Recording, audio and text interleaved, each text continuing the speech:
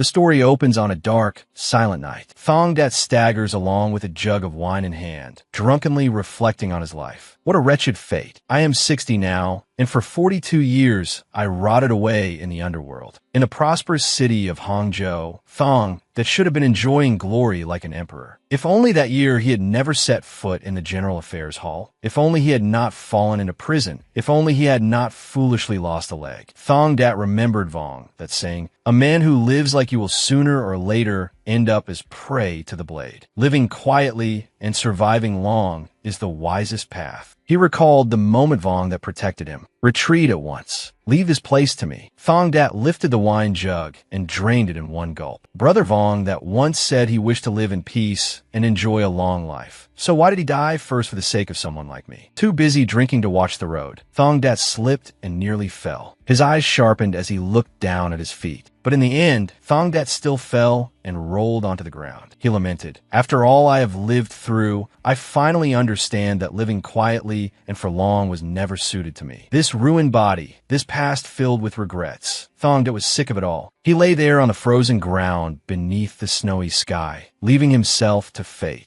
Dong Dat wept. "A rustic bandit like me deserves an ending like this. Today truly is a fine day to die." The scene shifted, and someone cursed aloud. "You beast, it's your first day in the hall, and you dare take a nap?" Then he smacked Thong Dat hard on the head with a broom. It was Bin Dao. He continued shouting, "Wake up already. The boss is about to arrive. So clean this place properly." Dong Dat stared blankly. "Where is this?" I clearly remember closing my eyes on the snowy mountain. Then he suddenly realized something and looked down at his feet. Thong Dat jerked one leg up in shock and thought, "My leg." Thinking it over, Bin Dao continued barking. "You still won't get up? Do you want another beating?" Thong Dat lunged forward and grabbed him. "Aren't you true Bin Dao, the errant slave from Guangzhou Road?" Bin Dao Wen. "What are you talking about?" Dong Dat was astonished. "But why is this body so young? Exactly like when I first met him." Then he glanced toward a mirror, and when he saw his own reflection, he was dumbfounded. He pinched his own cheek. Could this be real? His skin was firm and smooth, not a single wrinkle in sight. Meanwhile, Bin Dao stood behind him glaring furiously. He raised the broom and beat him with all his strength. "You little thief, you must be tired of living today." Thong Dat pleaded, Wait. Covering his head with his hands, he thought, "It hurts. This is no dream." He also said, "This is my first day entering the hall." If that is true, then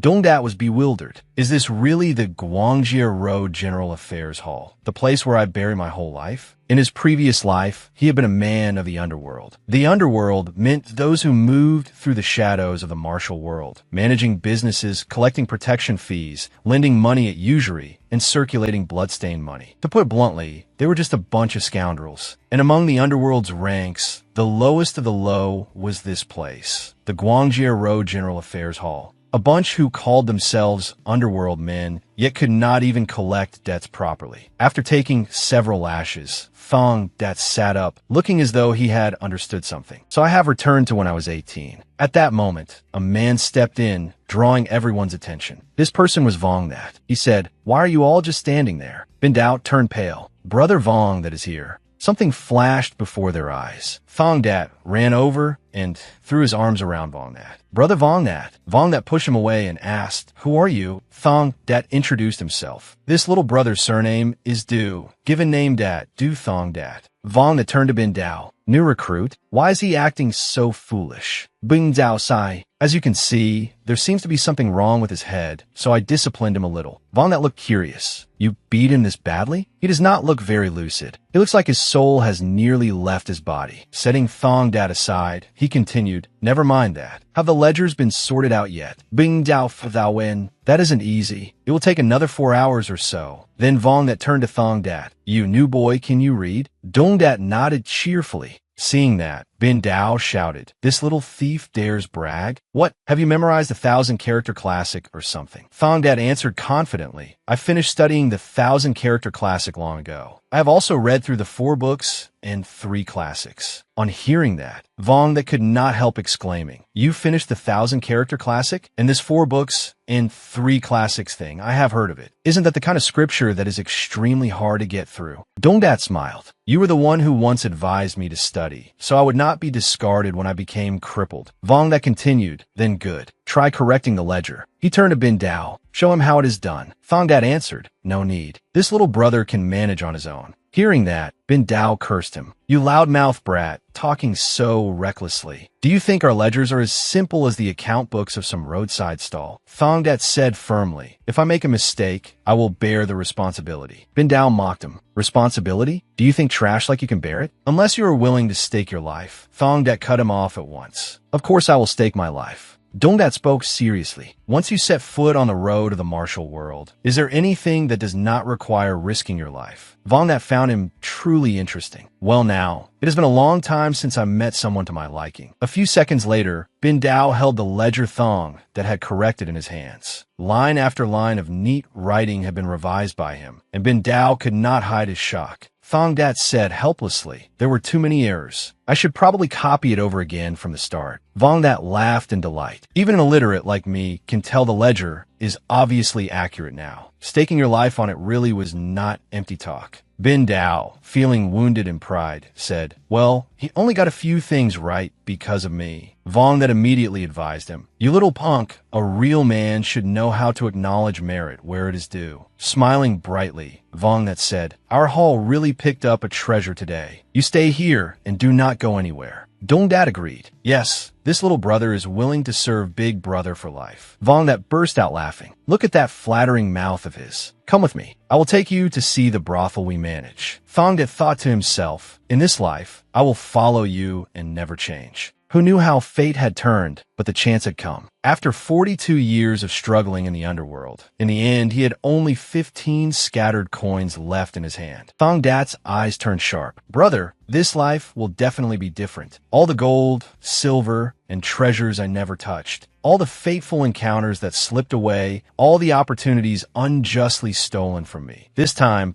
Thong Dat would stand at the peak of the underworld and see supreme power. He resolved to live brilliantly and live long. Warm sunlight shone upon the pavilion roof of Guangzhou Road, and the signboard hanging steadily before the gate suddenly tilted to one side. In the martial world, the righteous sex and the demonic cult could be called the two masters of the land, but they lived in a different world from ours. As for us, we are nothing more than small fry among the underworld, and our work amounts to no more than managing a few brothels and lending money at usury. The next morning, Vong that stood before an old, shabby house with his subordinates. Have it repaired before I return. Bing Zhao note that? Understood. All the profitable businesses had been snatched away by the surrounding branches, so they could only scrape by in poverty. But from now on, things would be different because Thong Dat would not let it continue. The sun rose high and illuminated a large building. That building was Heavenly Tower, under the Guanghua Road Maritime Affairs Office. Gao Dan Ving Vitem Wam Li. The master has arrived. You should visit more often. It has been so long that I nearly forgot your face. Vong that had a good reputation wherever he went, thanks to the fact that he never looked down on those beneath him and always gave his all in whatever he did. He replied, it really has been a long time since I came. Chao Tan Vin answered at once, not at all. I should have been the one to visit you.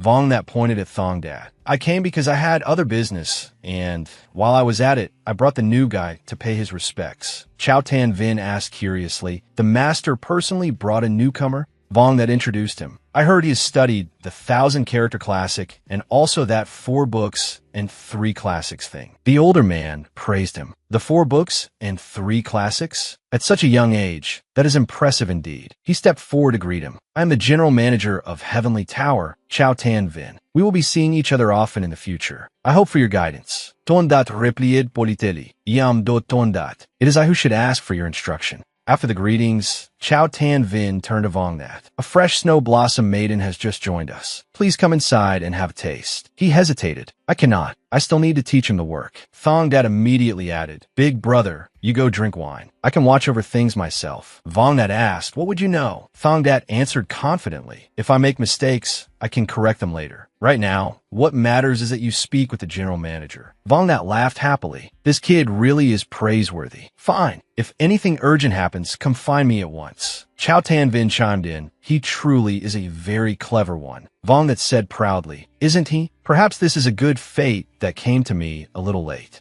Thong Dat thought to himself, this time we will definitely stay together for a very long time, until our teeth fall out and our hair turns white. He wandered around, but all the while he had been feeling that something was off. It seemed as though some event was supposed to happen today. As he walked, he saw an old man struggling to carry several jars of wine. Dong Dat felt pity. That old man has it hard too. Those at the bottom suffer, while the money falls into someone else's hands. In the brothel business, wine was the most profitable commodity. But the wine trade was mostly controlled by the main office or the branches, while people like them only delivered trifling goods. His expression grew thoughtful. My Guanghua road office must get hold of a profitable line of business as well. Wait. Suddenly, as if remembering something, Thong Dat looked toward the wine jars. One of the ropes tying them together was beginning to snap. A large wine jar was about to fall onto the woman below. He shouted to warn her, but the woman froze in fear. Then a loud crash rang out in the middle of the floor. In the very next instant, Thong Dat appeared in time to shield her. He let out a sigh of relief when he saw that she was unharmed. Thong Dat immediately asked, "Are you all right?" She quickly regained her composure and replied, "The one injured would more likely be you, young master." He helped the woman to her feet. "I am fine. Can you move?"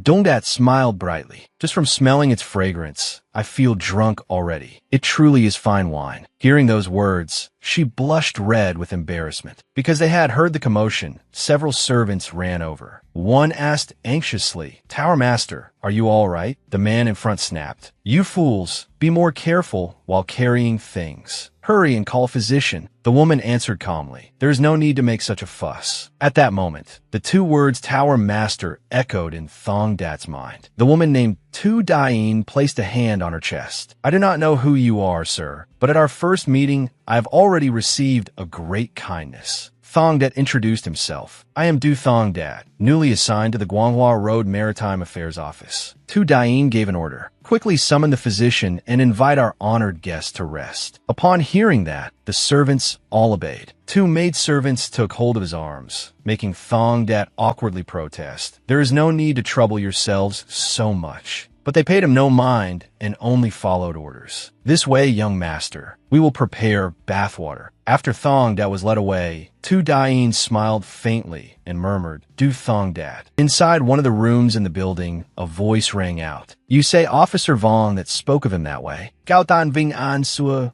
Zets. Officer Vong rarely praises anyone, yet he could not stop praising that young man, Du Thong Dat. He stroked his beard and added, "And strangely enough, the Tower Master has taken notice of a man. The sun truly must be rising in the west." Tu Dain grew shy. "It is not like that." She then asked for his opinion. "General Manager Chow, what do you think?" Gao Dan Ving Gun Sai. At first glance, he seems ordinary, but there's a hint of some deep hidden story about him. Above all, he does not make me feel like a man of the underworld. A while later, Thong Dat had been attended to, bathed, and served tea. After a bath, I was even given fine tea. I am truly grateful. Sitting across from him was Tu Dain. "Does the tea suit your taste, young master?" Thong Dat replied at once. "For a rough bandit like me, premium snow fragrance tea is truly precious." She thought to herself, someone who knows snow fragrance tea is rare enough, and now he even knows how to appreciate tea. She smiled. "When you leave, I will send you with some more snow fragrance tea." He responded politely, "There's no need. I have already been treated far too generously." Tu Dain added, "Then may I offer you a little silver instead?"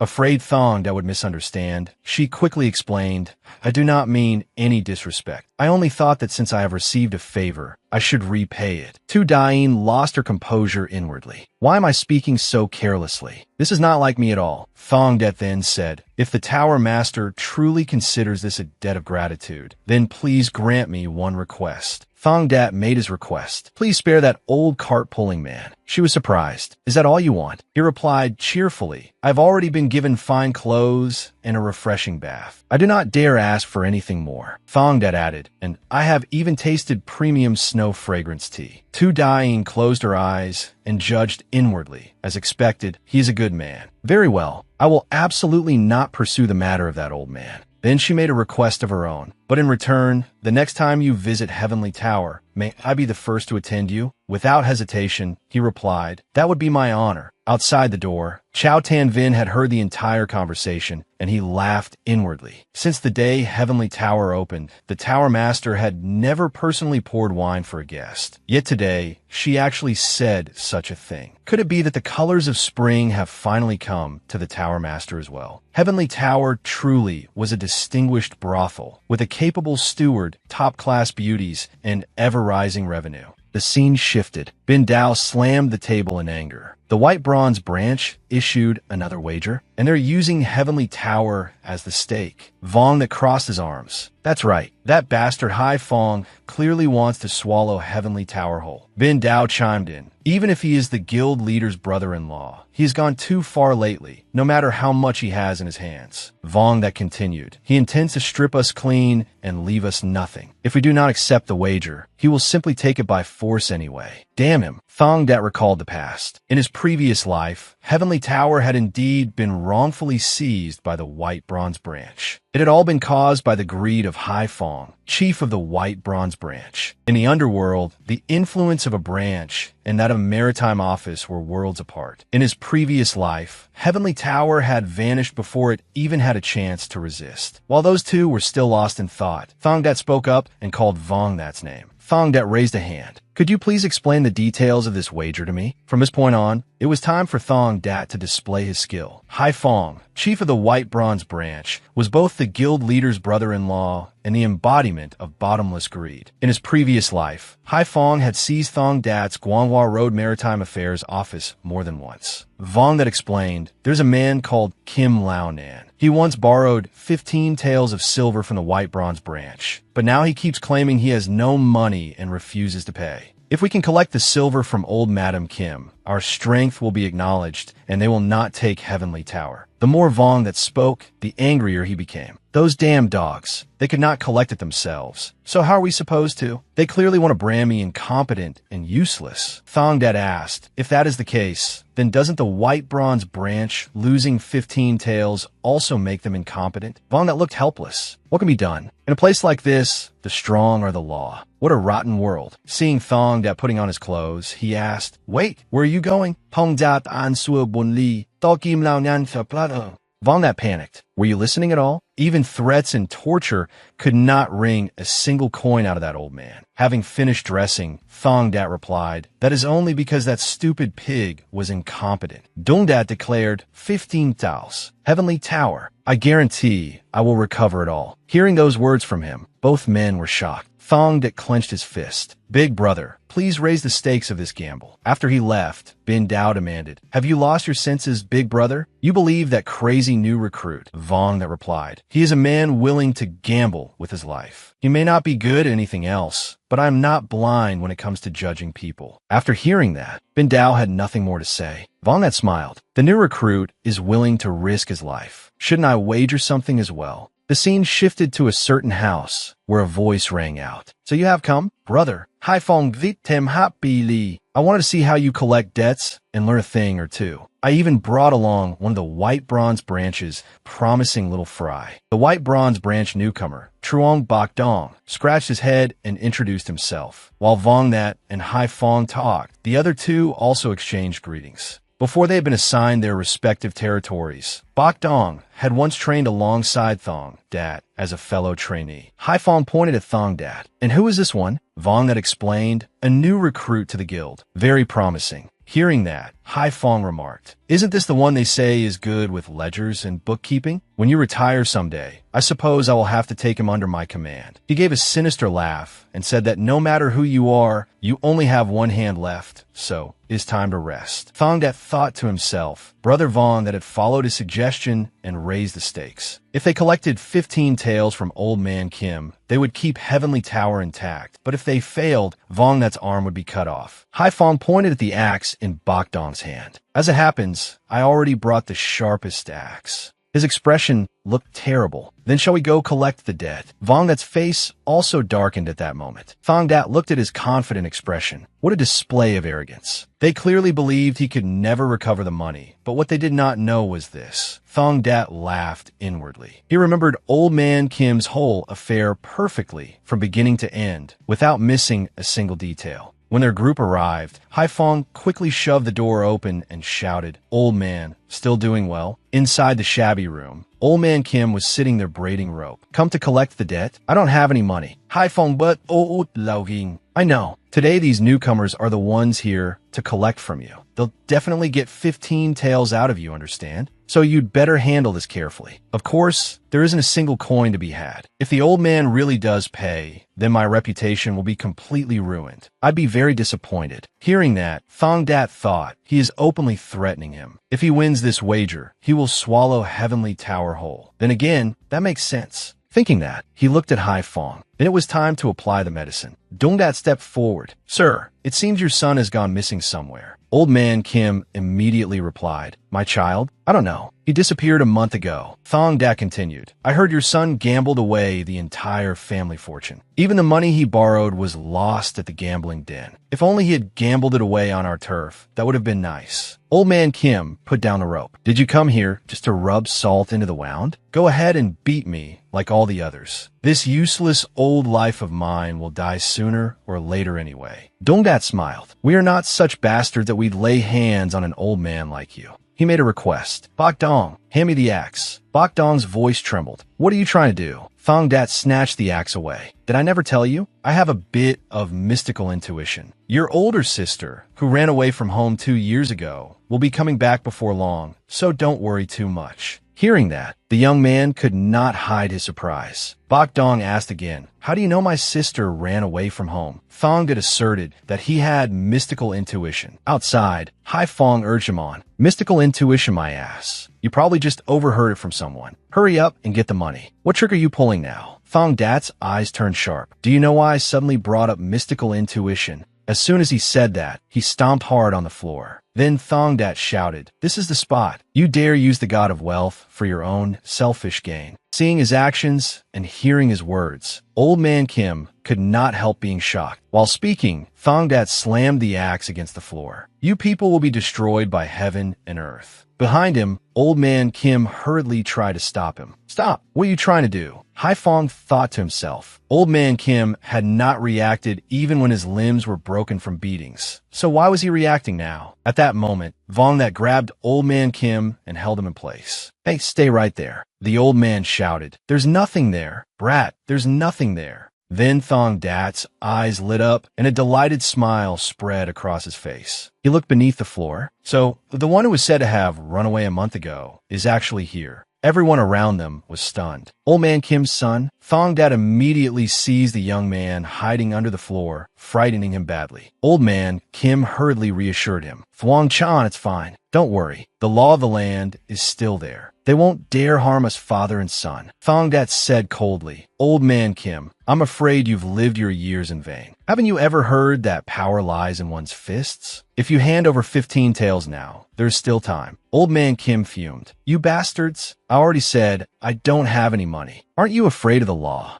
Before he could finish speaking, his face changed as if he had seen something terrifying. Before Old Man Kim stood Thongdat, his eyes brimming with killing intent. Below him, Thuong Chan screamed in pain, one severed finger lying there. Thongdat crouched down and raised the axe. "Stretch out your fingers or your whole wrist will go flying." Thongdat continued threatening him. "Missing your little finger only makes picking your nose inconvenient. But if you lose your thumb, even taking a piss gets difficult. It's fine. After I cut off all your hands and feet," he continued in a gentle voice, "that I'll cut off that thing down there too." As soon as he finished, Thongdat raised the axe high, about to bring it down with full force. Suddenly, Old Man Kim let out a loud cry to stop him. In the end, he finally submitted. "I'll give you the money." In Old Man Kim's original case, not only had he refused to pay, he had also escaped the pursuit of the white bronze branch and fled into the night without a care. It had been a humiliating incident for them as loan sharks, even losing their debtor.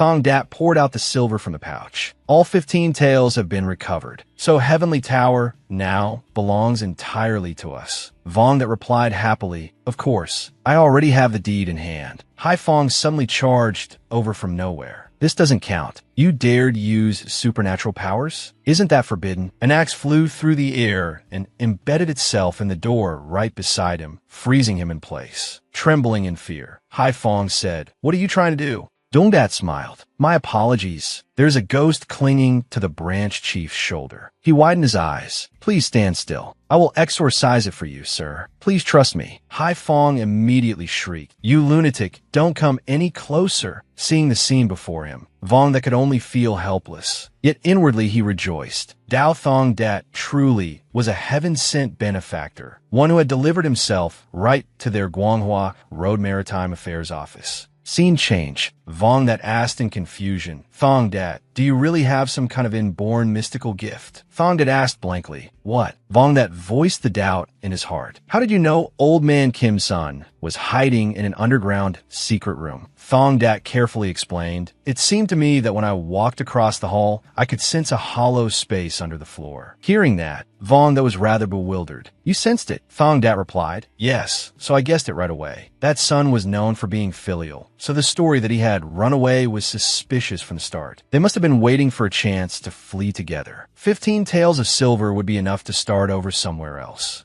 Vong that asked, so in the end, there really wasn't any mystical gift. Thong Dat answered playfully, I'm not sure either. Vong that nearly went mad and shouted, this brat always talks in this vague, slippery way. From now on, when you enter the main branch, you should say you do have mystical insight. It will be good for you. Thong Dat asked in confusion, what? The main branch. Vong that explained, you probably understand by now that I've become nothing more than a rotten old rope. My glorious days ended when the previous guild leader died. I've spent 20 years struggling in the Red Tiger Guild. It won't be hard for me to place a single person like you into the main branch. If we return Heavenly Tower, that Kwang Hai Fong fellow will not object either. Thong Dat asked in confusion, return Heavenly Tower? He replied, you think that Kwang Hai Fong will just sit still? Before long he'll make his move on Heavenly Tower. What can the 5 brothers of our Guanghua Road Maritime Affairs office possibly use to resist him? Thong Dat complained. Big Brother's courage is so small, it wouldn't even make a decent drinking snack. Vong that shouted, what did you say? Thong Dat soothed him. Big Brother only needs to handle the miscellaneous matters. I'll take care of keeping Heavenly Tower.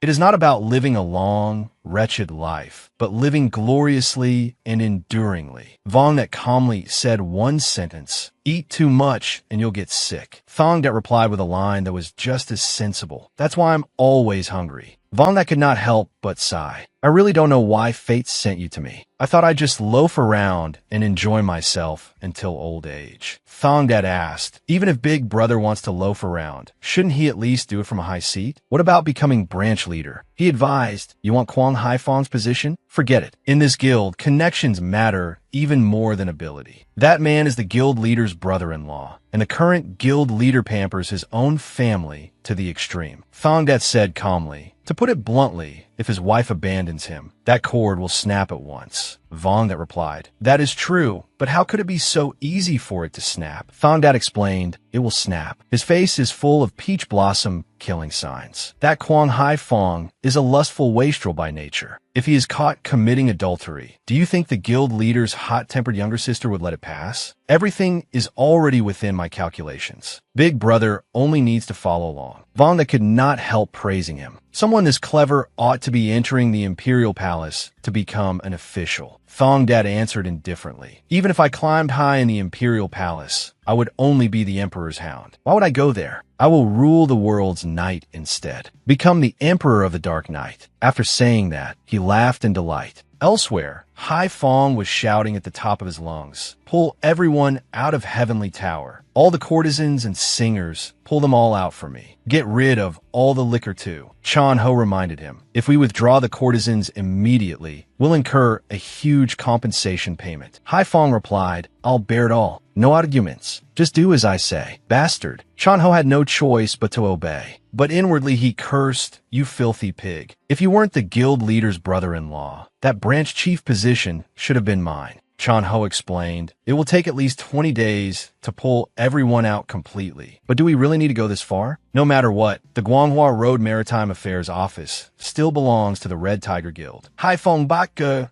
belong to Wes. Are we some drinking club that fools around with women? We're the Black Society, the Black Society. If necessary, we would even stab our own father in the back. That is what makes us the Black Society. You don't understand that, and that's why you ended up like this, idiot. Being cursed like that only deepened Chon-ho's hatred. He cursed silently. Damn it, am I really supposed to live like this forever? Elsewhere, Bok Dong was happily praising him. Thong Dat, you really do have mystical insight. Yesterday, my older sister came back. The sister who ran away 2 years ago really returned, just as you said. Thong Dat calmly asked, did you think I made it up? Bok Dong could not help but beam with excitement. Now I believe you. I completely believe you. But why did you call me here? Thong Dat replied, I have something to ask of you. Let me into your branch. Bok Dong seemed unwilling as soon as he heard that. What? You know full well that because of the old man Kim incident, the branch leader already holds a grudge against you. If I help you and it gets found out, I'm done for two. Thong Dat then put on a rather strange tone. But I can see iron-killing energy around you. Hearing that, Bok Dong started trembling. Iron-killing energy? What is that? Thong Dat began threatening him. It is a sign that you will soon die with a blade piercing your heart. Hearing that, Bok Dong trembled all over. Is that true? Thong Dat calmly let out a single line. Are you still doubting my mystical insight? So Bok Dong immediately said, I believe you. That's why I'm telling you. Please save my life. Thong Dat again made things sound ambiguous. If I want to change your fate, I must pay a very great price myself. Bok Dong understood at once. I'll give you the branch key. I'll also give you the key to the room where the ledgers are kept. Please save me, Thong Dat. Thong Dat quickly agreed. Very well. Since it is to save a friend's life, I will endure a little loss. Scene change. As Thong Dat walked down the street, he thought before long, Kwang Hai Fong will sever his ties with wine and women at the brothel, and after that he will definitely use force to seize Heavenly Tower. As for the problem of women, if I can get the branch key from Trong Bok Dong, that opens up a path to survival. That leaves only the problem of force.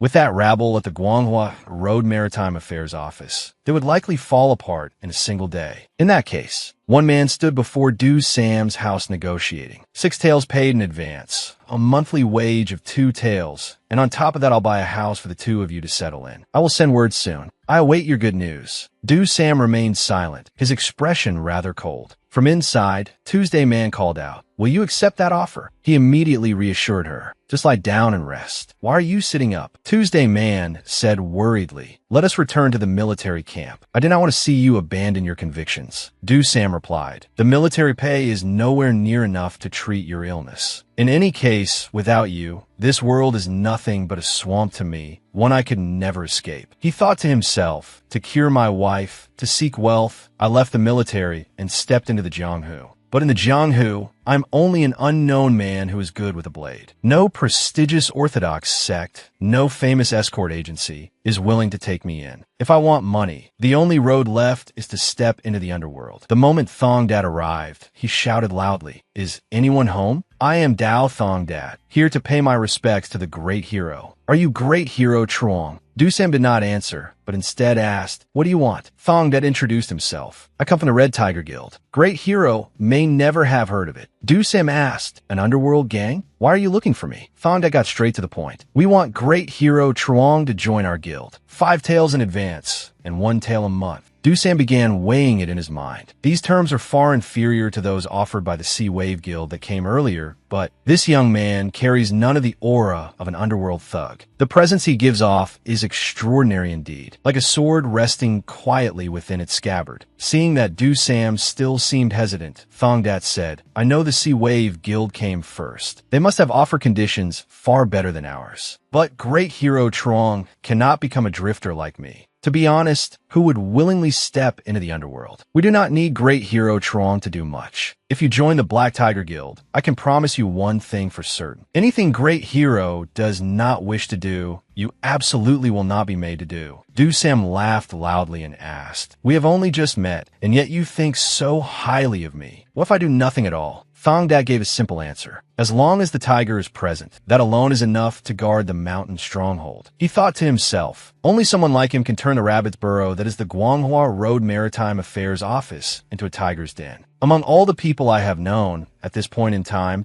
you're the most underestimated of them all. Trong Du Sam. I must bring you into the Red Tiger Guild. Scene change. Vong that loudly announced. From today onward, Thong Dao be squad leader. From now on, all of you are to serve him properly and respectfully. Bin Dao was very unwilling when he heard that. What? I joined the Red Tiger Guild a full 2 months before he did. Vong that immediately cursed. Idiot. What is there to be proud of over just 2 months? Thong Dat came out from inside and asked, "What's going on?" As Bin Dao walked past him, he shouted, "You got easy, damn it." Thong Dat asked in confusion, "What's with him?" Fu Tung immediately put on a flattering expression. "Squad leader, are you thirsty? Please have some tea." Seeing how puzzled he was, Vong that explained, "Big brother has appointed you squad leader." Dong Dat looked embarrassed. "I've only been in the guild for 10 days. Why give me that position? You should also think of the others." Fu Tung answered cheerfully, "I have no objections, squad leader." Vong that laughed and said, "That fellow will accept it eventually, so don't worry. By the way, what happened with the man you said you would recruit? My 5 tails are still safe, right?" Dong Dat hesitated. "Well, about that." Suddenly, someone shouted loudly, "Is anyone in there?" The moment Thong Dat heard the familiar voice, he recognized it. Calmly taking a sip of tea, he said, "Perfect timing. He has arrived." The two of them immediately went outside to welcome Du Sam. Vong that appraised him inwardly. A martial artist? No, his bearing is even sharper than that of ordinary martial artists. How did this fellow manage to find someone like him? Du Sam explained, "I was occupied with some thoughts, so I came a little late. I have come to return this." As he said that, he took out a pouch of silver. Thong Dat asked, "So in the end, will you be joining the Sea Wave Guild?" Du Sam replied, "I have a proposal. If we spar, and you can withstand me for 10 quarter hours, I will accept." I gave the same proposal to the Sea Wave Guild as well. Vong that was rather confused when he heard the proposal. A spar? Why make that your condition? Du Sam answered calmly, "I only wish to test my intuition. Besides, it will also be a chance for the sword of this squad leader here to leave its scabbard." Thong Dat could not help being surprised to hear him say that. "In that case, let's meet again 3 days from now at midnight." Upon receiving his answer, Du Sam turned and left. Vong that asked, "How did you get acquainted with someone like this?" Dong Dat acted modest. "This junior just has somewhat wide connections." Vong that lamented, "What a pity. If he became one of ours, we would be much more secure." Thong Dat asked, "Why do you think that is impossible?" Vong that replied, "Do you think you can endure 10 quarter hours against someone like him? I fear he may even be stronger than Protector Huang, the #1 expert of the Red Tiger Guild." Thong Dat revealed, "Even 10 Protector Huangs together would not be a match for great hero Trong." Vong that asked in return, "Is he really that strong? What a difficult man. If he does not want to come, he should just say so plainly." Thong Dat revealed another truth. If he truly did not want to come, he would never have proposed that condition. Most likely he is only looking for a suitable excuse to join us. Vong that asked back, "You mean you can really hold out for 10 quarter hours? Are you that good at fighting?" Suddenly, Thong Dat turned serious and said just 2 words, "I'm not." Thus the day of the match finally arrived. Du Sam spoke up. "Thank you all for gathering here today." From the Sea Wave Guild side, Gong Tatan spoke up, and Tai Hien said, "It should not be hard to withstand 10 moves from great hero Trong." He praised him. "What a sturdy physique. This will be my weapon." Hearing that, Tai Hien scoffed. "In a martial world of blades and swords, nobody uses a toy like that. Perhaps you spent time in the military, so you don't understand. We face real combat every day. We're nothing like those soldiers who only go through shallow drills." Du Sam did not care in the slightest and said, "Branch Chief, please use whatever weapon you brought with you." Tai Yin looked down on him again. "By the time your arm gets broken and you regret it, it'll be too late. If I win, or at least hold out for 10 moments, what happens to that brat?" Thong Dat answered calmly, "Stop wasting time and start the match. Victory won't be yours anyway." Hearing that, the man flew into a rage and shouted, "What? You little bastard, how dare you be so rude?" Thong Dat kept provoking him. A man who's only good with his mouth, and the one who brought him isn't any better. Tatan lowered his head as if thinking about something, then said, "You certainly are confident. Then how about a wager? Let's bet on whether the branch chief can last 10 breaths." Thongdat replied, if he really can, I'll hand over 5 taels of silver. Tatan smiled and asked back, you mean you want me to stake 5 taels as well? The youth shouted, if you're scared, crawl home and die. Tatan pressed his lips together and swallowed his anger. He smiled and said, then you'd better not go back on your word. Thus, Du Sam and Tai Hien began their duel. Tai Hien thought to himself, he's really trembling before steel. A weak scholar who's never tasted real combat. I can finish him in one move. To seize the upper hand, Tai Hien gripped his weapon and charged forward. Yet, Du Sam did not even bother to move, simply standing there and waiting. He swung hard at Du Sam, but Du Sam dodged with ease. Irritated, the man roared, his face brimming with excitement.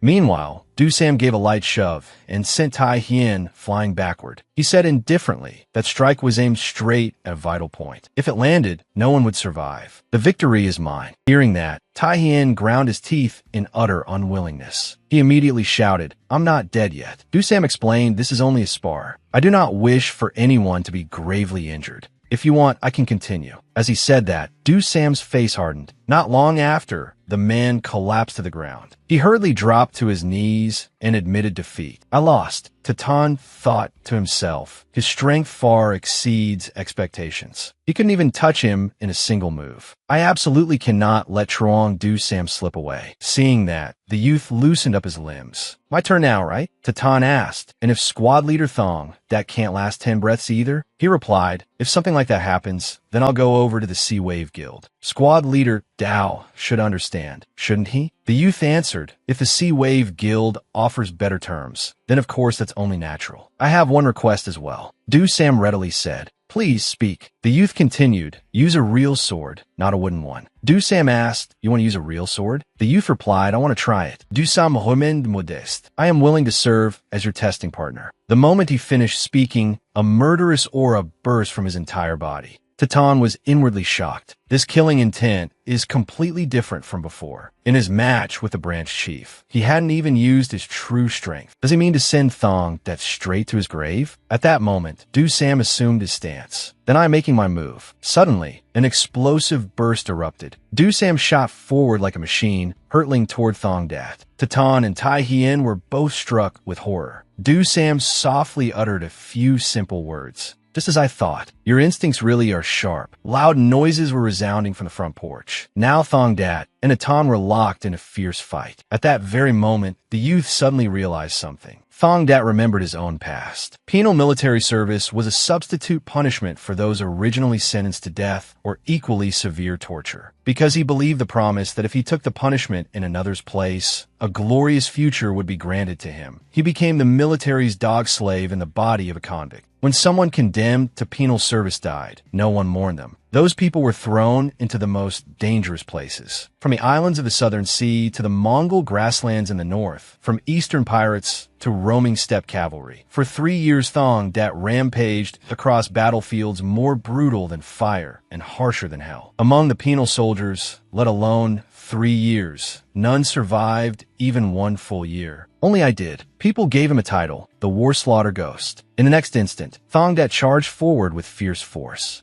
At the same time, he rushed in and attacked Du Sam. Seeing his movements, Tatan commented, we agreed on only 10 breaths, yet this has dragged on far beyond that. Now Thong Dat drew back his motion and said, many thanks, great hero, for your instruction. Meanwhile, Du Sam turned his face away, avoiding the youth's gaze. Tatan was evaluating things inwardly. I never imagined it would come to this. If the duel were to continue. Then Du Sam answered politely, this match has awakened me from my arrogance. Thank you. As the youth turned to leave, Tatan suddenly called out to him. He wanted to confirm his own suspicion. You're really only 18, yet already a man of the Red Tiger Guild? You're not some junior disciple from a great martial sect? Have you no intention of climbing higher? Hearing that, Thong Dat suddenly grew curious. How high? Tatan immediately proposed, come to the Sea Wave Guild. With my authority, I can promise you the seat of Deputy Branch Chief. After hearing that, the youth thought to himself, what an exceptional offer. It's hard enough to become a squad leader before 20. I must really have pleased Tatan. After a brief moment of thought, Thong Dat spoke. I thank you for your words, but I do not like being chosen. I want to choose my own path, so I must decline. Seeing him refuse, Tatan grew irritated. You will regret this. Dongdat barely cared. Whether I regret it or not, you'll see soon enough. By the way, you haven't forgotten, have you? Tatan suddenly looked puzzled, wondering what he meant. Now the youth smiled and said, please hand over the 5 taels of silver. At the present moment, while Thongdat wore a face covering, he thought, recruiting Truong Du Sam is a tremendous achievement. Everything is going more smoothly than I expected. On the day Thongdat entered his 3rd year living as a war slaughter ghost, both his legs were cut off. Once he was useless to the army camp, they scattered silver like alms and graciously pardoned him. And so he returned to Hangzhou, yet not a single promise was kept. Surviving 3 years was by no means luck for Thong that had always possessed talent. In his previous life, it had withered before it could bloom. In his heart, he believed this life would be different. Then Thong Dat reached a hand toward the box on the table. Of course, for now, what he needed was the mind of Dao Thong Dat, not the body of the war slaughter ghost. In Hai Fong's study, using the copy key from Truong Bakdong, he slipped inside with ease.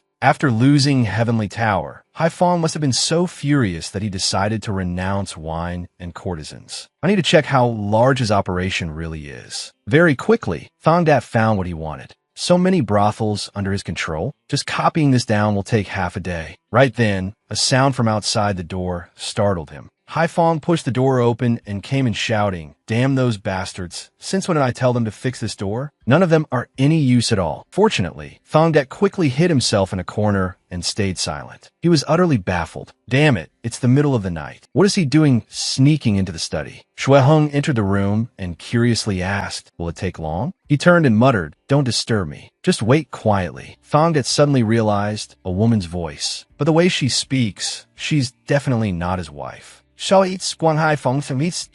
Meanwhile, Hai Fong searched through his things and laughed. That damned Elder Han has finally fallen into my trap. Once your name is written into my black ledger, it's as good as a leash through your nose. Thong Dat instantly caught the key phrase. Black ledger? Could it be a book recording the weaknesses of those around him? Elder Han, after all, was a figure second only to the guild leader in influence within the Red Tiger Guild. What an unexpected harvest. Just then, a shrill sound and the woman's scream rang out, startling both him and Hai Fong. Hai Fong hurried over and asked what happened. Shui Hung was sitting on the floor amid broken porcelain. I accidentally shattered the vase. What do I do? I am bleeding. Wait a moment. Why did you touch that? Seeing it, he cursed. Damn it, blood got on it too. There should be some clothes in the cabinet for you to change into. Thongdat suddenly felt fear rising. Damn it, he's coming this way. If this keeps up, I'll be discovered. Damn it, he had been too careless. His efforts had nearly come to nothing. If it truly came to the worst, Thongdat's hand suddenly tightened around the ledger. Behind him, the woman shouted in irritation. What are you doing? Hurry and take me to a clinic.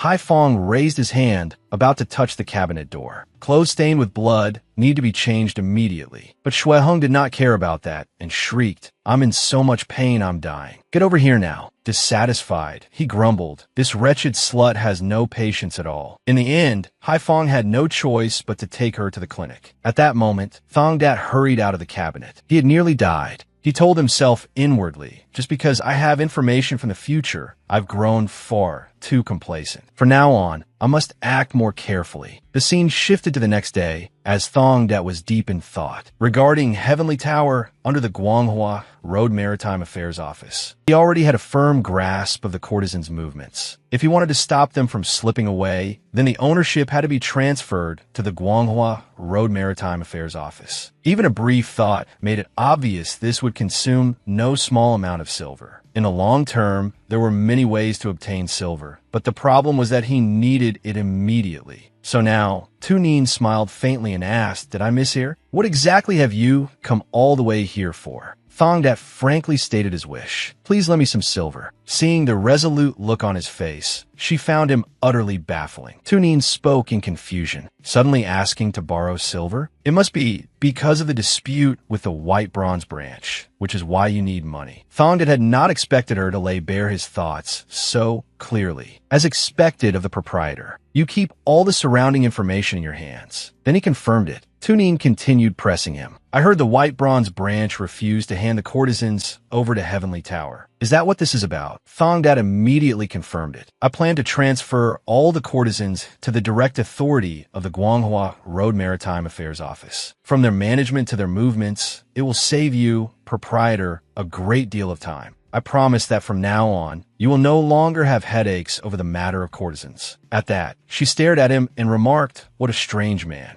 At first glance, you look exactly like a born swindler. And yet, seeing those determined eyes, I somehow find myself believing you." After a brief moment of thought, Tunin lightly tapped the table with her finger. "Since you've given your word, young master, I do feel somewhat reassured. In that case, how about this? Each of us grants one request from the other." Dongdat readily agreed. "Whatever it is, I will comply." Seeing him agree, she smiled in satisfaction. "Have you ever heard of Sancheezy?" Dongdat suddenly remembered. Sancheezy. In his previous life, Dao Thongdat had only tasted it once. One jar cost as much as 2 taels of silver, so precious that people could not buy it even if they begged. He recalled Tunin's proposal. "I want to bring in this wine, but it is not easy at all. If you can help me acquire Sancheezy, I will grant your request." Thinking of this, he judged it to be even more absurd than the 10-move wager with Du Sam. Should I use underworld methods and force the matter? No, that approach won't work on people in business. So what am I supposed to do? At that moment, Fien Tang appeared and asked, "What business do you have coming from my workshop?" "I am Hong Fien Tang, the owner here." Snapping back to himself, Thongdat introduced himself. "I am Dao Thongdat from the Guanghua Road Maritime Affairs Office." He was suddenly surprised to see the old man's attitude change. "Fien Tang," said with some regret, "it seems you don't remember me." Hearing that, Thongdat let out a startled sound, and then an image from the past surfaced in his mind. Thongdat cried out excitedly, "Old Master Cartwine." The man replied calmly, "So you weren't blind after all?" Looking at Fien Tang, Thongdat thought, "You still remember. That's impressive. Were you hurt in the head back then?" The old man answered bluntly, "You were the one whose skull was nearly split open. I was simply curious what kind of place that brothel was, trailing after me for over a year just to buy Sancheezy." Thongdat had never expected such a reaction from Fien Tang. What? He tried to guess the old man's intentions. Did this old man work as a laborer just to secretly investigate? Fien Tang explained himself. "Calling it spying would not be quite right. Consider it an inspection of a place I was preparing to do business with." Thongdat quickly shot back, "That's still spying." The old man suddenly asked, "Why did you ask the proprietor to spare me and not punish me?" Thongdat was stunned again. "How did you know that?" Fien Tang cast him a sidelong glance and reminded him, "Answer my question." Being stared at like that, Thongdat gave a small cough. Then he awkwardly said, "It was just like that." The old man seemed unconvinced and asked again. Thongdat calculated inwardly, "I can't say that I saw the shadow of my former self in him." So he hurriedly changed the subject. "Why bother asking about such things? What good does it do an old man to be troubled by them?" Fien Tang could not help remarking, "So a man of the martial world like you also has a cute side, huh?" Thongdat immediately retorted, "Stop saying such creepy things." Sure enough, the old man did not pursue that issue any further. "How old do you think I am?" Judging by his appearance, Thongdat guessed about 70. Hearing the answer, the old man commented, "Looks like you're terribly clumsy at social niceties. At the very least, you should shave 10 years off that." Being corrected, Thongdat challenged him back. "Have you ever seen a man of the martial world who was good at social niceties?" Fien Tang quickly pointed out, "But you're different from the usual lot in the martial world." Thongdat did not care for that line of thought. Gold or black, filth is still filth. But wait, how did the two of us end up sitting here chatting nonsense? As he examined the goods, the old man explained, "If you want to make someone like you, nothing works better than a bit of small talk." Fien Tang then asked, "When do you need the Sancheezy?" Hearing that, Thongdat blurted out in disbelief. The old man calmly said, "Didn't the owner of Heavenly Tower tell you? She said that whenever it was time to bring in the wine, I should ask you." Thongdat still could not process it. "Does the proprietor know that you're the owner of the Hangzhou wine distillery?" The old man confirmed it. "Of course. I already promised to supply Sancheezy to Heavenly Tower." Everything had gone far more smoothly than Thongdat expected. What he thought would be difficult had already been laid out for him like a prepared feast. He only needed to sit down and use his chopsticks. He was surrounded by swindlers. Truly absurd. A little later, Vong that asked in disbelief. You already solved the money for bringing in the courtesans, and you even secured Sanchizi for Heavenly Tower? Thong Dat quickly confirmed it. Vong that was still questioning him. And we've even brought great hero Trong over to our side? Thong Dat answered with certainty, exactly. How many more times do you want me to confirm it? Vong that still could not accept the truth. You brat. It's because it's so hard to believe that I have to ask again. How could anyone settle all of that in just 3 days? Bin Dao refused to acknowledge Thong Dat's ability and sneered. Sanchizi was nothing but a lucky lottery ticket. Stop bragging. Do you think empty boasting is so easy to swallow? Furious, Vong that slammed a blow into him. Damn you, you shameless dog. How dare you speak so insolently? Didn't I tell you to treat the squad leader properly? Thong Dat, however, paid it no mind. That sort of thing can't be changed overnight. It's fine. I can bear it. Seeing his actions, Vong that asked curiously, what now? Where are you going again? Thong that explained vaguely. There's still something unfinished. Vong that exclaimed in surprise, what? There's still more? Thong that then said meaningfully, once the tiger has fallen into the net, it's time to befriend it. The scene shifted to the forest. In the stillness of the night, Hai Min was hurrying along. Then his sudden appearance startled her. Where are you rushing off to? Madam Twin, if you leave in silence, great hero Truong will be very worried. Thong Dat recalled the past. In his previous life, when Truong Du Sam stepped onto the path of the underworld, Madam Twin left him. She believed that it was because of her that he had abandoned his ambitions, so she chose to leave him. Everyone under heaven knew of it. That was precisely why Truong Du Sam became a yaksha. At that moment, Hai Min spoke. Without me, you will be better off. It was because of the cost of treating me that he entered the underworld. So if I disappear, he may be able to dream again. It may be hard at first, but he is strong by nature. Sooner or later, he will get through it. Hearing her explanation, he could not help but sigh. Such pure devotion, enough to bring tears to one's eyes. A drifter like me could probably never understand it in this lifetime. From Thong Dat's words, Madam Twin inferred something and asked, "Are you mocking me, sir?" He replied calmly, "I'm only thinking of it in a simple way. Losing Madam Twin, or losing his dream, which one would hurt great hero Truong more? Since I have already come all this way, would Madam please listen to my story for a moment?" After saying that, Thong Dat thought to himself, traveling together does not mean everyone becomes friends. What matters most is unwavering support. He could not allow Truong Du Sam, who had only just arrived at the Guanghua Road Maritime Affairs office, to collapse.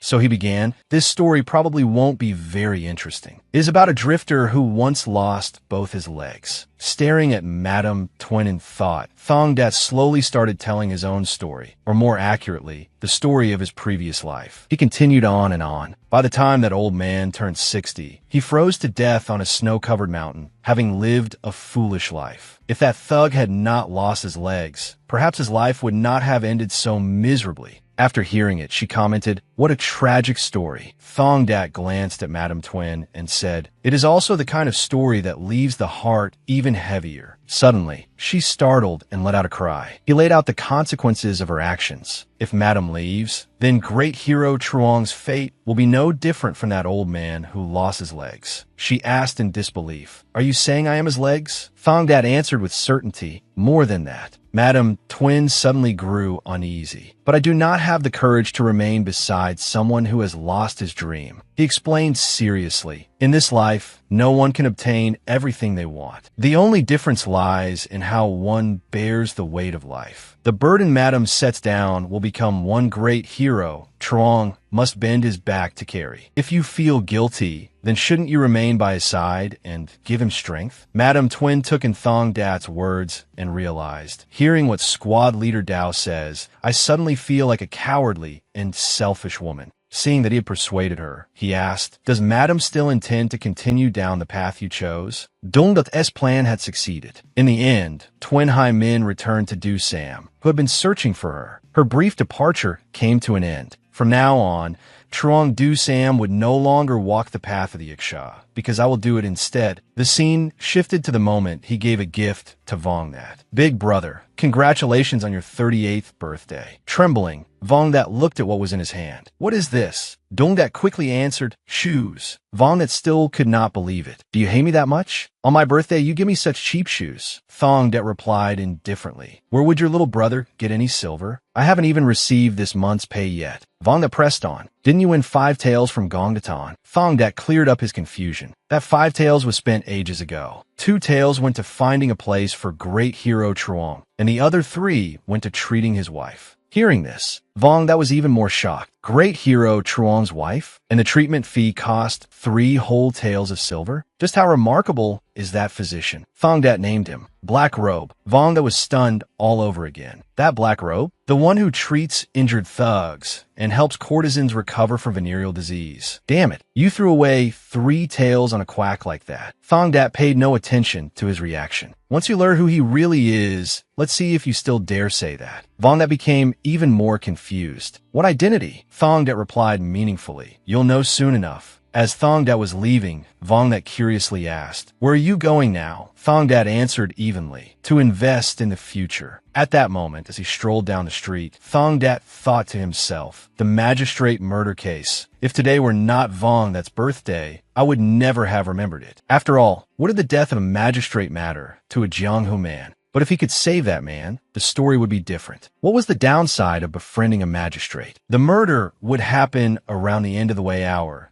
The location was... A voice suddenly rang out and drew Thongdat's attention. "Bastards, how dare you act so brazenly in broad daylight?" One of the bandits sneered. "Putting on airs like a magistrate already? Ah, right, you haven't even taken office yet. So how can you count as a magistrate?" "Magistrate Duong Thursday," Ban angrily shouted. "You know perfectly well who I am, and you still dare make a move?" The man did not care. If we didn't know, how would we have picked the right man to kill? Thursday Ban began to panic and shouted, "Wait, how much were you paid to kill me? I'll pay double." Hiding in a corner and eavesdropping, Thongdat judged, truly stingy. If you're going to make an offer, it should be 10 times as much. The next second, in a fluster, Thursday Ban corrected himself. "No, I'll pay 10 times. Thongdat silently commented to himself. His ability to adapt to reality is impressively quick. The bandit still had no intention of sparing him. "Stop making such a disgraceful display and die obediently." At that very moment, Thongdat appeared and ordered them to stop. The dark-faced man glanced at Thongdat and asked who he was. Walking forward, Thongdat explained, "Just a drifter from the Black Snake. Since you're clearly not from the Red Tiger Guild, if you want to cause trouble here, you need the Red Tiger Guild's approval first." Another bandit said without the slightest fear, "A small fry from the Black Snake dares interfere with our important business? We'll spare you this once. Get lost now." Thongdat could not help but laugh mockingly. "You lot are not even worth a single slash of the blade." The man gasped in shock as Thongdat threw a punch. In an instant, the bandit was sent flying. Thongdat's cold voice rang out. "Even if I'm not as strong as the War Slaughter Ghost in his prime, I'm still worthy enough to bear that title." The bandits cried out in fright. Then they began screaming in utter panic. After wiping out the bandits, Thongdat walked over to Thursday Ban and asked, "It seems you weren't hurt anywhere." Thursday Ban admitted, "But my heart was hurt." Staring at him, Thongdat remarked, "You are truly fortunate. You were this close to suffering a great calamity." Thursday Ban suddenly asked in puzzlement, "Do you know who I am?" Thongdat quickly confirmed that he did. Thursday Ban at once grew suspicious. "Then was all of this arranged by you? Did you want to use this chance to befriend me, the new magistrate?" Hearing that, Thongdat thought to himself, "Half right. Do you want me to praise you for it?" After a brief pause, he sighed, "You truly have quite an imagination." Thursday Ban still seemed unconvinced and ordered, "If you're not with them, then kill them all." As Thursday Ban stood there stunned by what had just happened, Thongdat asked casually, "Should I kill the rest as well?" Thursday Ban was so frightened that he screamed, "Hey, what if you actually do it? What's your name?" He introduced himself, Dao Dongdut. Thursday Ban continued questioning him. "Where do you belong?" Thongdat quickly replied, "I am the squad leader of the Guanghua Road Maritime Affairs Office under the Red Tiger Guild." Only then did Thursday Ban introduce himself as well. "I am Zung Tuban. The people behind this must be the local power here, I presume." Thongdat agreed with his view. 8 or 9 times out of 10, yes. "Would you like me to lend you a hand?" Thursday Ban immediately waved him off. "No need. This official is not so incompetent that he must rely on the Black Snake." Looking at Thursday Ban's expression, Thong Dat thought, if not for me, you'd already be dead. But Thursday Ban did not stop there and continued asking. Let me ask just in case I ever need it. Among the 6 offices of the Yamen, which one should I be most wary of? Thong Dat had not expected that. You're asking a Jianghu man like me? Usually, the clerk office is the root of trouble, while the works office at least still retains a bit of a decent reputation. Thursday Ban wanted to satisfy his curiosity. I see. Then where does the most silver flow out?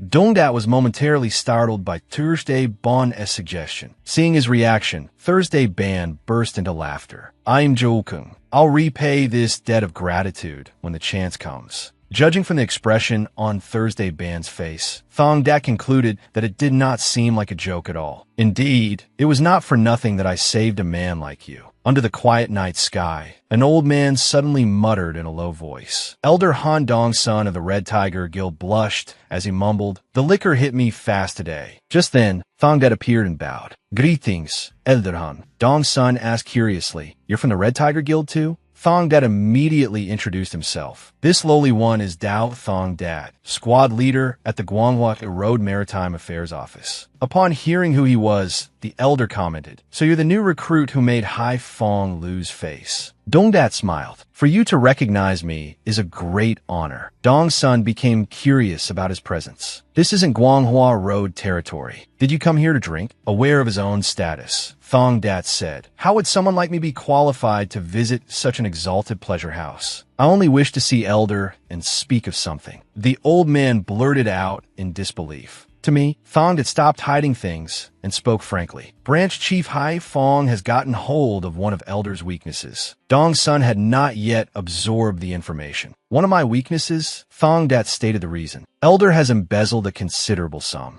The old man's expression changed. "What are you talking about?" Thong Dat answered decisively. "If you don't have such a weakness, then I have nothing more to say. Farewell." As he walked away, Thong Dat thought to himself, from here on, it becomes a struggle for the initiative. Sure enough, Dong-sun spoke up to stop him. Thong Dat was very satisfied that his plan had worked. Unable to hold back any longer, the elder urged, "You throw out a baited hook and then walk off? What a sly brat. Go on then." Thong Dat recounted the information he had gathered personally. Hai Fong knows about Elder's embezzlement, and he has even written it down in the Black Ledger. Judging by Thong Dat's reaction, Dong-sun guessed, "You have seen that ledger too, haven't you?" Thong Dat answered very calmly, "I had to confirm it for myself." The elder naturally understood his intention. "You certainly aren't telling me this out of kindness. What is it you want?" Thong Dat no longer beat around the bush and said plainly, "Please help Big Brother Vong to become branch chief of the White Bronze Branch." Hearing his request, Dong-sun asked, "Are you serious?" Thong Dat quickly confirmed that he was.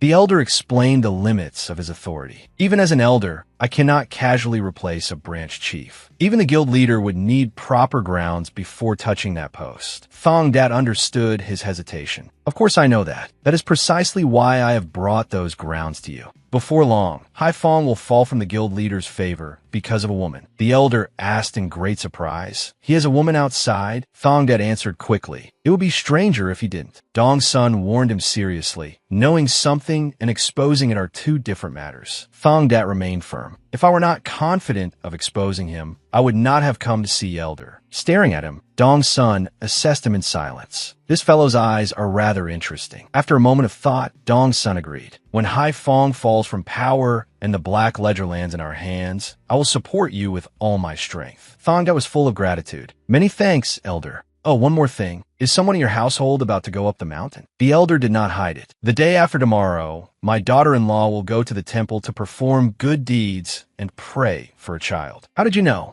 Upon hearing that, Thong Dat thought to himself, "Recently, near the temple Han Dong-sun's daughter-in-law often visits, there was an incident where a woman was mauled to death by a tiger. Naturally, his daughter-in-law would not even get the chance to see the tiger's tail." He then spoke up to stop him. "In Elder's fate, I see danger of perishing because of a tiger. It will be better not to let your daughter-in-law go that day. Dong's son was stunned. You can read fate too? Thongdat spoke with confidence. Surely Elder has not heard. I was born with spirit eyes. The scene shifted to the medicine shop, where Madame Twin said gratefully, "Thank you. Recently, my body really does feel much better." Black Robe said calmly, "If I take 3 taels of silver, then naturally I must do work worthy of it." She cried out in disbelief. 3 whole taels of silver. Then, if I have offended you, please forgive me. He did not take issue with her reaction. That kind of reaction is only natural. What would be strange is a street thug willing to spend 3 taels of silver at a clinic that specializes in lust-related diseases. Just then, from outside, Xianlon anxiously called, "Madam, are you finished with the treatment?" Seeing this, Madame Twin answered, "Have you been waiting long? I could have come by myself." The maid, Lam Xianlon, had come along because she was worried. She then denied it. "Not all, my lady. I came along so I could serve you properly. A back alley like this is dangerous, even in broad daylight." Suddenly, a strange sound rang out, startling them both. Xianlon hid behind a wall to see what was happening. At that moment, Thongdet grabbed a man by the collar and was demanding, "You lot were the ones making trouble near Heavenly Tower last night, weren't you?" The man hurriedly admitted his fault. "From now on, we absolutely won't go anywhere near Heavenly Tower again." Thongdet warned him, "That goes without saying. Remember to spread the word to everyone. Anyone who dares touch Heavenly Tower will learn exactly what happens." Then came the man's miserable screams. Seeing that the matter had nothing to do with them, Xianlon urged, "Let's go, madam. We'll take another road." When Madame Twin returned, Du Sam asked with concern, "Did the treatment go well?" She did not answer his question. "There is something I want to say." Du Sam asked, puzzled, "What is it?" Madame Twin recounted what she had witnessed. "Something that should have been your task has now been taken on by Squad Leader Dao in your place." She remembered Du Sam's actions. At Heavenly Tower, people coming to cause trouble had never been rare, from ordinary drunkards to those who came deliberately to stir up chaos. Ever since Truong, Du Sam became the fierce tiger of Guanghua Road. He would usually drive them away, but without leaving serious injuries, because he did not truly want to grievously wound such people. But how could someone in the underworld afford to be soft-hearted? There was no knowing when or how such people might seek revenge.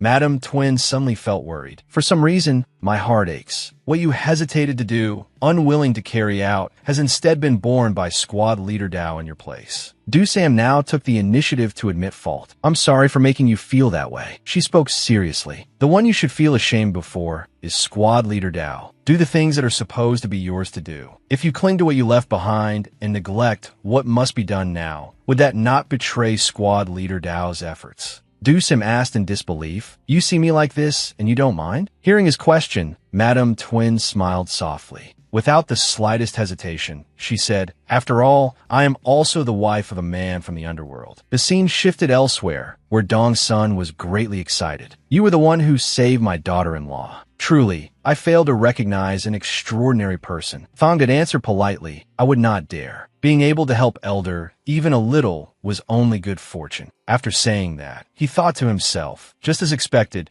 chaos really did break out near the temple Han Dong's son's daughter-in-law intended to visit. Meanwhile, the elder was thinking. He looked at the father-in-law and deduced the calamity that would befall the daughter-in-law. How could someone with spirit eyes be made into an enemy? Thongdet stared at Dong's son and asked, "Now does Elder believe me?" Dong's son quickly affirmed, "I do. If you ask, I will do everything within my power." "When do you plan to move against Haifeng? Next month? Next week?" Thongdat suddenly pulled out a knife and drove it into the table. Filled with determination, he declared, "Today." The scene shifted to the white bronze branch of the Red Tiger Guild. Haifeng slammed the table in anger. 100 copper coins and still not a single person dares to go. Tan explained the situation. Who would dare take 100 coins and then lose a body part? Even great hero Trong couldn't come back unharmed. Grinding his teeth in frustration, Haifeng snarled, "Damn it, it's all because of that bastard Dao Thongdat. If not for him then." Murderous intent suddenly flared in his eyes. Then Tang Tan proposed, "How about hiring Fien Fukui? Let this subordinate go and find him again." There were many rumors about this man. Fien Fukui was a well-known assassin in Hangzhou. His fee was set by himself according to the difficulty of the job, and the price he placed on Dao Thongdat's head was 6 taels of silver. Haifong said unhappily. That bastard is asking far too much. But Tang Tan did not see it that way. Compared to what happened to Heavenly Tower, it's still cheap. If Dao Thong Dad is left alone, next time he'll set his sights on the big gambling house. Haifong roared in anger. That piece of trash dares? There was one thing even Tang Tan had to admit. No matter what, we have to acknowledge that he is a reckless man. We must take this chance to wipe him out completely. The more Haifong listened, the more furiously he ground his teeth. In the end, he finally agreed to compromise and pay the deposit to Fien Fu Kui. Damn it, I'll have to go see Snow Fragrance today. Seeing Haifong's actions, his man tried to dissuade him. Branch Chief, Madam doesn't seem to be in a good mood these days. It would be best if you stayed away from women for the time being. Haifong snapped back in extreme irritation. Do you think I'm as stupid as you? Who gets caught fooling around with women?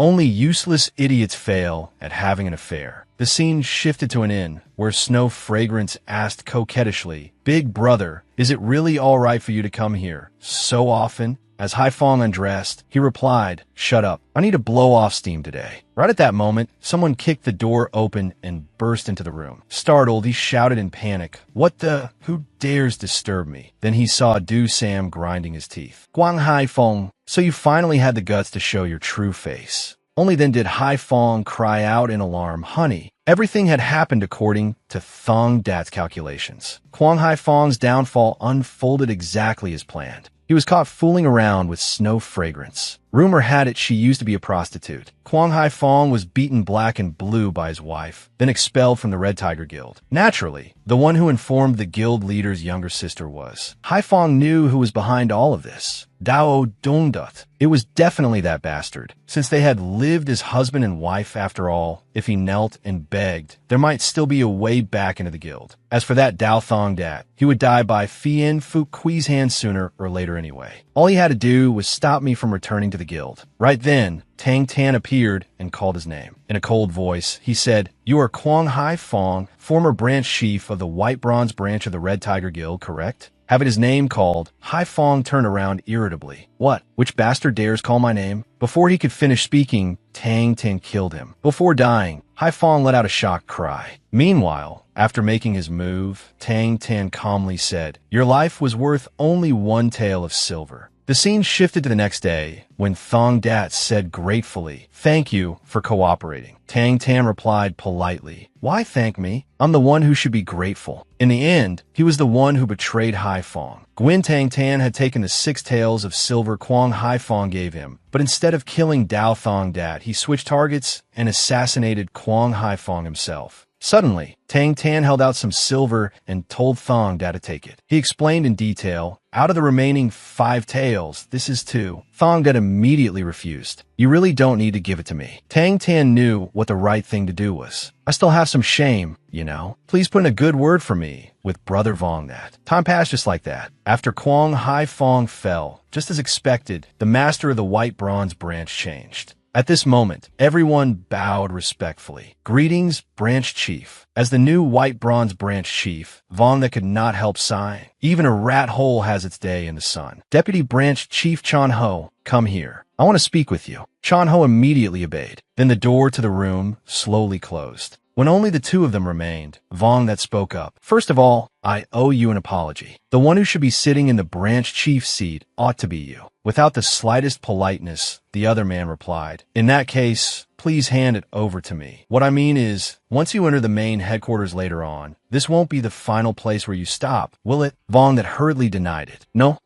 The branch chief's seat already feels heavy enough. But Chan Ho did not think so. Not necessarily. Squad leader Dao might really be able to do it. A wind called Dao Thong that won't let you stay quietly in a place like this. Vong that coughed lightly, feeling that what he said made sense. Chan Ho continued his report. 2 days ago, squad leader Dao came to see me. Vong that immediately grew curious. Dongdut, what was it about? Chan Ho answered seriously. He asked about the situation in the White Bronze branch and also told me to keep an eye on you. Vong that muttered helplessly, That fellow meddles in everything. Chan Ho stated his own view. Squad leader Dao is absolutely not the sort of person who will be satisfied with the position of branch chief. Brother, I'm afraid you should give up the idea of living quietly and steadily for a long time. Vong suddenly asked, "Are you planning to go in with me?" Chanho answered without certainty, "That depends on how you act." Vong grew even more helpless. This brat. Meanwhile, Thong stood gazing at the building before him, deep in thought. So, the first step has finally been set down. The White Bronze branch is only the beginning. If this were a business, then I've only just accumulated my starting capital. Within the next 2 years, the Red Tiger Guild will be swallowed whole. In that case, first of all, suddenly a voice rang out and drew his attention. A bearded man asked curiously, "So you're Dao Thong Dat?" Just like the rumors say, your face is as pretty as some playboy young masters. The bald youth beside him chimed in, "You're the one who joined the guild with the branch chief from the Guanghua Road Maritime Affairs office, right? Damn, you do look pretty polished." He rushed forward and threw a broom at Thong Dat. "Take it. Why are you still standing there? Start cleaning. If you arrived late, then work harder than everyone else." A skinny man leaned against the side and, reading Thong Dat's expression, guessed aloud, "Brother, I don't think Thong Dat is the type to hold a broom." Back at the Guanghua Road Maritime Affairs office, he was a squad leader. The fat youth blurted out in disbelief. "What? Even if he was a squad leader in that garbage dump, over here, he's still just a rookie bastard." Watching their behavior, Thong Dat thought, so they're throwing their weight around and bullying the new guy? He did not really care. For now, I just have to bow my head and endure it. Then Thong Dat suddenly let out a cry of surprise. Then he asked curiously, "Hey, you there, unknown brother." Being called out like that, the man asked in confusion, "What is it?" Thong Dat's voice rang out at the same time someone grabbed the fat youth by the shoulder. "Son R.A., you've just brought disaster onto yourself." No one knew when Vong had appeared, but he growled, "Try saying that one more time." Sunlight streamed through the roof of the brothel. Vong's voice sounded from inside. "Don't mind what happened today. I should have warned them beforehand. Chanho is probably teaching him a lesson by now."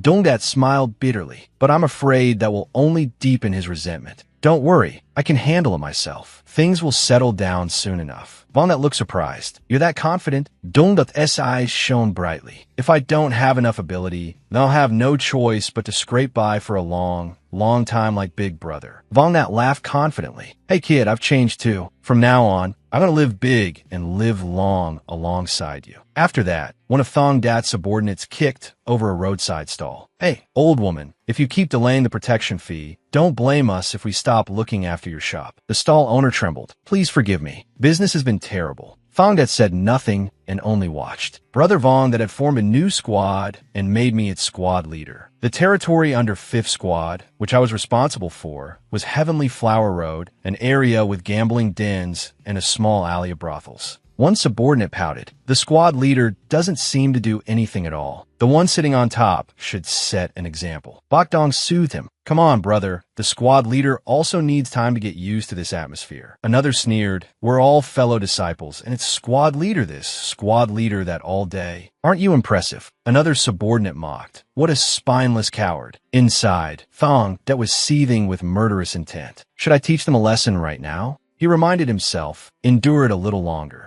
Just a little more. In 3 days, one of Hangzhou's 4 great black guilds will clash with the Black Dragon Guild. That prolonged battle would ultimately end in victory for the Black Dragon Guild, and the Red Tiger Guild would be forced to give up 3/10 of its territory. Zhang Bokdong's death from a knife in the back should happen then too. Of course, this time I won't let that stand. In the blink of an eye, 3 days passed. Suddenly, someone ran out excitedly. "Oh my, young master, it's been ages since you came by." Thong Dat replied, "I've transferred to the White Bronze branch. I don't have time to come up to the Heavenly Tower anymore." Hearing that, the woman acted coquettishly. "If I want to see young Master Dao now, I suppose I'll have to go all the way to White Bronze and ask for protection. What brings you here today? Surely you didn't really come as a guest." He raised a hand. "This jug of wine is my monthly pay. I'd like to borrow Great Hero Truong for a while." Dusam immediately agreed. "Do you need me to prepare any weapons?" Thong Dat praised him modestly. "With Great Hero Truong's ability, even rotten wood can become a sharp sword. Your methods have been getting more ruthless lately, Great Hero." Dusam smoothly replied, "I'm part of the underworld too." Thong Dat asked, "Is that title really alright?" Dusam sonded Ferliotis. "If it's the underworld under squad leader Dao, then it's fine." Dongdat laughed. "The underworld and I aren't all that different either." Dusam answered lightly, "The difference between a tiger and a cat is only size. Some things never needed to be very different." Suddenly, someone came rushing in while shouting, "Squad Leader Dao, where in the world have you been?"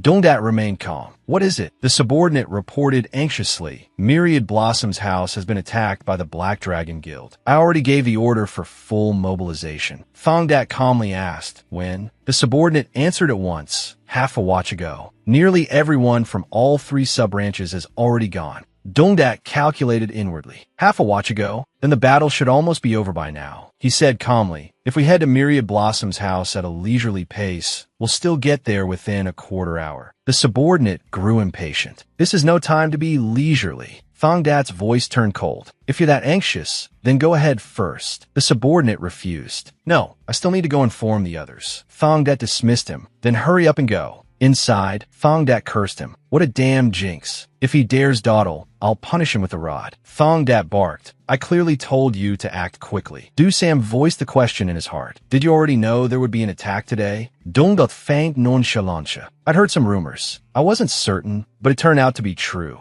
Dusam still wondered, "But why doesn't squad leader Dao seem the least bit hurried?" Thongdat answered lightly, "Whether we go slowly or quickly, the result won't change. What's the point of rushing?" Dusam said sincerely, "This is the first time in my life I've met someone as strange as squad leader Dao." Dongdat was surprised. "Strange?" Dusam nodded. "Fortunately, that strange person happens to be my friend." Thongdat burst out laughing. "What greater honor could there be than becoming a friend of great hero Truong?" "You can't take those words back." As they walked inside, Dusam replied, "That was exactly what I wanted to say." Seeing the two of them, Sanchizi mocked them. "Oh ho, the invited guests have finally arrived. I thought the Red Tiger Guild was full of cowards, but it turns out there are still a few brave fools left." Seeing Bokdong unconscious on the ground, Thongdat called him up and instructed him. "Bokdong, move everyone who can still move, along with the wounded, off to one side." The young man sat up and nodded. "Ah yes, squad leader." Sanchizi ordered. "Bokthach, take 2 men and go inspect the goods." Bokthach led 2 people over eagerly. "If something happens, I can deal with them on the way, right?" Sanchizi not only did not stop him, but even said smoothly, "If you're going to do it, then make it look good." At that moment, Dusam drew his wooden sword, while Thongdat took out the small knife he carried on him. Bokthach froze with his mouth hanging open. Dusam and Thong that were like 2 monsters. In the blink of an eye, the 3 men were all taken down. The people standing beside Sanchizi were a little frightened. Those Bokdong had helped to the side were no less astonished. Thongdat spoke up. "I told you not to waste time. You 3 swaggering fools, step forward."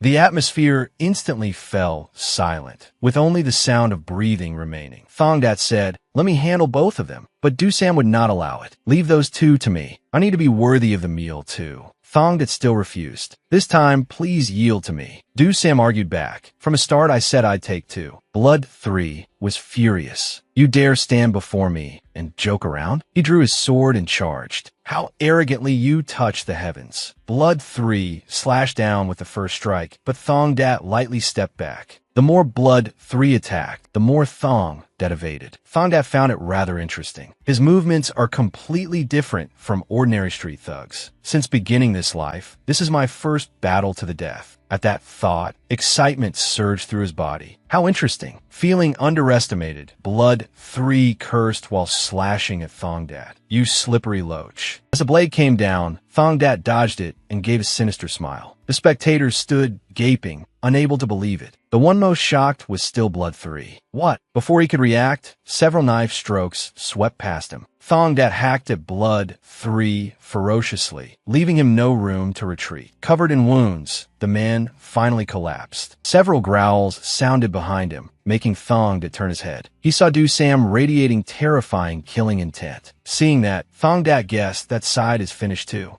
Though terrified, Sanchizi still sprang to his feet and demanded, "Who exactly are you people?" Thongdat introduced himself. "I am Dao Thongdat, squad leader of the White Bronze Branch." But Sanchizi refused to believe him and shouted, "Don't lie. How could a mere common black guild defeat Guest Blood 3? What faction do you really belong to?" Too bored to answer, Thongdat shoved the matter onto Bokdong. "Bokdong, who am I?" Bok Dong eagerly introduced him once again. He is Dao Thong Dat, leader of 5th Squad of the White Bronze branch of the Red Tiger Guild. Thong Dat laughed as if it were only natural. You heard him, didn't you? Do you know who I am now? Only then did San Cheesy believe it. Why are people like you in a black guild? For someone like you to be a squad leader, even if the Red Tiger Guild leader had the worst eye for talent. Thong Dat cut him off. Why waste words? There's only one choice. Fight or surrender. San Cheesy sighed, seemingly unwilling to submit. In the martial world, surrender was the same as death. He accepted the choice to fight, merely hoping the one striking him would show some mercy. Then he shouted, "Brothers, don't mind his words. Run."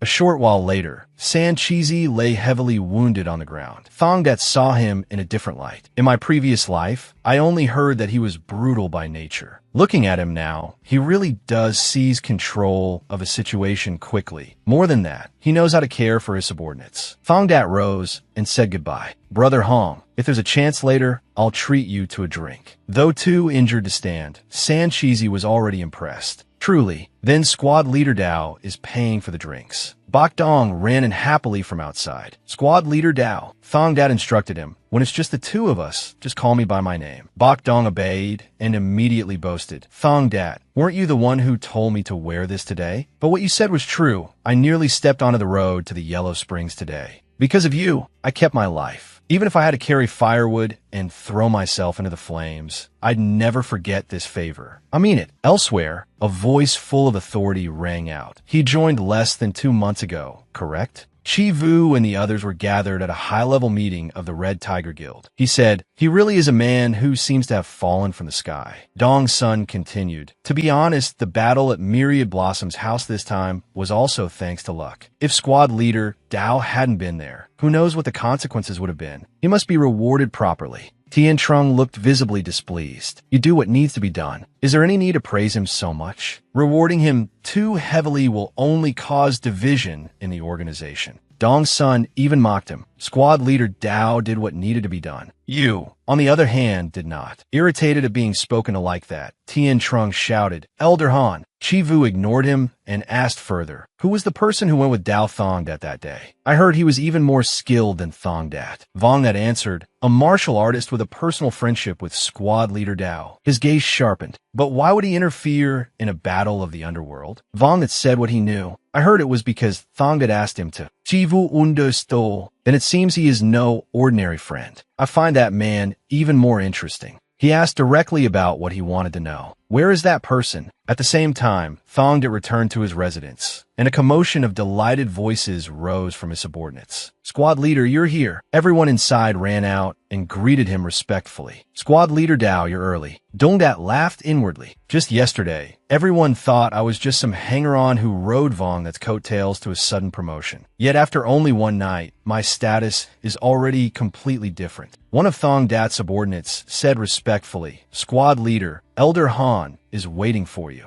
Dong Dat nodded. I'll come right away. The others whispered in admiration. An elder personally summoned him, as expected of squad leader Dao. Another agreed. If you had seen squad leader's ability at Myriad Blossom's house with your own eyes, you'd understand. He alone is enough to change the Red Tiger Guild's standing within the underworld. Inside the room, Thong Dat presented a talisman. This is the talisman you told me to prepare in advance. Dong's son took it with trembling hands. This means my daughter-in-law can give birth to a son, right? Thong Dat nodded and instructed. Please place it beneath her pillow. Inside, Thong Dat already knew. He clearly remembered that 2 months after the Black Dragon Guild attack, Han Dong's son held a grand feast. That day, he beamed from ear to ear and boasted that his daughter-in-law was pregnant. Dong's son thanked Thong Dat. If it's your word, then it must be right. I truly thank you. If there's anything you want, just say it. It just so happens that the guild leader also said you must be rewarded. Thong Dat exchanged a few polite greetings, then asked, I wonder what reward the guild leader has in mind. The old man burst out laughing. I really am stingy to the bone, aren't I? But even if I have to pay out of my own pocket, I'll still reward you. Thong Dat answered modestly, you are too generous. In that case, please use it to care for the brothers who were wounded in the battle just now. Eldan looked surprised. Then what about your share? Thong Dat replied humbly. The fact that all 4 of my limbs are still intact is already a great reward. I need nothing more. The old man felt dissatisfied inside. This fellow truly was being wasted in the Black Snake Guild. But aloud he asked, now that I think about it, the guild leader seems to have taken an interest in the friend who came with you that day. Thongdat was also surprised. You mean Hero Truong? It seems he intends to recruit him as a trusted subordinate. I heard his martial arts may even surpass yours. Thongdat explained. Then Hero Truong must indeed rank among the top first-rate experts of the martial world. But he would never submit himself beneath the guild leader's hand. I'm afraid the guild leader will only bring humiliation upon himself. The old man frowned. Humiliation? What humiliation? Thongdat curled his lips into a smug smile and said lightly, if you drag a tiger home and try to make it a dog at your feet, would the tiger be willing? At the same time, Tien Trung had just been struck by Du Sam. He shouted, how arrogant! You dare treat the Red Tiger Guild as an enemy and still think you can live in peace here. Du Sam flew into a rage. Do you take me for some dog that comes running with its tail tucked the moment you beckon?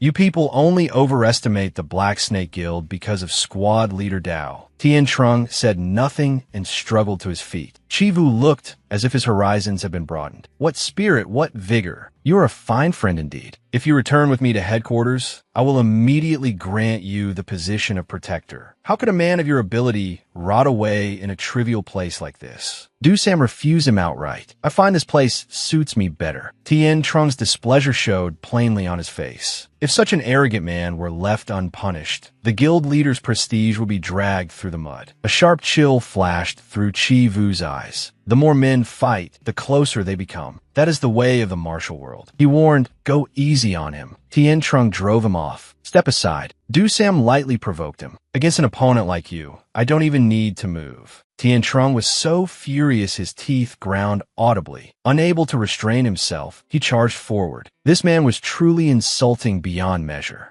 A cold light burst from Du Sam's eyes, his whole body brimming with killing intent. He barely moved, yet still matched Tien Trung's speed and seized his arm. Tien Trung could not react in time before Du Sam's fist was already in front of his face. Du Sam smashed him straight to the floor with a loud crash. Chi Vu froze at the sight. The room became strangely silent, so still that even breathing sounded difficult. Du Sam stared directly at Chi Vu and shouted, "Who are you?" After hearing him speak, Chi Vu gave a cold snort. How could the guild leader of the Black Snake Guild casually cause trouble in a brothel? The old saying was right after all. Words spoken by day are heard by birds, and words spoken by night are heard by rats. Vong's eyes nearly bulged out. What were they supposed to do now? Even if it was only Protector Hong, the guild leader's face had surely been badly damaged. Chan Ho said, "I wonder whether the guild leader can endure this." He asked, "Thongdat, aren't you worried?" Thongdat answered blankly, "Who should I be worried for?" Vongdat teased, "Who else but Hero Truong?" Thongdat asked in return, "And what exactly can the guild leader do?" Vongdat faltered, "That's true."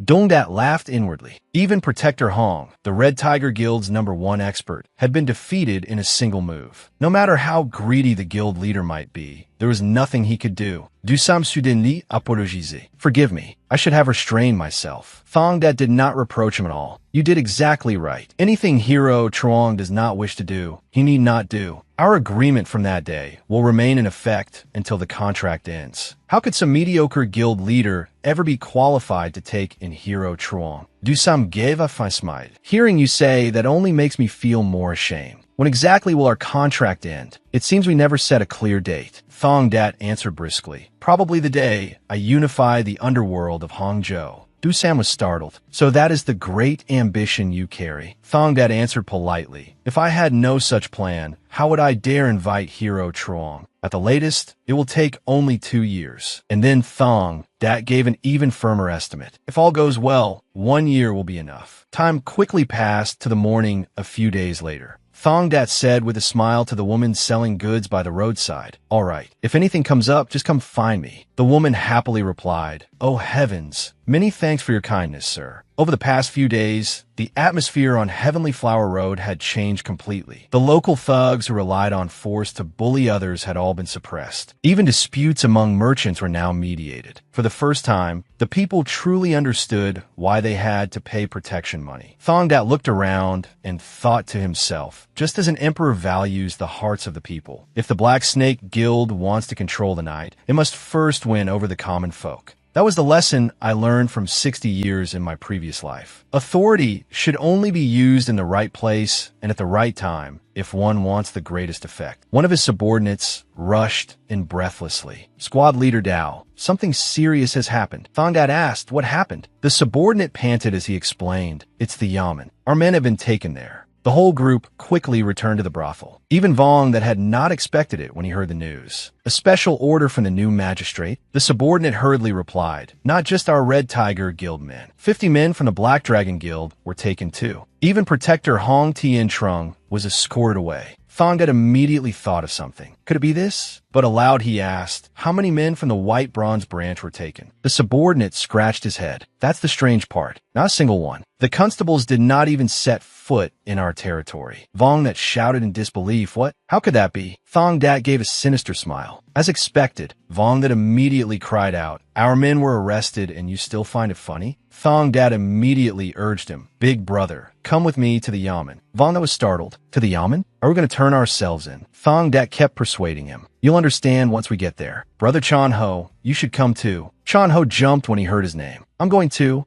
Everyone went together to the Hangzhou Yamen. Thongdat said, "It would be good to use this chance to befriend the magistrate as well. Go in and report that Dao Thong that has come to pay his respects." Vongdat whispered nervously, "Thongdat, is this really all right?" Even the guild leader of the Black Snake Guild would find it hard to meet that magistrate. Thongdat answered confidently, "Big brother, please trust me just this once." The Yamen guard blocked the entrance. "How ridiculous. Do you think the magistrate is some tavern keeper? If you have business, make an appointment first." Thongdat threatened him. "Are you sure you won't regret this?" Panic flashed across the guard's face. Thongdat whispered into the guard's ear, "Do you want to lose your miserable little post? Hurry and report my name. Don't get in my way." Frightened, the guard ran inside. "Please wait a moment." Soon after, he came back and opened the Yamen gates. "Please come in. I have received the magistrate's order to welcome you with the utmost care." Thongdat hurriedly asked, "Thongdat, what is going on? There really isn't anything shady here, right?" Thongdat reassured him, "If there were nothing to it, why would I come? We have to bring our arrested men back." Thongdat still looked doubtful. "But can you really do it?" Thongdat said with certainty, "If I couldn't, I wouldn't have come." As soon as he arrived, he knocked on the magistrate's door. Thursday Ban spoke while sipping tea. "Come in." "You arrived earlier than I expected," Thongdat answered. This humble one has always been quicker-witted than most. Thursday Ban set down his teacup and asked, "And the two beside you are?" Thongdat smoothly introduced them. "They're the elder brothers I currently serve under." Thursday Ban asked directly, "Good. No more wasting words. What have you come here for?" Thongdat's voice turned serious. "Please release our men." Thursday Ban continued. "And why should I do that?" Thongdat reminded him. "To repay the life debt you owe me from before." Tuban Lauget, is my life worth no more than a few months in jail for a bunch of hoodlums? Thongdat added another condition. "Then let me offer one more thing." He cheerfully pointed to himself. "Me, a busy man like you would never waste effort merely to imprison a few street thugs. You must be in need of a companion." A sly smile appeared on Thursday Ban's face. "I like people who can see the shape of the times. In that case, there is no need for more useless talk." The scene shifted to outside the Hangzhou Yamen, where a crowd had gathered on the road.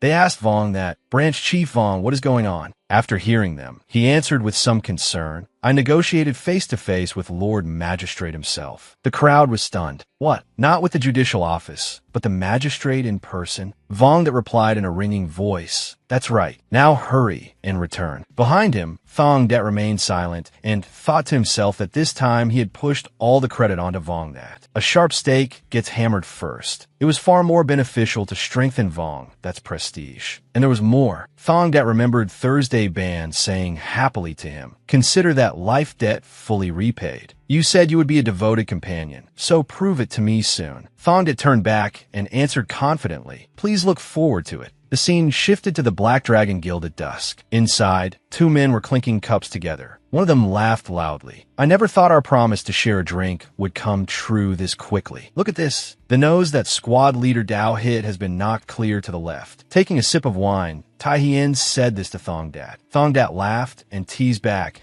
Need me to hit it once more so it tilts to the right? Then Tai Hien stopped circling the point and asked directly, why exactly have you come to see me? The Black Dragon Guild and the Red Tiger Guild are still under a truce, aren't they? Hearing that, Thong Dat raised his cup to his lips and answered slowly, I think it is time to end the war. You heard what happened yesterday, didn't you? The Black Snake Guild and the Red Tiger Guild were both arrested, but only the Red Tiger Guild was released. Of course, Tai Hien knew of the matter. He asked, was that your doing, squad leader Dao? Did you bribe even the judicial office? Thong Dat gave him a hint. Think about it carefully. How come my men have been released so quickly? Tai Hien's pupils contracted as realization dawned. Could it be the magistrate? Seeing that he had understood, Thong Dat said, I won't waste words. The Black Dragon Guild's men will also be released. Still puzzled, Tai Hien asked, why would you grant me such a favor when you and I are not even friends? At that, a sharp light flashed in Thong Dat's eyes as he asked in return, do you really think this is a favor? Tai Hien seemed to grasp his true scheme and thought to himself, Dao Thong, that is flaunting his ties to the magistrate. As far as the Black Snake Guild is concerned, the hardest force to contend with is naturally the government. This debt of gratitude was one he wanted the Black Dragon Guild to repay. Tai Hien hesitated a moment before replying, I need to discuss it with the elders first. Hearing that, Thong Dat smiled and said slowly, I understand that sort of man. He is not patient. It would be best to decide quickly. He fixed Tai Hien with a keen gaze. The scene shifted elsewhere. A white bundle was set down on the floor. Thong Dat picked it up, inspected it, and reflected, 100 taels of silver. No wonder the future guild leader of the Black Dragon Guild ended up swallowing half of Hangzhou. Just the fact that he dared bring out 100 taels showed he was willing to trust a subordinate, even though I could very well be a swindler. Our own guild leader is still sulking over Hero Truong, and even after everything I did, he could not reward me with a single coin. With that thought, he opened the door and entered a room, calling out, I have arrived. Inside, Thursday Ban was standing and reading a book. Turning around, he said to Thong Dat, so the candidate to become my companion has come. Holding the bag of silver in his hand, Thong Dat asked Thursday Ban, because I'm only a candidate, you won't even offer me tea? Thursday Ban replied, a candidate means you may still turn into nothing at all. I have never been a luxurious man. Before Thursday Ban could say anything more, Thong Dat tossed the silver bag straight onto the table. Here, 100 taels of silver. Tuban was statan. For me.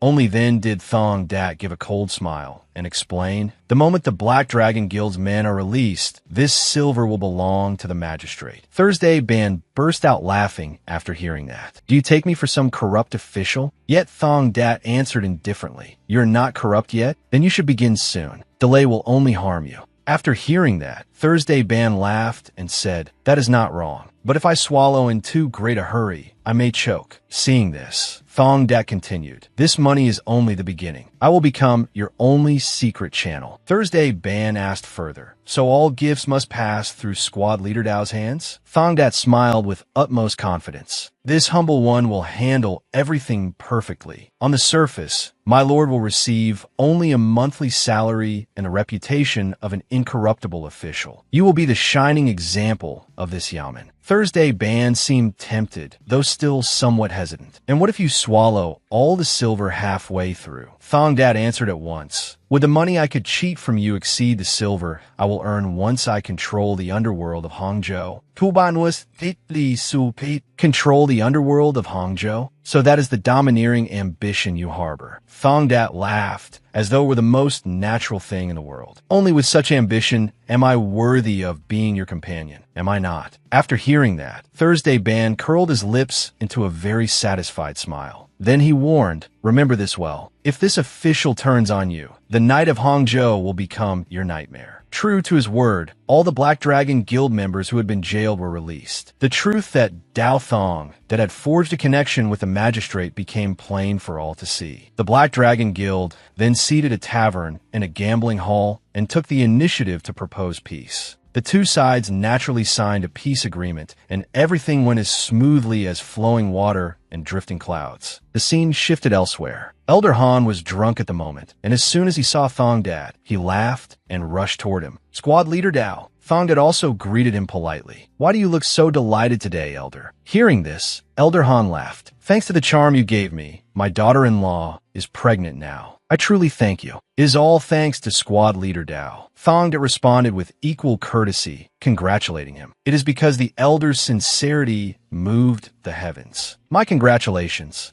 As he spoke, he thought to himself that this only made his standing in the Red Tiger Guild more secure. Not only the brothers, but even the elders now trusted him. It was only a pity that the guild leader still did not like him. But that was all right. From the very beginning, I intended to step over other people's heads and climb. Just then, someone rushed into the hall. It was one of Thong Dat's subordinates, and he shouted, "Squad leader, Hong Bo Duong was ambushed." Thong Dat had not yet understood and asked, "Bo Duong?" The subordinate shouted again, "Yes." His ankle was broken, and his head was split open. According to what we heard, the one who attacked him was the same man who ambushed our brothers before. Thong Dat cursed angrily. What lunatic was it? Then he immediately asked something else. "Where's Bo Duong now?" The scene shifted to another estate. Someone's voice rang out. Judging by his appearance, he isn't very old. At most, he's around the same age as a squad leader. Thong Dat stood before the place where Bo Duong was lying in recovery and asked, "You say he used a wooden sword?" Bo Duong immediately acted out a sword swing and told him, "That's right, I drew my blade, but I couldn't even withstand a single strike. I only heard a swish, and then the world spun around me. If I ever run into him again, I'll definitely have to ask the squad leader to act." Hearing that, Thong Dat laughed and teased, "If you meet him again, maybe you'll beat him yourself." Bo Duong scratched his head and laughed. "Well, that's why I need to ask the squad leader to do it." Night gradually fell over the residence. As Thong Dat walked, he thought, just who is this person? In the memories of my previous life, around 10 members of the Red Tiger Guild fell at his hands. The Sea Wave Guild and the Black Dragon Guild suffered no small losses as well. No matter how one looked at it, he was surely someone from the martial world. Could it be that he was acting solely out of hatred for the Black Snake Guild? Just then, Thong Dat noticed someone walking directly behind him and turned to look. It was a man wearing a straw hat. It was none other than Triad Hien. Staring fixedly at Thong Dat, he said slowly, "Please instruct me with one move." Hearing that, Thong Dat gave a cold laugh, raised his knife, and replied, "Even a fight should have a clear reason behind it." Unexpectedly, Triad Hien was no ordinary person either, and he said brazenly, "You are nothing but a street thug. If you get beaten, it won't be undeserved." Thong Dat did not answer. Instead, he thought to himself, his voice is low, but his youth still shows. He did not strike by surprise, so he is not an assassin. The problem is, Thong Dat curled his lips into an excited smile. This man is many times stronger than I am. Thong Dat stared hard at Triad Hien. The two stood facing each other beneath the bright moonlight of the night. Thong Dat looked at him and said with a grin, "If you want to play at being a wandering hero, surely there are more suitable places for it." But Triad Hien remained very serious and demanded, "Pick up your weapon." Thong Dat cooperatively raised his short knife. Triad Hien was startled at the sight. Thong Dat stared at him and thought, with skill like his, he still becomes cautious when facing a street thug who draws a knife? Only then did Triad Hien let out a breath, as if stealing his resolve. Then he shot forward, intending to strike first. But the instant Triad Hien's sword thrust out, Thong Dat had already raised his knife to block it. The two locked up for a moment, then quickly broke apart again. As he fought, Thong Dat thought to himself that movement technique could only belong to Trong Du Sam. In a cramped alley like this, using a wooden sword should have been a disadvantage, yet he made up for it with sheer superior skill. But Thong Dat's sharp eyes quickly noticed a basket at his feet. Seizing the chance, he kicked it straight at Triad Hien. Triad Hien knocked it aside and cursed, "Coward." But by then, Thong Dat had already rushed in with a sudden low attack. A flash of killing intent glinted in Thong Dat's eyes. He thought to himself, his experience still isn't deep enough. Triad Hien was startled and instantly became wary. In the next moment, Thong Dat raised his knife and pressed in close.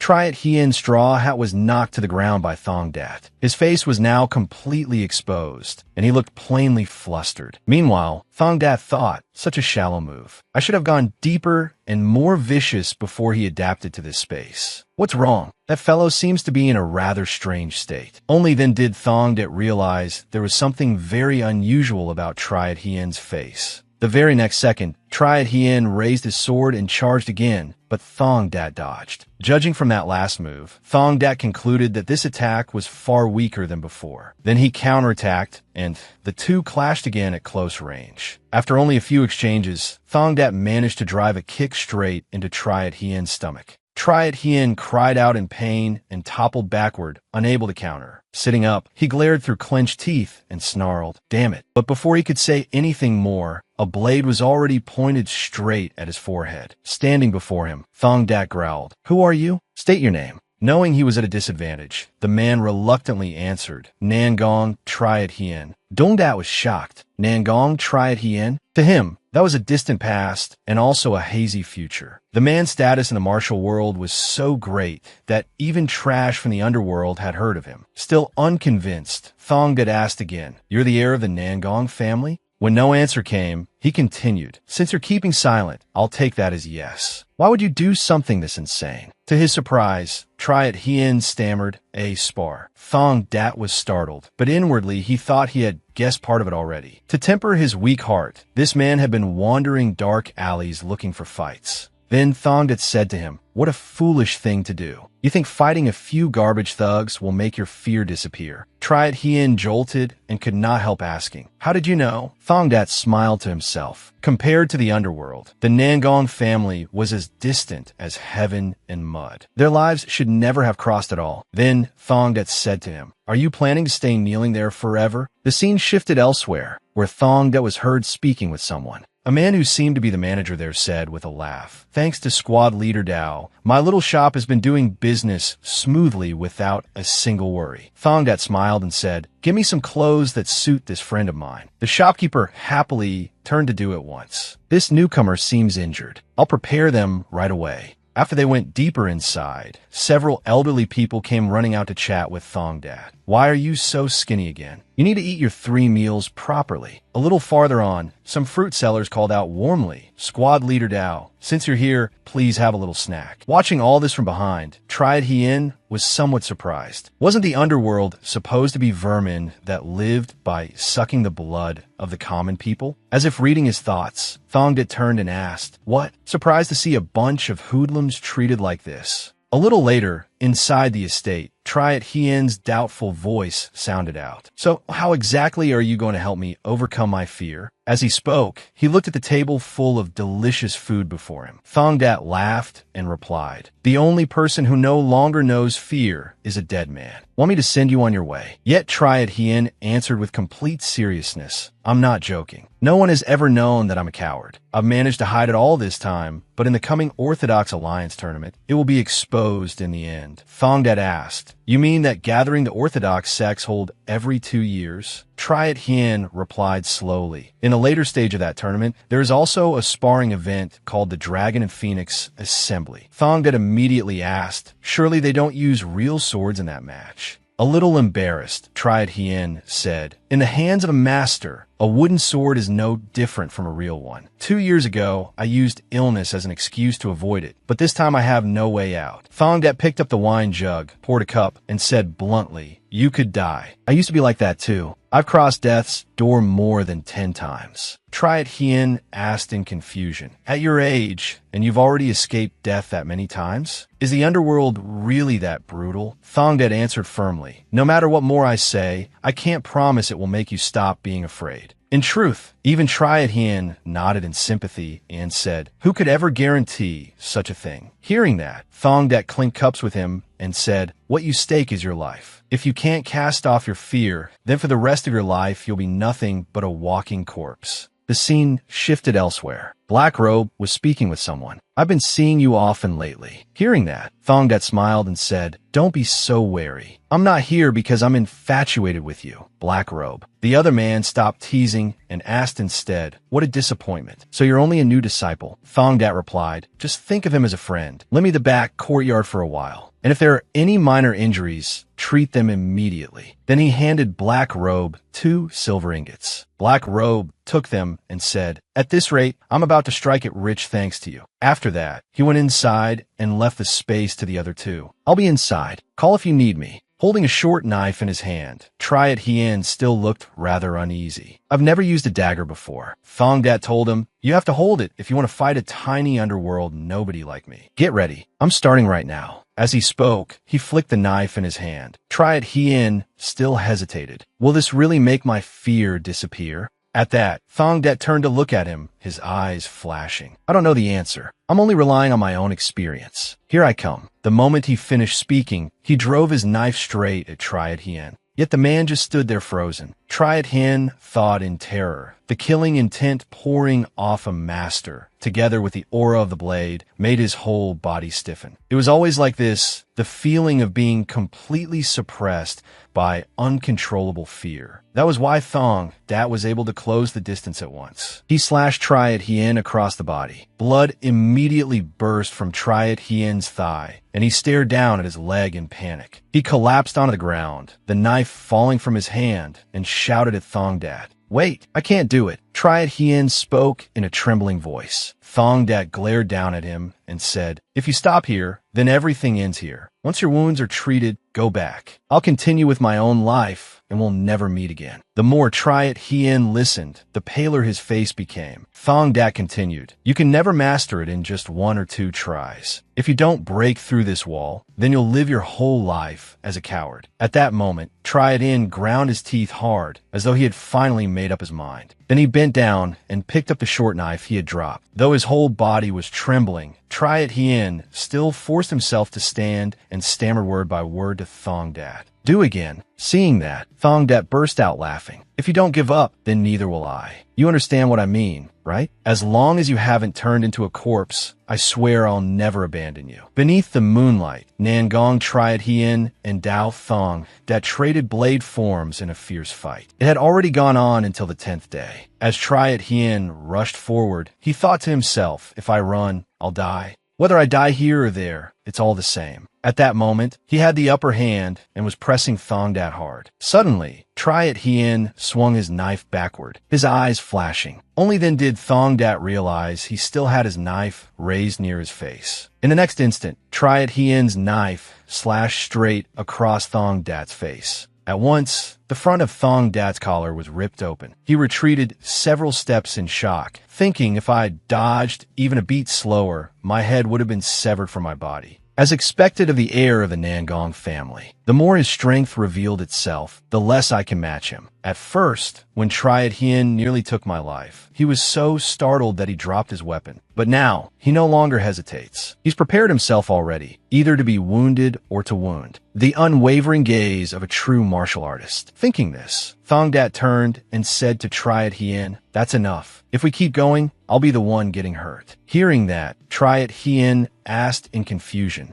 "I'm the one covered in cuts, but you haven't even lost a fingertip?" Thongdat chuckled and replied, "That's right. I'm a coward. That's exactly why I belong to the underworld. Tomorrow will be the last time. I've got nothing left to teach you." Triad Hien froze when he heard that. Looking down at his hand, he said doubtfully, "Could it be that I've really overcome my fear?" Thongdat said to him again, "Of course, there's still one last trial left in Hangzhou." Triad Hien grew curious. "One last trial?" Standing there, Thongdat said to him firmly, "Tomorrow, come to the place I tell you." The scene shifted elsewhere, and a voice rang out. "It is truly an honor to meet the famous heir of the Nangong family." Hearing that, Triad Hien cupped his hands respectfully and replied, "I heard a master was hidden here, so I boldly came to pay my respects." The other man answered with equal courtesy, "I am only a mediocre man earning my keep by the blade in the underworld." With his hands still cupped, Triad Hien judged inwardly, "This aura is anything but ordinary. Even Dao Thongdat is like this. Could it be that the underworld is filled with hidden masters? The man standing before him now was Du Sam. Just then, Thongdat smiled and said to him, "Many thanks for agreeing to my request." Du Sam smiled back. "I should be the one thanking you.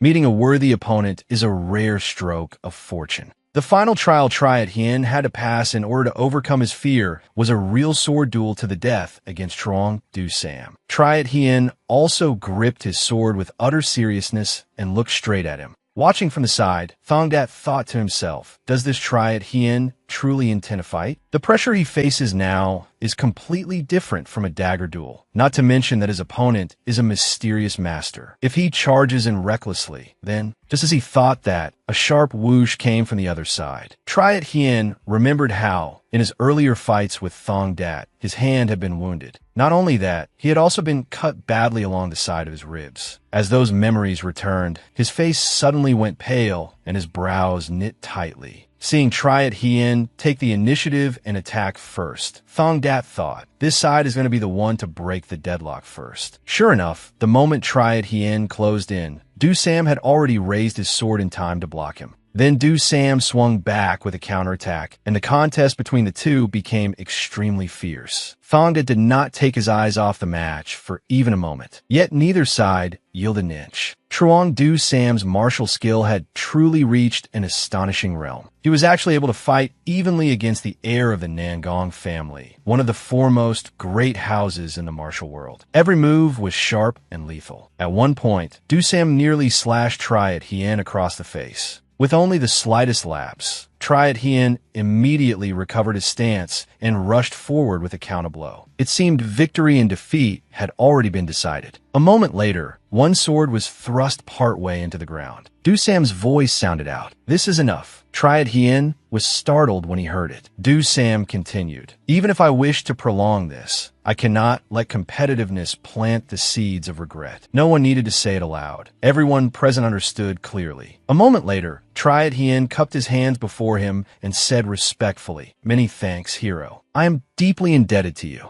It was now clear to everyone that Nangong Triad Hien had overcome his fear. Sometime later, at Thongdat's residence in Hangzhou, Triad Hien stood facing him at the gate and said, "Never before have I left Hangzhou with such reluctance. If you ever come to Zhejiang, bring this to the Nangong family, and I will receive you as an honored guest." Holding the jade pendant in his hand, Thongdat joked, "To this extent?" Then Triad Hien asked him a question. "Thongdat, we're friends, aren't we?" Hearing that, Thongdat burst out laughing and asked in return, "Can someone from the Nangong family really befriend an underworld thug?" Triad Hien smiled very happily at that. Then he declared in a bright, confident voice, "Why not? I'll become the family head one day anyway." A few days after Nangong Triad Hien left, Thongdat thought everything around him would finally quiet down. At that moment, he was talking to someone with extreme bewilderment on his face. What? Deputy Branch Chief of the Taeyong Branch? For what? Seeing this, Thongdat crossed his arms and said seriously, "That's right. At your age, becoming a Deputy Branch Chief is a huge step up, isn't it? Even the guild leader has acknowledged you now." But Thongdat answered calmly, "No. This is a sign that the guild leader has started to restrain us." Thongdat was greatly surprised. Thongdat then asked, "So who's becoming Branch Chief of Taeyong?" Thongdat replied, "It was supposed to be Tu Feng Thatch, but he's been transferred back to headquarters. I heard that Truong Tho Bak,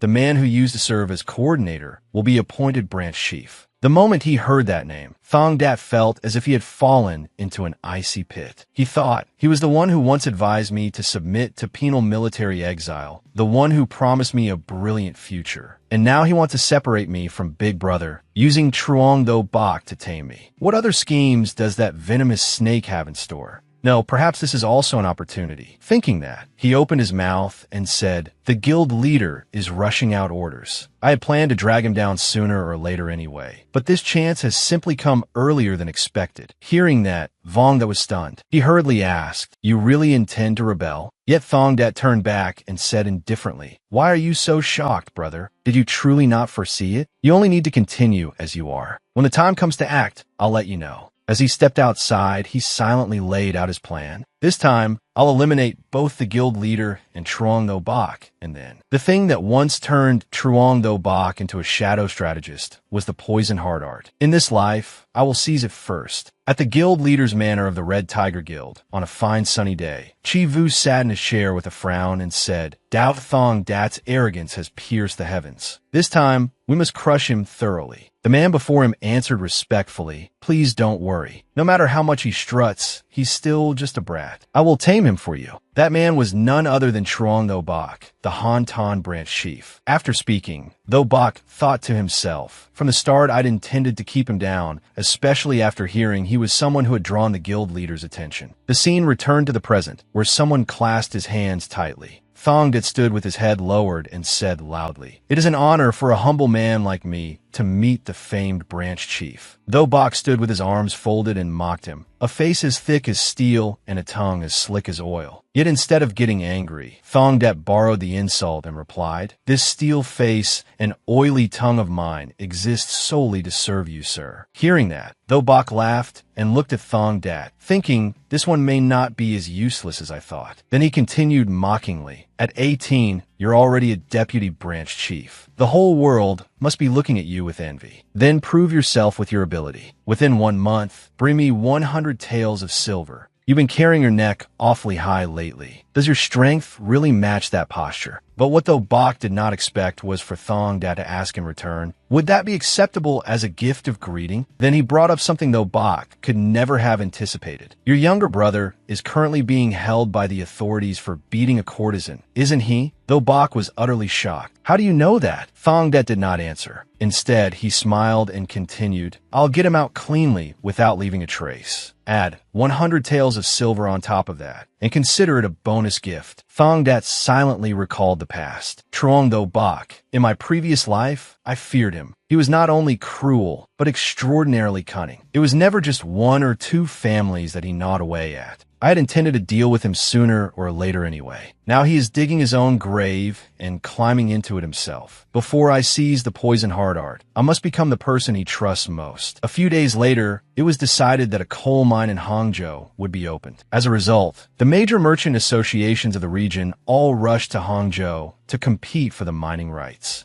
Inside a room, a man from eastern Zhejiang opened a chest full of silver and said with an ingratiating smile, Please take care of me, sir. He was Zhang Tian, hall master of the Zhang Tian merchant group. Looking at the chest before him, Thongdat thought 100 taels of silver, a sum that underworld riffraff might never see in their entire lives. Even if I do nothing, people still line up to bring me silver, because they know I am the only bridge to the county magistrate. At that moment, Dongzhi spoke up again to ask a favor, begging him to put in a good word with the magistrate regarding this mining matter. Hearing that, the young man asked back, You have to grease hands all over the place, don't you? Do you think I'm just some underworld scum, and that this little silver is enough? Dongzhi grew flustered and stammered, No, that's not what I meant. I didn't mean that. But Thongdat abruptly stood up and said bluntly, I hope that in the next negotiation, you won't disappoint me. Perhaps time is running short, Thongdat warned Dongzhi with a glare. The scene shifted to the government office in Hangzhou, where guards even stood at the main gate. Inside the room, Thursday Ban snapped his book shut and frowned. No, that Zhang Zongbok beat a courtesan half to death. A man who commits such brutality against a woman wants me to release him? Have I been mistaken about you all this time? After hearing that, Thongdat did not get angry. Instead, he answered in a firm voice, Please leave it to me to handle properly. Right now, I first need to win over Minister Zhang. But the more Thursday Ban heard, the angrier he became. You mean that instead of following the law, I should hand him over to the local militia for punishment? Thongdat replied at once, If we follow the law, at most he'll only survive a year.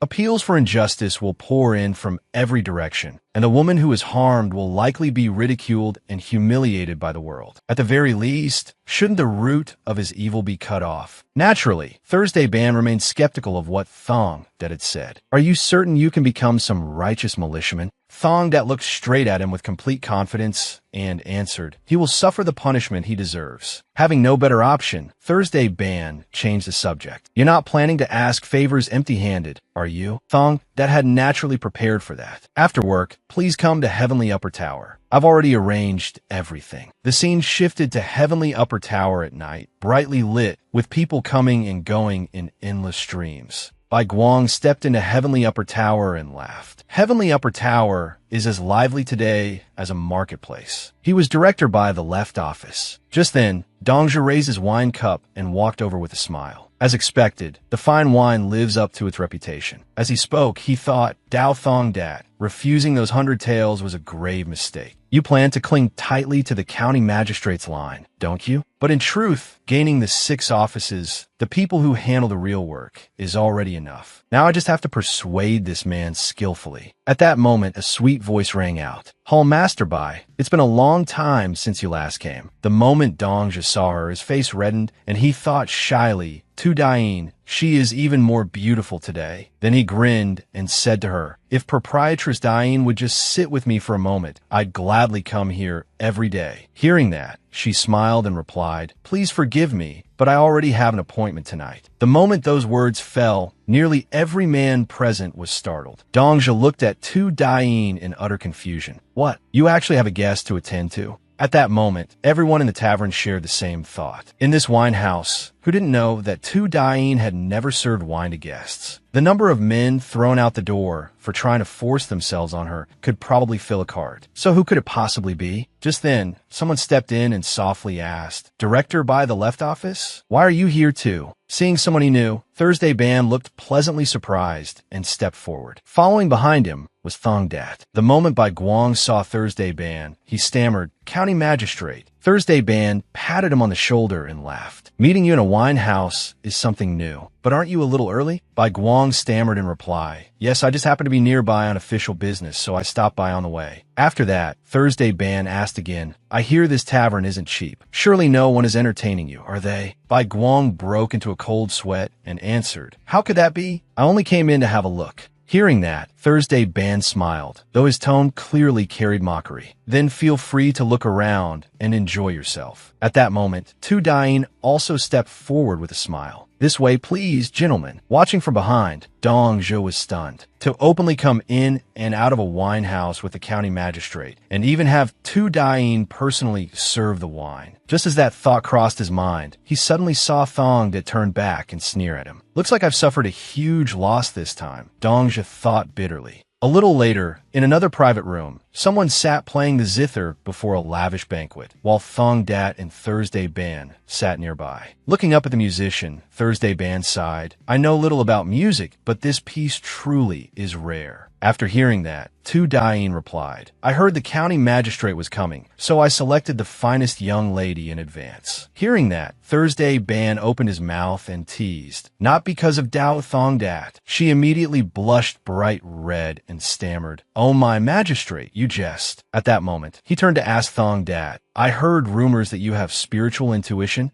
As soon as he finished speaking, Tu Dain smiled brightly and asked in surprise, A deputy branch chief has such a gift too? Thursday Ban added, No need to say more. What is there this 18-year-old brat can't do? Read my fortune for me. What will the road of my life be like from here on? Only then did Thong Dat answer. A calamity will turn into a blessing, and from then on your advancement will never cease. Thursday Ban asked with some curiosity, And what calamity is that? Thong Dat had clearly been waiting for that question and smiled. Seeing petty people every day, meaning the moment you run into a bandit. At last, Thursday Ban understood. You mean meeting you is that turning point? And thanks to you, I'll soar higher and higher. Thong Dat answered with great confidence. Wouldn't that be only natural? Thursday Ban could not help but laugh. How could such a debauched little brat be this bold? Fine. If I succeed, it will all be thanks to you. With that, the two of them clinked cups together. Early the next morning, in a room at Heavenly Upper Tower, Thong Dat sat up on the bed. He was bare-chested, and there was another person beside him.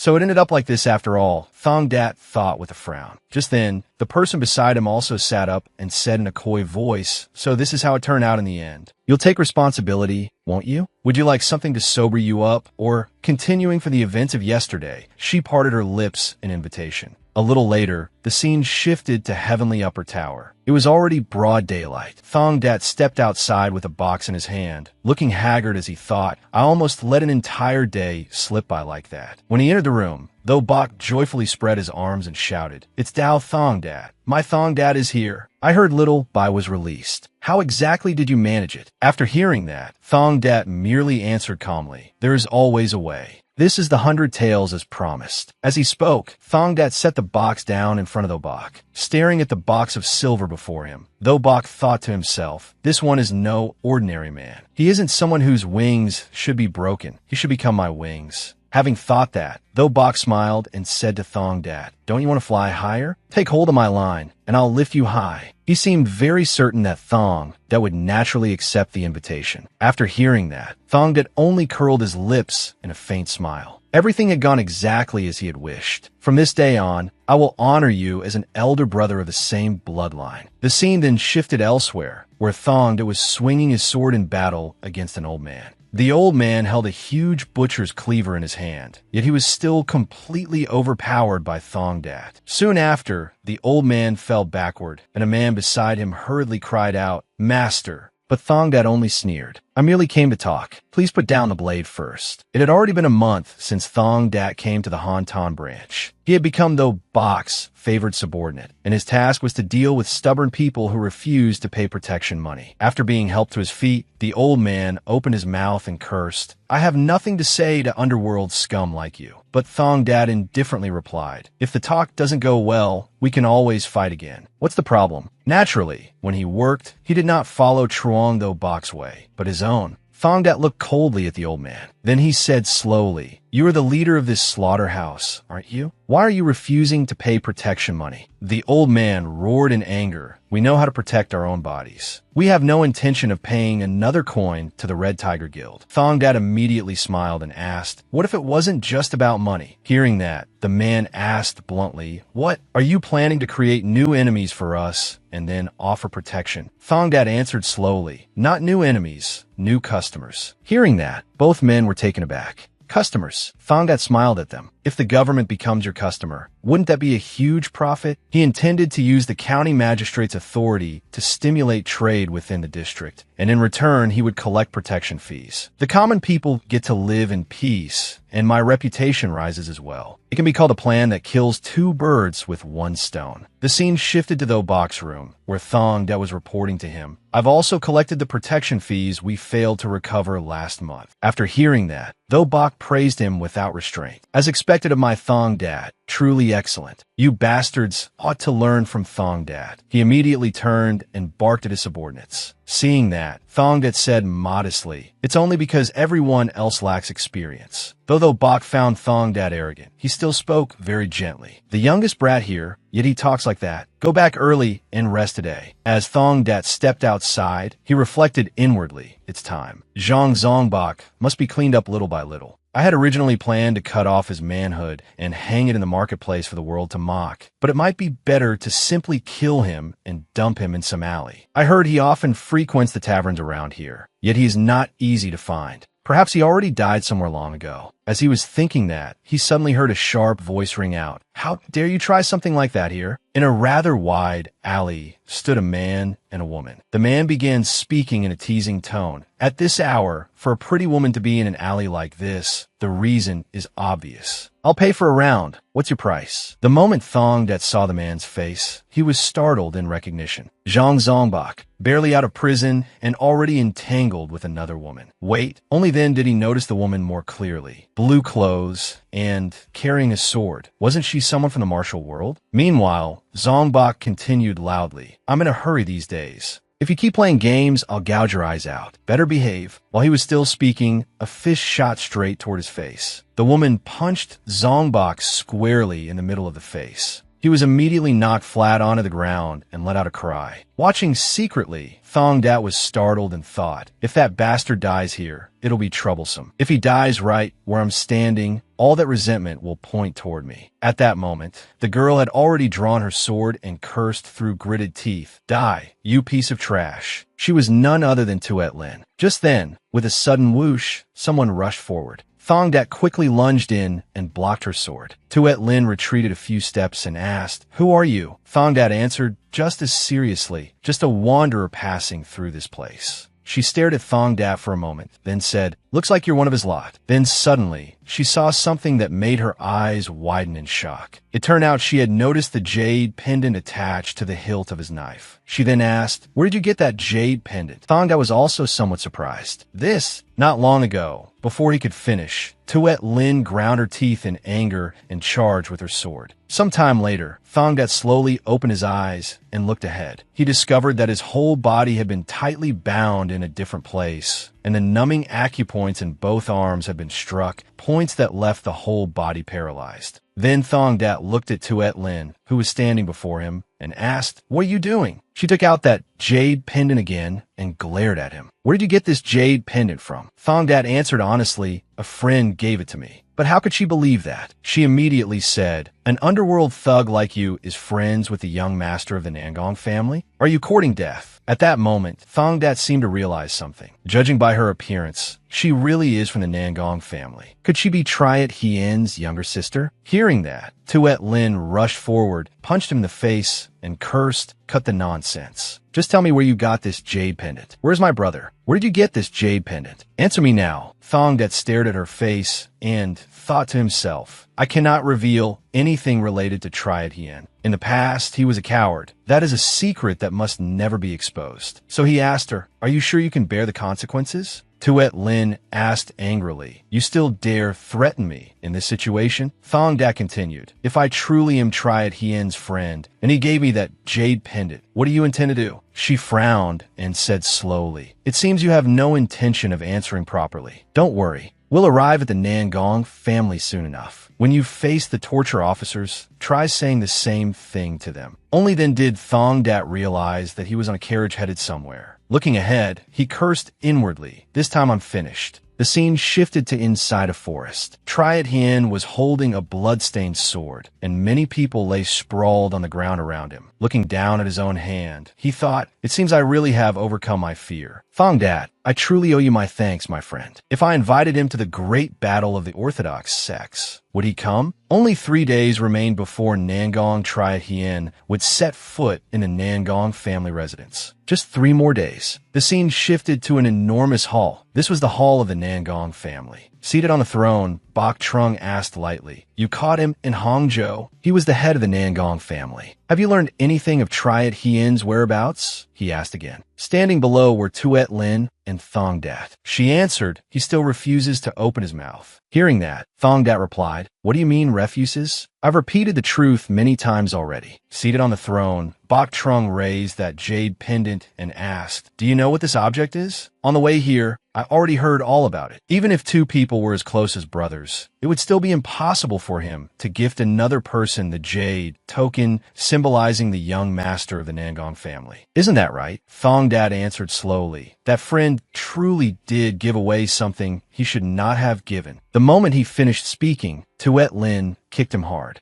She shouted angrily, "I told you never to speak of my elder brother as though you were his equal friend." Thongdat was kicked onto the ground, blood spilling from his mouth. Thongdat glared back at Tuet Lin and asked, "I've lived long enough to see every strange thing there is. So what exactly are you planning to do?" Bok Trung, seated above, fell silent for a moment before speaking. "It seems words will not work. Drag this man down to the dungeon." 3 days later, Triad Hien returned from the mountain to the Nangong family. Seeing him back, everyone was overjoyed. "The young master has returned." Triad Hien replied awkwardly, "Too noisy. There's no need for such a grand welcome." Someone asked him, "Young master, what happened to you?" Hearing that, Triad Hien answered indifferently, "I merely went on a trip." They exclaimed, "You say it so lightly," but the entire family was thrown into chaos. Triad Hien laughed bitterly. "Father will surely give me a thorough scolding." Just then, someone spoke up. That reminds me. The young miss captured someone carrying the young master's jade token. Do you know anything about that?" Hearing this, Triad Hien suddenly froze. He then turned back and asked, "Someone carrying my jade token?" The man replied, "I heard he was some underworld thug. Could it be that it was stolen from you?" He had already begun to suspect, but still asked, "What is his name?" The other person tried to recall. "I think it was some Dao something.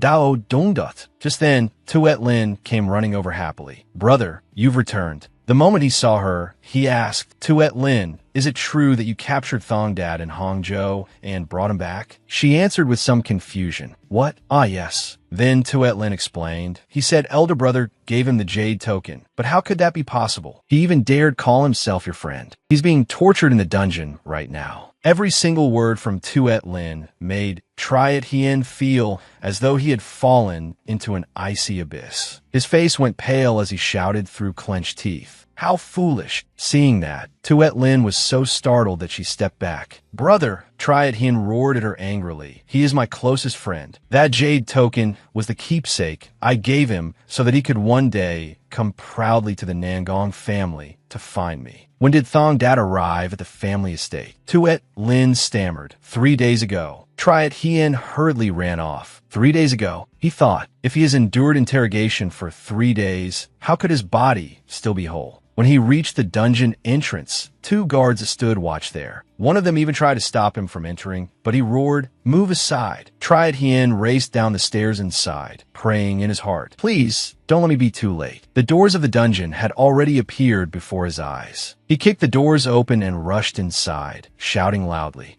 Dungdut. In front of him, Triet Hien now saw a man shackled to the wall with both hands, muttering, "Damn it." It was Thong Dat, imprisoned and tortured. His whole body had wasted away, drenched in blood, and both his arms had turned dark purple. Yet even then, he still murmured weakly, speaking in broken fragments, "I'm Triet Hien's friend, you dogs." The scene shifted to the main hall of the Nangong family. Standing before Triet Hien, Bok Trung said in a low voice, "He has already heard about what happened this morning. Perhaps we have made a grave mistake." Behind him, Tuet Lin said timidly, "It was my fault. I was foolish. Just because he was from the underworld, I rushed to distrust him. The mistake was mine." Just as the atmosphere grew unbearably tense, all 3 heard a servant's voice. "Family head, the physicians from the Imperial Medical Institute have arrived." The moment he heard they had come, Triet Hien rushed over and asked anxiously, "How is Thong Dat?" The physician replied softly, "Those scars will remain. His external injuries are otherwise not serious. It's just that because his acupoint were sealed for too long and he was hung upside down for 3 days. I'm afraid his hands are beyond saving." Those words struck both Tuet Lin and Triet Hien like a direct blow. He immediately lunged forward, grabbed the physician by the collar, and shouted, "That's impossible. No matter what it takes, you must save his hands. Whatever precious medicine is needed, I will find it. You must heal Thong Dat's hands." The physician could only explain helplessly to Triet Hien. The flesh and tendons might still have been restored, but the finer meridians are completely destroyed. Even the finest spiritual medicine would be useless. After hearing that, Triet Hien collapsed onto the floor, his face darkening completely. Triet Hien's cry of pain and regret echoed throughout the Nangong family estate. In Thong Dat's sick room, he lay on the bed and asked Bok Trung, "So that means both my hands are crippled, right?" Knowing he was the one at fault, Bok Trung lowered his head and replied, "Please forgive me. I was negligent." Those words were nothing less than an admission that what Thong Dat said was true. Thong Dat looked down at his hands, his face turning pale. "So, I've become a cripple again?" Seeing this, Bok Trung answered awkwardly, "The Nangong family will compensate you for everything, no matter what." Thong Dat cut him off, "Then restore my hands." But Bok Trung lowered his head and hesitated. "That is already beyond our ability." Hearing that, Thong Dat roared in helpless fury, "The only thing I want is these hands, you bastards. As long as my hands are whole, I don't need anything else." Bok Trung hesitated for a moment before saying, "Rest for a few days first, then we will think of what to do." Sitting on the bed, Thong Dat clenched his teeth and thought, "Damn it, what a cursed fate. In my previous life, my legs were crippled, and now both my hands are ruined too. Just how long does heaven intend to torment me?" At that moment, someone else stepped into the room and called softly, "Thong Dat, I truly feel terrible about this. It's all because of me. It was Triet Hien." He entered the room carrying a sword. Unexpectedly, Thong Dat coldly cut him off. "Life in the Nangong family is really easy. All you know how to do is apologize, yet no one is willing to take responsibility." Hearing that, Triet Hien replied, "Then I will bear that responsibility." He immediately drew the sword from its sheath. "I may not be able to give your hands back, but I must atone for this mistake." Thong Dat was startled when he saw Triet Hien draw his sword. "I am truly sorry." As he spoke, Triet Hien raised the sword toward his own arm. The blade was about to come down when Thong Dat hurriedly shouted to stop him. "Hey you!" But before he could finish, Tuet Lin rushed in from nowhere and knocked Triad Hien's sword flying away with her own. She anxiously tried to stop him. "Brother, no." Triad Hien, somewhat angered at being interrupted, snapped, "Move aside. This has nothing to do with you." Hearing that, Tuet Lin hurriedly said, "If someone has to lose a hand, then let it be mine. All the responsibility lies with me." Just then, a slipper came flying straight into her head. The whole thing was absurd. Sitting on the bed, Thong Dat had kicked the slipper right at her head and nearly shouted, "What, are you going to cut off your hand and attach it to me? Can you do that?" The other two were left speechless, not knowing how to answer. Then he stood up and declared, "Prepare the fastest carriage at once. I have to return to Hangzhou." Tuet Lin still wanted to say more. "But shouldn't you wait until your injuries are more stable first?" Thong Dat cut her off. "Prepare it means prepare it. If I killed you right now, would I feel any better? Might be worth trying." His words frightened Tuet Lin so badly that tears welled up in her eyes. After he stepped outside, Triad Hien hurried after him. The sword in Tuet Lin's hand dropped to the ground. She crouched down, covering her face, gritting out each word. "How stupid. Stupid to the extreme. No matter what, I have to atone for this sin." Thong Dat hurried outside and thought, "But the more I think about it, the more wronged I feel. I can't accept this. If the world learns I've become crippled, everything I've built all this time will slowly collapse. Before that happens, I need to push the plan forward sooner. Heal these hands for me." Thinking this, he kicked a certain door open with a bang. Looking inside, Thong Dat called out loudly, "Black Robe, I heard you died. Who would have thought you're still alive?" Inside the room, the young man held a cup in his hand and stared fixedly at him. Within the Nangong family residence, Bok Trung's angry voice rang out. "That madman! How dare he even say something like that?" It turned out he was cursing at Triad Hien below him. Triad Hien still stood there, utterly resolute, and said, "I will go to Hangzhou and become Thong Dat's hands. That is the only way to bear this sin. A man who repays kindness with enmity has no right to speak of chivalry." Sure enough, as soon as he said that, Bok Trung lost his nerve and could only scold him. At that moment, Tuet Lin's voice sounded from behind them. "What my elder brother said is right." She stepped forward dressed differently from usual, with a mask covering her entire face. Bok Trung was utterly shocked and stunned by the sight of his daughter. Tuet Lin then slowly said to both of them, "The one who should become young Hero Dao's hands is not elder brother, but me. If I had not brought young Hero Dao back by force, this disaster would never have happened. From today onward." At that moment, she raised the knife in her hand and brought it to her long hair. Nangong Tuet Lin is dead. The blade sliced away all of that young woman's long hair. The scene shifted to Black Robe's clinic. He looked down at Thong Dat's dark purple arm and diagnosed, "This will be difficult to handle." After hearing that, Thong Dat asked, "You mean it can't be treated?" Black Robe replied, "Illnesses cannot be spoken of so absolutely." Seeing that, Thong Dat said, "So there's still a chance." Black Robe corrected him, "Not impossible, but don't hope for too much. The greater the expectation, the deeper the disappointment." Suddenly, Thong Dat shouted, "If my arms can't be healed, then if Black Robe dies, I die too." Yet the other man only sneered and shot back, and "If I die, no one will be able to save your lady wife's illness either, right? The treatment will not be short." So, before he could finish, Thong Dat quickly cut in, "Whatever the cost of treatment, I will pay." Hearing that, Black Robe's expression darkened slightly, and then he asked in a low voice, "Can you really afford it?" Thong Dat answered helplessly, "Please speak reasonably." The scene shifted elsewhere, apparently to one of the Bok's private residences. He slammed the table, stood up, and shouted, "What exactly happened?" Thong Dat only replied indifferently, "I just came back from the brink of death." Though Bok asked again, "Who was the bitch who killed my younger brother and captured you?" Thong Dat was utterly shocked and could hardly believe it. "What? Your younger brother is dead? I thought I had managed to stop him. I am truly sorry."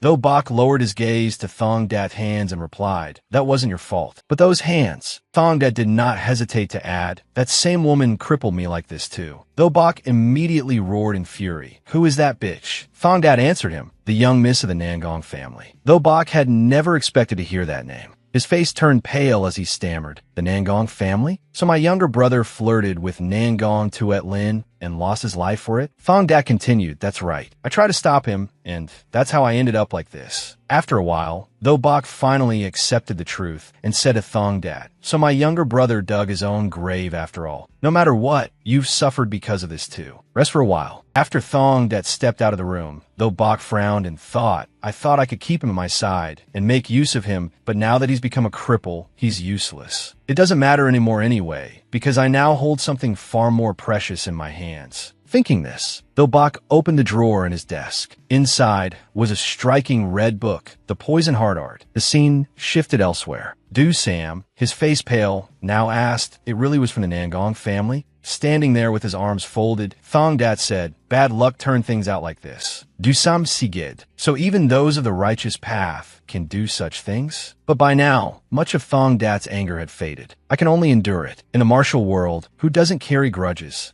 After saying that, he thought, in any case, this body is no longer of much use. Now, obtaining the Poison Heart Art is the most important thing of all. That man definitely won't hand it over easily. Better to capture him alive and torture him. At that very moment, Do Sam suddenly said firmly, from now on, I am willing to serve as young Hero Dao's bodyguard. After hearing that, Thong Dat smiled and replied, just hearing those words already makes me grateful. Do Sam thought Thong Dat did not believe him, so he continued, I mean it. You're living in dangerous circumstances. At the same time, someone was walking into the room from outside. Both of them had already noticed that person's presence. It was Tuet Lin. She stopped at the doorway when she heard a voice from inside say, please step outside for a moment. Do Sam pushed open the door, looked at her warily, and asked, who are you? Before him stood a young woman in strange clothing, wearing a mask that covered her whole face, leaving only her eyes visible. When asked, Tuet Lin slowly replied, I heard young Hero Dao was here, so I came. Do Sam was rather surprised by her answer. Young Hero Dao? What do you want with him? At that moment, Thong Dat's voice suddenly rang out from inside. Let that person in. As if waiting only for those words, Tuet Lin immediately slipped past Du Sam and entered. Then she immediately knelt before Thong Dat and declared, I have come to become your hands. Thong Dat was rather surprised by what Tuet Lin had just said. My hands? She answered him, that is the only way I can at least partly atone for the sins I committed. He then looked her over and asked, and what is with those strange clothes? Tuet Lin answered honestly, I have abandoned my family name and status, and even cast away my appearance. After hearing that, Thong Dat slowly corrected her. You've only hidden it. If the world were to learn that the pearl of the Nangong family had become some street thug of the underworld, they surely would not be able to endure such humiliation.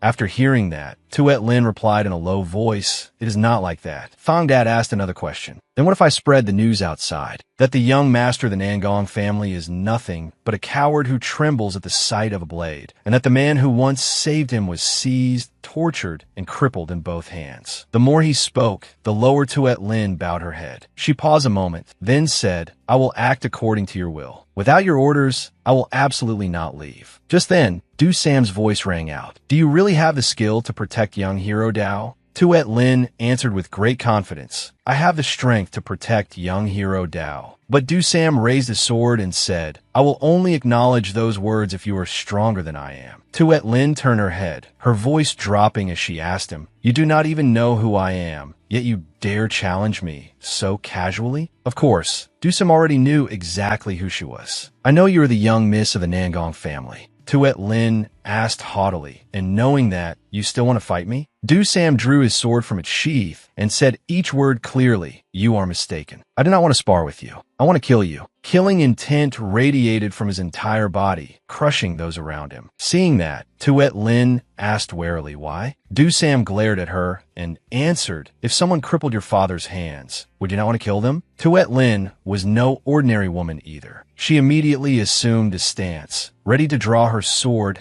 at any moment. Even if what you say is unreasonable, I will not simply die because of it. Du Sam then slowly said to her, arms cannot think for themselves. Without the will of their master, could arms draw a sword on their own? Hearing that, Tuet Lin suddenly realized what he meant and froze. She turned back and asked Thong Dat, may I make a move? He closed his eyes and answered casually, I have not acknowledged you, so you are not yet my hands. Do as you please. After hearing that, Tuet Lin replied with great confidence, I will win that acknowledgement. Beneath her mask, she thought to herself, just how strong can some fighter from the underworld really be? Just a little cur who does not know the terror of the martial world. Du Sam immediately rushed in and attacked first, wanting to seize the initiative. Tuet Lin was no weakling either and raised her sword before her to block. Through the mask, her eyes widened slightly in disbelief. While they were locked in struggle, Du Sam continued, You think you only wronged young hero Dao, but you are mistaken. You hurt everyone who cherishes him. I will make you pay for the sins you committed. As soon as he said that, he unleashed a flurry of sword strikes at Tuet Lin. She kept blocking and retreating, thinking, why is a martial artist of this level in the underworld? This is no easy opponent. Tuet Lin fixed her gaze on Du Sam. I have to pour all my inner strength into this. She silently resolved herself and tightened her grip on the sword hilt. At that moment, Thong Dat suddenly spoke from behind them. Enough. If this continues, someone will be seriously injured. Sure enough, the two of them immediately stopped. Then he stepped forward and said to Tuet Lin, Follow me. You want to become my hands, don't you? Then shouldn't we test whether those hands are usable? I only hope you will not regret today's choice in the future. She was deeply surprised, not expecting Thong Dat to agree more quickly than she had imagined. After that, the two of them walked out together. Tuet Lin slowly said to him, That is exactly what I hoped for. A little later, after returning to the residence, Wang Dat's voice shouting Thong Dat's name rang through the entire place. He cried out in flustered excitement. I knew I shouldn't have believed it. You dead? You're not the sort to die that easily. Suddenly he noticed, but who is the person beside you? Thong Dat glanced at Tuet Lin and replied, The one who made my hands end up like this. Wang Dat grabbed her by the collar in agitation. This bastard dared do that to our Thong Dat? Thong Dat sighed and said, From now on, this one will be my hands. Wang Dat looked somewhat surprised. How did she become your hands? Thong Dat explained, probably things like feeding me, bathing me, and the like. Wang Dat teased, Does that include wiping your ass too? Making Tuet Lin flush red. Thong Dat folded his arms and replied, That is out of the question. Then Wang Dat asked about something else. He asked Thong Dat whether he had gone to see Tu Dayin yet. Thong Dat calmly denied it. Wang Dat immediately called him an idiot, saying he should have gone to see her first. He explained, She ran all over the place looking for you. She even came to my place and cried. Hearing that, Thong Dat was extremely surprised. Wang Dat kept urging him to go see her, but Thong Dat stubbornly refused because he still had many other things to handle. Wang Dat lectured him, no matter how glamorous a thug's life looks, in the end a thug is still a thug. In my experience, the most successful man is the one who has a woman to grow old with. Then he drove Thong Dat out and forced him to go see her quickly. Only then did Thong Dat begin to reflect on himself. He had thought it was nothing more than one frivolous night between a courtesan and a thug, but it turned out he had become a heartless man.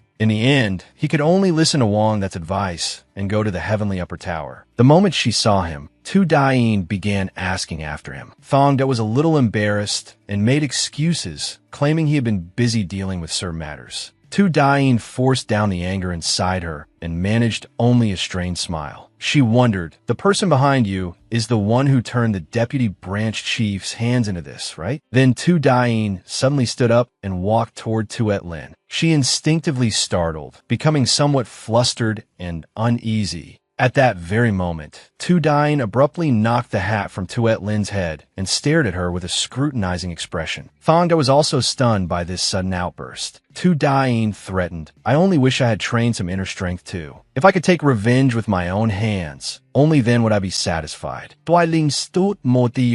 She did not dare say a word. Thong Dat rescued her from a situation. No need. From now on, this one will be my hands. Tu Dayin looked somewhat confused. She warned him, I do not approve, especially of your hands being a woman's. Thong Dat argued, hands have no gender. But Tu Dayin still would not accept it. She felt that whether Tuet Lin thought as he did was another matter entirely. After the meeting, Thong Dat left as well. On the way back, he could not help thinking, that was like sitting on a bed of iron spikes. Maybe I should visit her more often until her anger fades. Just as he was thinking this over, someone suddenly called out his name. It turned out the person calling his name was Bai Tong. The boy hurried over in a fluster. Where did you go? I've been looking everywhere for you. He quickly got to the point. You told me to report it immediately if Branch Chief Truong did anything strange, like staring at other people or asking about letters and writing, right? As soon as Bai Tong asked that, a chill ran down Thong Dat's spine. The boy went on, he did exactly that today. He kept staring at me, then went into the schoolhouse to ask the teacher about this character and that character. Hearing that, Thong Dat realized that Truong Tho Bok had obtained the poison heart art. He thanked Bai Tong. In a few days, I'll treat you to a jug of 7 Wonders wine at the heavenly upper tower. The boy beamed with delight. At that moment, Thong Dat turned and glanced at Tuet Lin before giving her an order. He told her that from now on, he was her master, and she was to address him uniformly as master. Tuet Lin nodded and accepted his command. He reminded her to stay close to him. There's still a lot to do. Then the two of them set off for the Hangzhou government office. The moment they entered, Thong Dat placed a chest before Thursday Ban, leaving him utterly baffled. Thong Dat smiled with clear, scheming intent. 500 taels. A bribe accepted from the Zhang Tian merchant group. In truth, he had snatched it from Bui Dong Triad. Getting back to the point, Thursday Ban asked in confusion, "Didn't I say you were to handle all such matters?" Thong Dat declared loudly, "This one must be delivered by you personally, sir." He asked, "Have you heard the news about the newly appointed provincial administrator of Zhejiang?" Thursday Ban confirmed, "The one who fell from favor and got demoted to Hangzhou, right?" Thong Dat reminded him, "He's not some washed-up relic." He urged, "Please invest these 500 taels and maintain regular courtesies." Hearing that suggestion, Thursday Ban's eyes widened in shock at the amount. He kept asking, "Do you not understand what demotion means? Even if he's nominally the second most important man in Zhejiang, it's just an empty post. He won't do anything except resign sooner or later."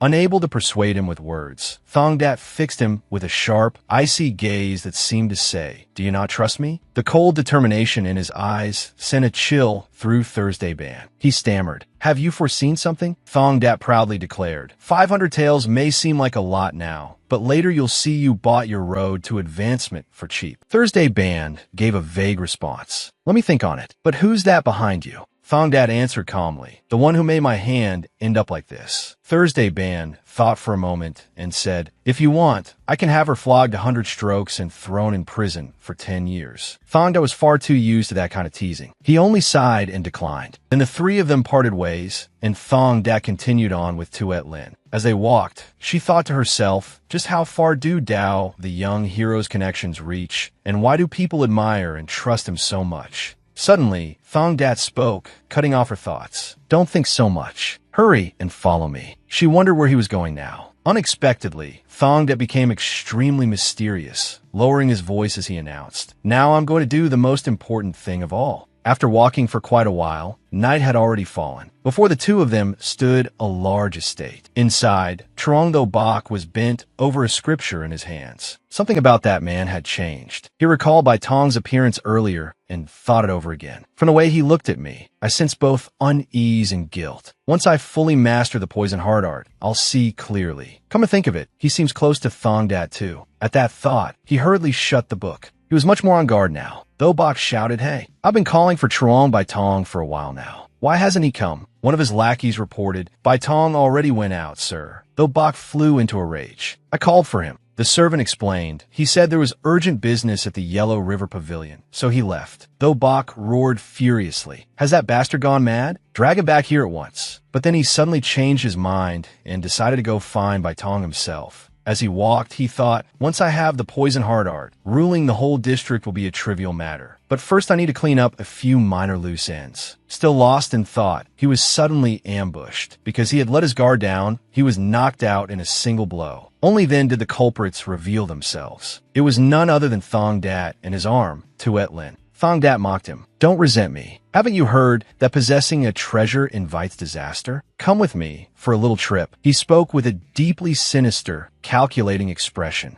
Tho Bok slowly opened his eyes, gradually regaining consciousness after the earlier attack. He looked around, then panicked. "Where is this?" Thong Dat stepped in front of him and said, "Sleep well." Truong Tho Bok immediately started stammering when he realized the man before him was Thong Dat. He shouted, asking why Thong Dat was doing this to him. Thong Dat calmly replied, "You've done too many evil things. Now it's time to pay the price." Tho Bok yelled, "Pay what price? What right do you have? You dare do this to me and think you'll stay safe? Once I get out, I'll tear you to pieces." Thong Dat burst into scornful laughter when he heard the words get out. He challenged him arrogantly. You think you're getting out? How naive. Though Bok became a little fearful and hesitantly asked why Thong Dat wanted to kill him. Thong Dat answered lightly, there are too many reasons to count, and there's no need for you to know them all. Then he raised his voice and asked directly, where's the poison heart art? Caught at his sore spot, though Bok awkwardly evaded the question. What are you talking about? What is the poison heart art? Seeing that he had no intention of confessing, Thong Dat had to find another way to pry the truth out of him. He looked toward Tuet Lin and ordered, I'll give you a quarter of an hour. Make him talk. Tuet Lin looked at him coldly, then obeyed. As she swung her fist hard into the Bok's face, Tuet Lin kept reflecting on herself. She was not a martial artist, yet that line kept echoing in her mind, making her strike even more fiercely. She poured all her strength and pent-up grievance onto him, beating him so hard he spat blood. At that point, though Bok hurriedly confessed, forcing out the words through broken breaths, the study, seeing that though Bok had finally opened his mouth and cooperated, Thong Dat ordered Tuet Lin to stop. He interrogated him. Where in the study? Though Bok begged him to spare his life and promised to tell everything, but Thong Dat showed no mercy. If anything, he grew even crueler. Talk, and I'll let you die immediately. Without giving him time to think, he ordered Tuet Lin to draw her sword. He commanded, cut exactly 1 inch deep, right above his knee. Thong Dat was smiling, but it made him look terrifying. Let him feel the fear of blood slowly leaking out of his body. Tuet Lin gripped the sword tightly and raised it, about to chop down, frightening him out of his wits. Unable to bear it any longer, though Bok spilled everything. The desk drawer. Beneath the third compartment, there's a hidden hole. Once he got the information, Thong Dat's face bloomed into a bright smile. Very good. If you'd said so earlier, it wouldn't have come to this. Then his voice turned cold. Now finish him. Though Bok panicked and hurriedly begged for mercy, but no matter what terms he offered, it was already too late. In an instant, the space turned eerily silent, and blood splattered across the floor. Having achieved his goal, Thong Dat left first. He ordered Tuet Lin to stay behind and deal with the corpse herself. Tuet Lin stood there in silence, motionless, as if waiting for something. The moment the sound of the closing door rang out after Thong Dat left, she immediately collapsed to her knees. The sound of her retching happened to reach Thong Dat's ears. He chuckled softly. A pearl of the Nangong family, trying to be a thug's arm. It was never going to be easy. Confidently, he thought, as long as she doesn't run away, that's good enough. The next morning, at the Westong branch, following though Bok's confession, Thong Dat and Tuet Lin were rummaging through the study. He ordered her to break open the tightly locked cabinet drawer as well. When he saw her holding what he needed, Thong Dat smiled smugly. At last, it's mine. The poison heart art, the secret manual he had regretted until the moment of death in his previous life. In that previous life, Truong Do Bok had seemed almost ghostly, judging a person's temperament, hometown, even their deepest secrets from just a few words. What sort of monster was the thing before him now? Thong Dat sat absorbed in studying the secret manual of the poison heart art until he dozed off. He suddenly jerked awake when he heard Tuet Lin calling him. When he asked what she wanted, Tuet Lin merely explained softly that he had not reacted for so long. Only then did he realize it was already dark outside. He had concentrated so deeply that he had forgotten the passage of time. Thong Dat calmly ordered Tuet Lin to go back to her quarters and rest. He had no intention of going out today. She obeyed and left. Thong Dat then turned his attention back to the poison heart art on the table. Ingenious. Truly ingenious. Whoever created and wielded the poison heart art had to be a once-in-a-century genius. Someone who had devoted an entire lifetime to studying human beings. Simply reading it already consumed time and mental energy. Truly understanding and memorizing it would take far longer. He let out a tired sigh. Time is not on my side. If I want to take hold of the Red Tiger Guild, then at minimum, I must grasp more than 30% of it quickly. He suddenly opened his eyes and stared into the distance, his mind full of thoughts, because that man was about to appear. Elsewhere, Chivu panicked when he heard the bad news. Big Brother has been released. The lackey confirmed it. He anxiously asked where that man was now. The servant answered honestly, I only heard that he has returned to Hangzhou. Chivu hurriedly ordered him to go ask around and find him as quickly as possible. The big brother, Chivu referred to as True Quang Van, the elder brother of guild leader Tao Chivu. The man called the Butcher had rotted in prison for 10 full years. Chi Vu worried. If he hadn't gone to prison, then the guild leader of the Red Tiger Guild would naturally have been True Quang Van. He cursed in frustration. Damn it, if only he just died in prison. Why crawl back out just to make trouble for me? Chi Vu had only just started thinking about stuffing him with a bit of retirement money when suddenly a loud groan rang out. The lackey who had just been speaking with him was struck by someone so hard that blood sprayed from his mouth, and he collapsed onto the floor. True Quang Van appeared, striding forward aggressively. Little brother, it's been a long time, hasn't it? Chi Vu was both shocked and stunned. He sprang to his feet and stammered out Quang Van's name. Quang Van stepped over the servant's corpse and spoke. 10 years, and even the rivers and mountains have changed. I almost walked into the Black Dragon Guild by mistake. He laughed loudly as he spoke. Standing in front of Chi Vu, Quang Van announced, "Now I'm going to drink with the brothers here. Send word to the courtesan house to make arrangements." Chi Vu was still unable to recover his senses, his mind in chaos as he asked again what exactly he was supposed to convey. Quang Van immediately changed his tone and warned him, "No charging me for the wine, and the women are to be provided as I please. While I was gone, you worked hard playing king in my place. Now the king has returned to his court." He glared at Chi Vu, grabbed him by the head, and reminded him, "So the fox should step aside now, shouldn't it?" Quang Van's taunt struck right at Chi Vu's sore spot. "I was gone, and you got so used to playing king that you forgot your place, did you?" Faced with such humiliation, Chi Vu could only swallow the bitterness. But when pressure builds, it bursts. He could not hold back any longer and blurted out all the resentment in his heart. "You damn dog, your little brother from back then? I'm the guild leader of the Red Tiger Guild now." The guild leader, returning to Thong Dat's side. He was currently at a medical clinic. Thong Dat's hand could now move a little. Black Robe stroked his chin. "There's some progress." Thong Dat shouted in frustration. "If I can't even clench a fist, what kind of damn progress is that?" Black Robe comforted him. If it were anyone else, getting this result in just 1 month would already be remarkable. But those words only made Thong Dat angrier. What remarkable result? Black Robe seriously changed the subject. "Your Red Tiger Guild has been pretty noisy lately, hasn't it?" Thong Dat answered evenly. "A mad dog just came back, so I doubt you'll be short of patience anytime soon." Black Robe gave a dry laugh. "That does sound rather pleasant to hear." As soon as Thong Dat returned, he was immediately scolded harshly by an old man. "You're the deputy branch chief. Where the hell have you been wandering off to?"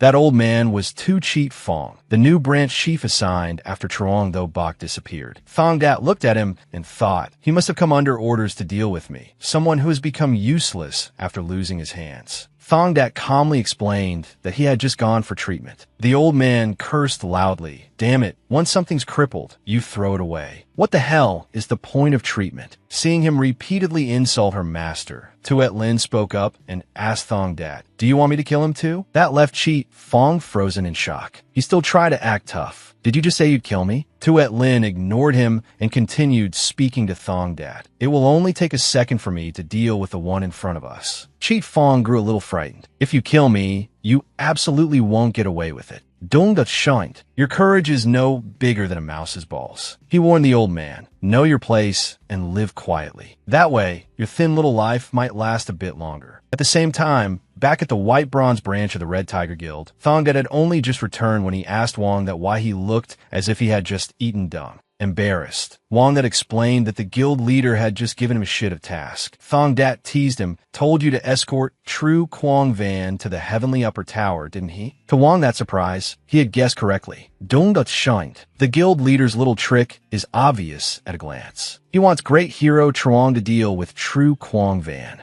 Didn't Hong Tien Trung already get dealt with the same way? Seeing the current situation, Wong Dat admitted he was beaten like a dog. He asked Thong Dat, "Can great hero Truong really handle brother Quang Van?" Thong Dat answered calmly, "What we should worry about is great hero Truong handling him too cleanly. If he just roughs him up a bit and drives him away, that would still be alright. But great hero Truong's methods have become too vicious lately." Wong Dat asked, "Wouldn't it be a good thing if True Quang Van gets dealt with?" Thong Dat said firmly, "If that happens, then Quang Van's seat as guild leader will become even more secure." Wong Dat was stunned. You want to put true Quang Van in the guild leader's seat? Dongdat smiled meaningfully. We still have to see. First, let's set up the board. Going back a few hours earlier at the heavenly upper tower, Quang Van furiously smashed the wine jug in his hand onto the table because no one was refilling his cup. A servant explained nervously, 7 Wonders wine is served 1 jug for every 3 guests. It was already explained when you came in, hot-tempered and unreasonable. Quang Van cursed. Bastard, if the customer asks for more, then bring more. Why all the talk? Wong that awkwardly tried to stop him. Brother, calm down. Just as he had expected, the moment Quang Van entered the pleasure house, he started making a scene. At that moment, the figure of a purple-robed man stepped through the doorway. The moment he entered, Du Sam loudly called out true Quang Van's name. He sternly demanded that Quang Van pay for the wine at once and compensate them, and then he could leave in peace. Quang Van blustered arrogantly, pretending to throw his weight around, acting almighty like the floor is about to cave in. Haven't you heard about the other pleasure houses? The underling standing behind him observed for a moment, then suddenly realized something. He hurriedly warned Quang Van, flustered. Carefully, he asked, did you used to serve as a martial instructor in Zhejiang province? Du Sam answered honestly, for about 5 years. The underling immediately broke into a cold sweat. So it really is Commander Truong Hu Tame. Standing there listening to his subordinate, Quang Van was utterly confused. He asked if Du Sam was some kind of expert. The underling explained, stronger even than old Du, the man who taught you martial arts in prison, brother. Hearing that, Quang Van involuntarily jolted in disbelief. He growled and said, there'll always be another chance. Ending the flashback and returning to the present, Du Sam reported to Thong Dat. As you instructed, I drove him away gently. Thong Dat thanked him. You must have been very annoyed. Wong Dat asked, what happens next? Thong Dat said, true Quang Van will keep causing trouble in the shops and establishments under the Red Tiger Guild's protection. That's the only way Tao Chi Vu's influence will weaken, and Quang Van himself will be able to sit in the guild leader's seat. But Tao Chi Vu isn't strong enough to stop Quang Van, so in the end he'll have to come to me. In my previous life, he spent a full 300 taels hiring an underworld expert to deal with the problem. A miser like Tao Chi Vu will eventually have no choice but to turn to me. After thinking it over for a while, he laid out his plan. Drag things out until the authority of the guild leader starts to crumble. At that point, we'll swallow the Red Tiger Guild whole. Thong Dat spoke with eyes full of possessiveness and calculation. A few hours later, Tuet Lin and Thong that were sitting in an eatery, as if waiting for someone. Thong Dat closed his eyes and enjoyed the splendid weather. Finding it strange, Tuet Lin asked, we're not doing anything today. He answered casually, we'll wait until true Quang Van makes his move. Before he could finish, Cheat Hien appeared from nowhere and interrupted the conversation. Thong Dat was not surprised in the least. Calmly, he asked, what is it, Nangong Cheat Hien? Tuet Lin looked slightly surprised when she saw him. Cheat Hien took out a stack of books, set them on the table, and said, I brought something for you. Thong Dat looked closely and saw there were movement techniques, kicking techniques, and martial arts manuals. Cheat Hien said, they're not from the Nangong family, but they're martial arts fairly well recognized in the Jianghu. Thong Dat gave a mocking laugh. Afraid a cripple with ruined hands like me will get beaten wherever he goes? Cheat Hien tried to deny that he was concerned about him. Not necessarily, but if you train in advance, it might be useful. Then he said, I'm leaving, and turned to go.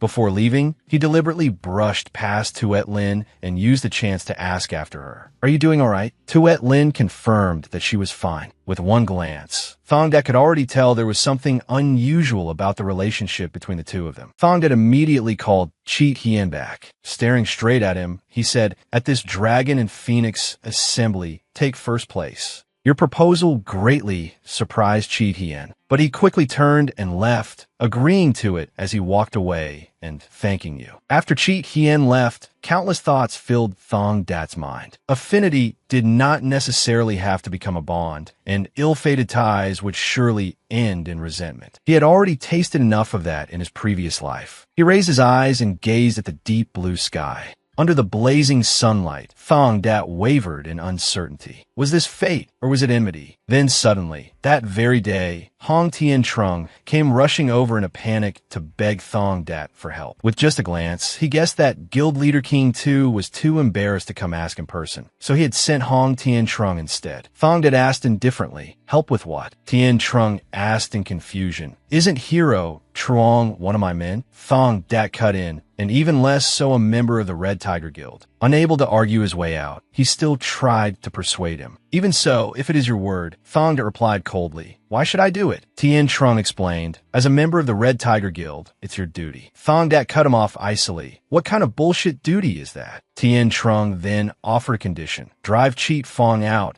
and the position of West Ung Branch Chief will be yours. I'll stake my honor on it. I'll make sure the guild leader agrees." But even that could not buy him off. West Ung Branch Chief, that place was dirt poor. What was there to take? After thinking for a moment, Thong Dat proposed, "Then how about making me Branch Chief of Nam Kin?" That suggestion made Tien Trung's face turn deathly pale. Nam Kin was the core of the Red Tiger Guild, lined with the finest pleasure houses, with 2 highly profitable gambling dens as well. He panicked and shouted, "You know, Nam Kin is the guild leader's territory. He would never allow it." But what no one expected was that Chi Vu actually agreed with ease. Tien Trung was stunned and could hardly believe it. Chi Vu ordered, "Make that Dao Thong that the branch chief of Nam Kin." He explained further, "Just hiring an expert strong enough to keep my elder brother in check already costs 300 taels. Promising that for now. Once my elder brother's matter is settled, we can chop down Dao Thong Dat later." Tien Trung worriedly said, "But even so, guild leader,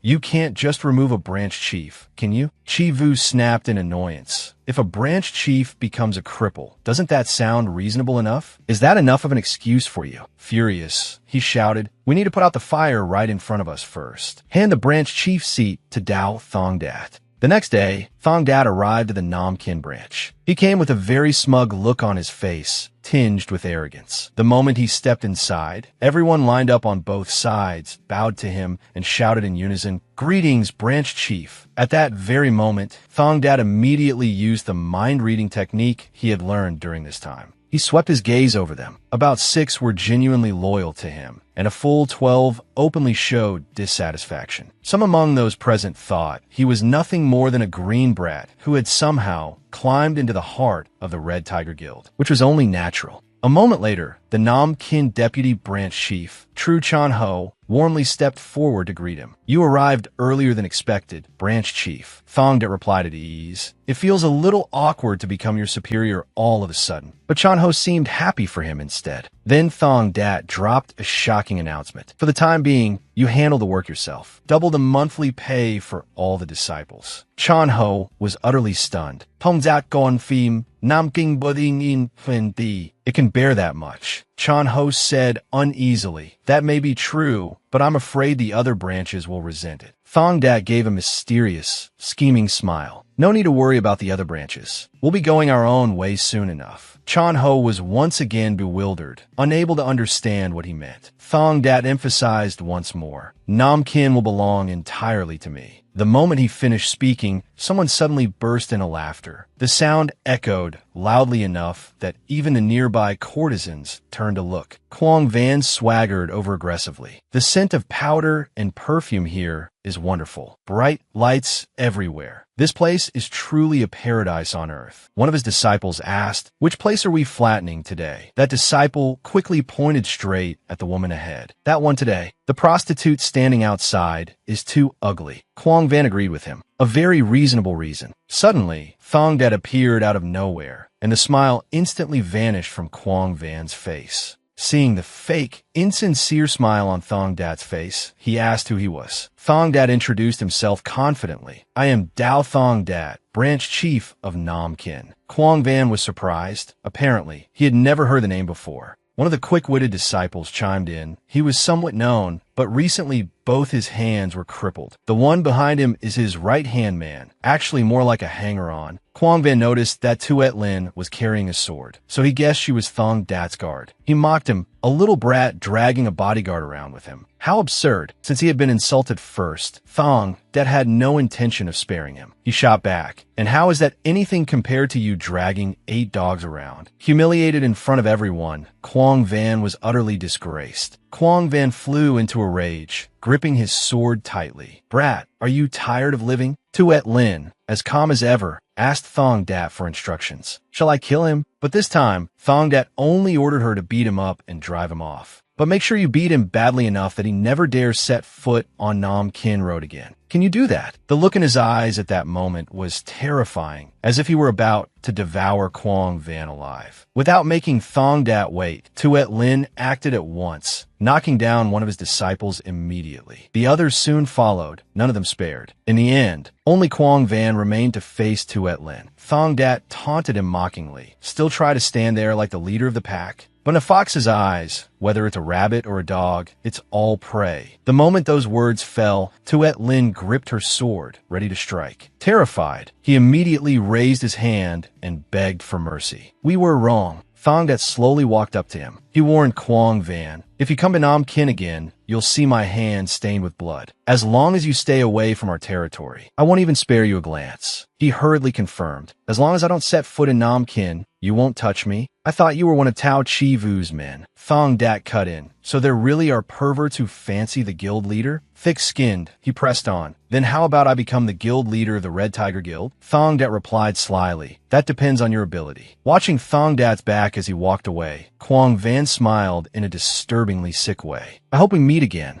Early the next morning, Chi Vu's furious shouting rang through the Nam Kin Branch Chief's Hall. He demanded to know why Thong Dat had let Quang Van go instead of killing him. Thong Dat answered calmly, "I already dealt with him. I made him vomit for 3 days straight. He won't dare step into Nam Kin again." Chi Vu angrily rebuked him. "When you get a chance, you kill the bastard outright, you idiot." Thong Dat looked at him sternly and asked back, "Are you inciting murder? Please remember that the county magistrate and I are close friends." Chi Vu gradually calmed down and regained his composure. He expressed what was on his mind. "What I mean is, make him disappear from Hangzhou. That's your job." Thong Dat then shoved the responsibility away, saying each branch chief of each district should handle his own affairs. Without righteousness and brotherhood, thugs are just trash. That's what the former guild leader always taught. Chi Vu grew impatient, irritated that a snot-nosed youngster like him dared lecture him. But Thong Dat still would not back down, and instead threw out even more sarcastic, cutting words. "Guild leader, you're living against those teachings." Driven mad by Thong Dat's words and losing control, Chi Vu grabbed the ink tray at hand and hurled it straight at him. But Tuet Lin, standing there, was sharp-eyed and quick. She instantly drew her sword.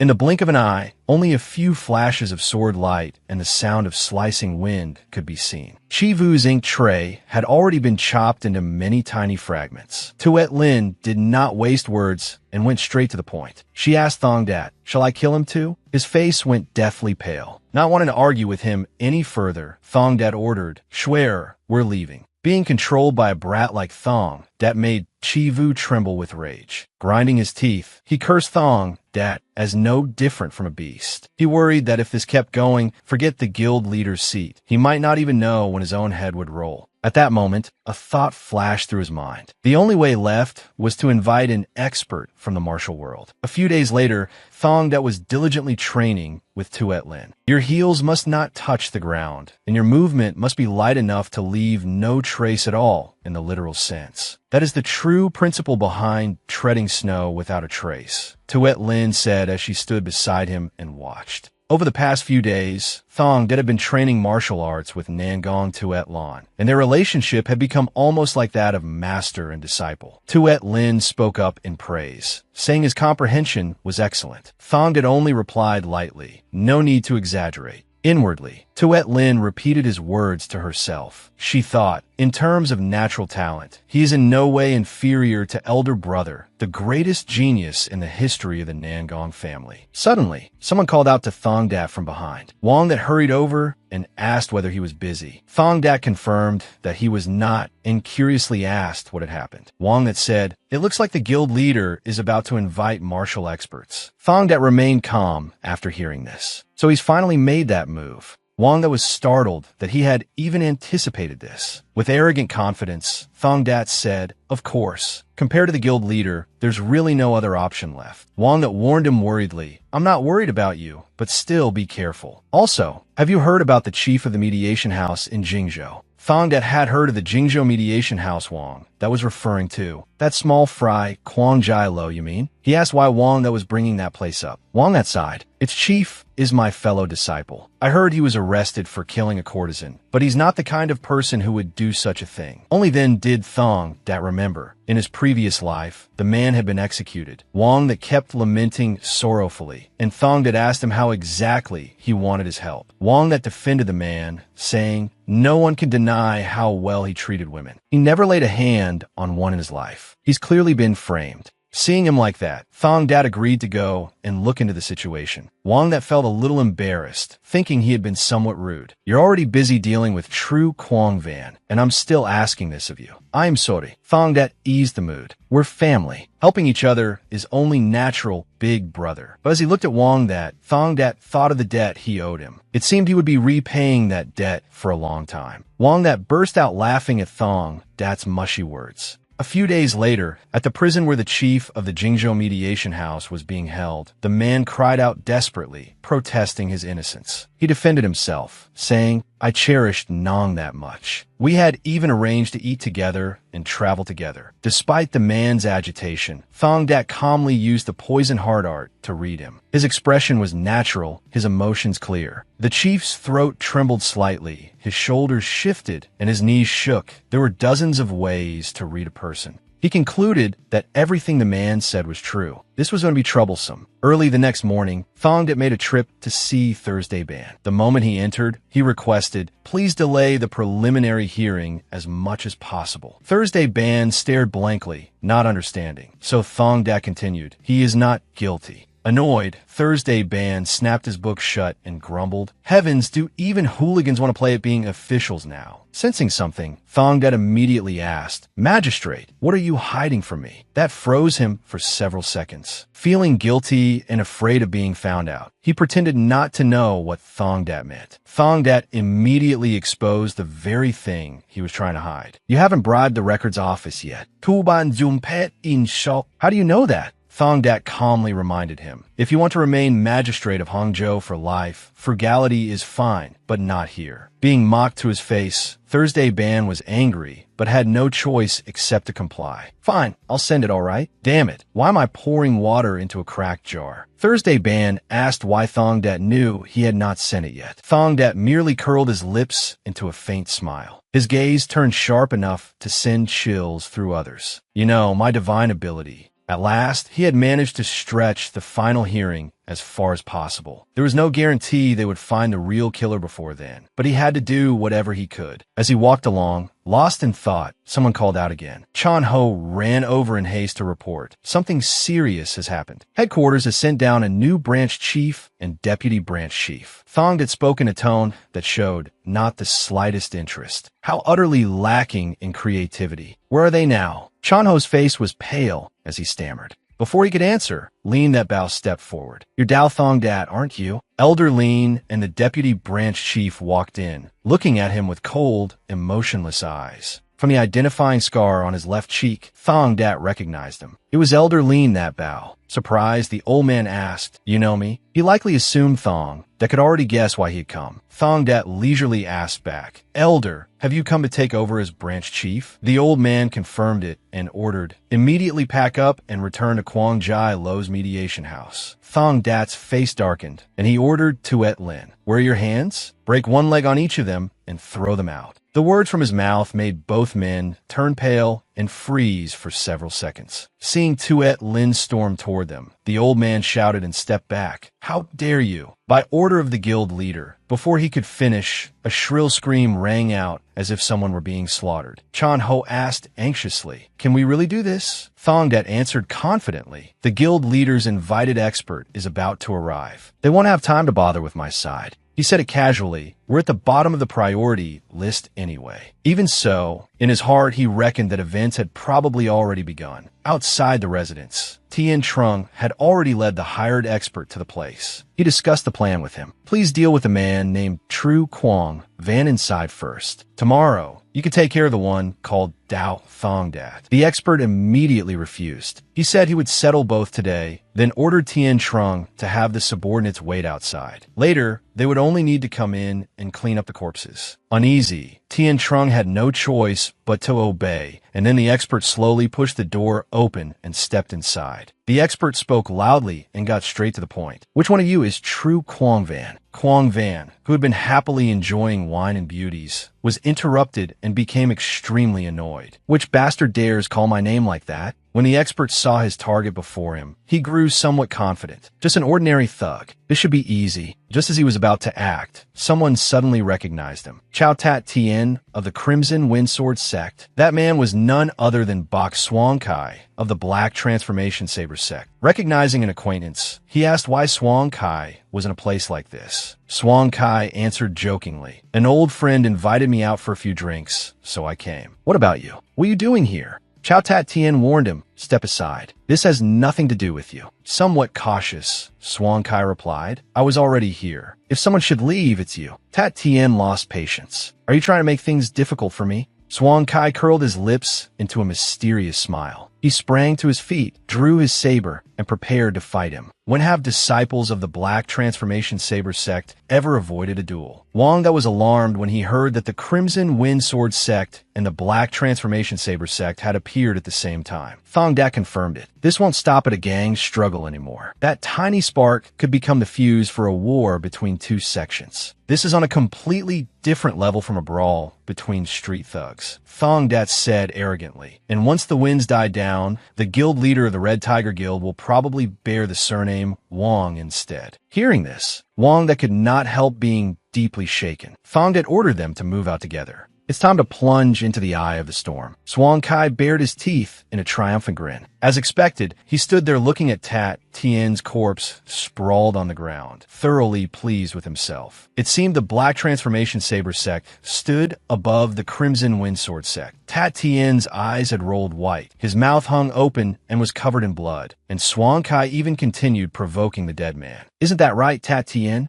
At some point, Tian Trung had hidden behind the door and witnessed everything. He himself was so shocked that he blurted out, "This has gone completely insane." By the next day, inside the hall, the scolding voice of a woman rang out. "Because of the 400 taels of silver you promised to pay, Deputy Hall Master Ko had to die." This person was none other than Ha Tian, Hall Master of Bo Hien Hall of the Crimson Windsword sect. She shouted at Tian Trung and Chi Vu to give her the details. "Have you handed over the 400 taels yet?" Trembling, Chi Vu reported, "Because Deputy Hall Master Ko passed away, we still." Before he could finish, Tian cut in at once. "Give that money to his family to cover the funeral expenses." Her order came so suddenly that he was somewhat flustered. "But that was the fee in advance to handle my matter." Tai An's expression tightened with anger. "So you mean you can't pay?" Chi Vu stammered. "That's not what I meant." Tian ordered, "Then prepare yourselves. In 3 days, our sect will take in the Red Tiger Guild. Make the handover properly." Chi Vu could only accept and obey. Igrigajis, Tian, and that mysterious young man were the two most powerful and skilled people here. The Crimson Windsword sect and the Black Transformation Saber sect were the two great mountains of the Zhejiang martial world. In particular, the Black Transformation Saber sect was one of the 4 great sects of Zhejiang. Thong had shot them a sidelong glance, then put on an unconcerned look. Where would true Quang Van get the money to hire the Black Transformation Saber sect? He was obviously planning to offer the Red Tiger Guild to them once he became guild leader. Then Thong Dat came up with yet another despicable scheme that left others utterly dumbfounded. Let him become the senior wife, settle down as a puppet guild leader, and live off the monthly stipend. What? The moment everyone heard what he said, they sprang up at once. The Red Tiger Guild is what we preserve from the previous guild leader's era. The guild leader and Quang Van are both finished for sure. They voiced their opinions one after another. Wasn't it because they broke the underworld's unspoken rule against dragging the martial world into our affairs that things ended up like this? As tensions mounted, Wang that said a single sentence that instantly silenced them all. "But why have you all come to me in the middle of this chaos?" From the branch chiefs of the Red Tiger Guild to all of you elders, they answered, "Because Coordinator Wang is the most trustworthy." That's right. You've shown us leniency many times before.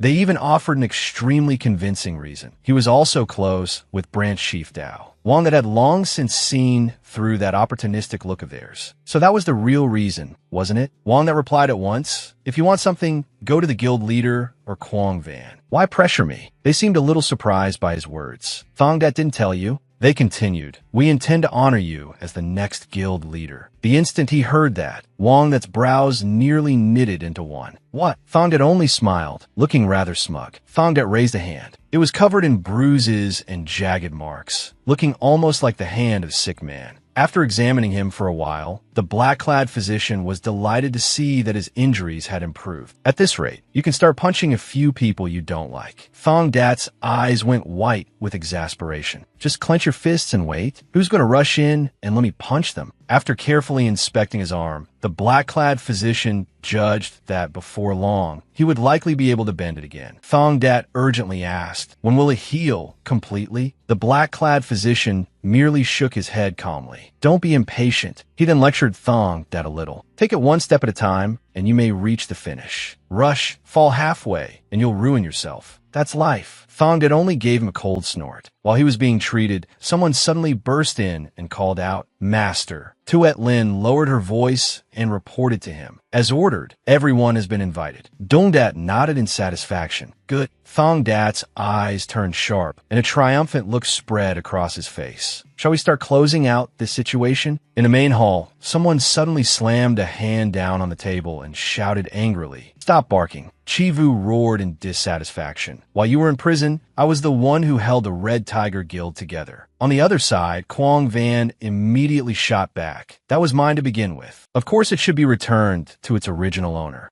At that moment, Thong Dat stepped in and with a single sentence silenced both sides. Everyone's here, right? Kwong Van merely swept a glance over him without saying anything. Chivu, meanwhile, stared at the man with jealousy and hatred in his eyes. Thong Dat fell completely silent and said nothing further. Kwong Van spoke first. You called us here? Only then did Thong Dat reply, yes. When a market collapses, someone has to clean it up. He explained, because you two dragged martial forces into this, the Red Tiger Guild is now like a lamp flickering in the wind. Clearly, Thong Dat's words did not sit well with Kwong Van's side at all. You both know perfectly well that I am a rising power within the Red Tiger Guild, so naturally I can also participate in resolving this through dialogue. But the moment he finished speaking, the two of them immediately started cursing each other again. Get lost. On what basis? You lying bastard. Who the hell do you think you are now? Thong Dat let out a sigh. Right, I wasn't expecting anything anyway. Tuet Lin slowly stepped forward, and he ordered her to draw her sword. Kwong Van's men, leave one lackey alive. Kill the rest. Tuet Lin moved at once. Understood. Seeing him move so swiftly, Kwong Van was thrown into a panic. What? The blade rose and fell again and again, and miserable screams rang out everywhere. Some people tried to flee and failed, able only to beg, spare us, spare our lives. In the end, only Kwong Van remained, cowering with a sword in hand for self-defense. He shouted, I told you, didn't I? Why wouldn't you listen, you bastard? But in the blink of an eye, the person in front of him vanished. Kwong Van was overwhelmed with confusion when Thong Dat suddenly rushed in from nowhere and drove a kick straight into his stomach. The blow rolled Kwong Van's eyes back, and fresh blood sprayed from his mouth. After dealing with him, Thong Dat turned and said, the only reason I didn't get rid of you sooner was out of respect for the previous guild leader. Down below, Chi Vu could only crouch there, covering his head and trembling. Thong Dat growled an order at him. Guild leader, leave Hangzhou tonight and do not return. Leave the property deeds in the room, so I won't have to go looking for you again. After that day, Wong that came to see Thong Dat. This really is sitting idle and getting to enjoy the feast without lifting a finger. He still could not believe it. I really can become guild leader? Thong Dat burst out laughing and replied, the elders have already approved it. The brothers all acknowledge you too. Then Thong Dat turned and asked him, so what about you? Chi Van's house is really nice. Let that whole place be transferred to me. Wong that suddenly laughed. What? Thong Dat asked in puzzlement. What are you laughing at? Wong that explained, you overturned the entire Red Tiger Guild, and all you want is Chi Van's house? Thong Dat said with annoyance, that place is huge and beautiful. Truly, none of you understand real estate. Then he added, as for shouldering the burden of the Red Tiger Guild, I'll have to trouble you for a while. Wong that grew serious again and asked, hey, with a plan like this,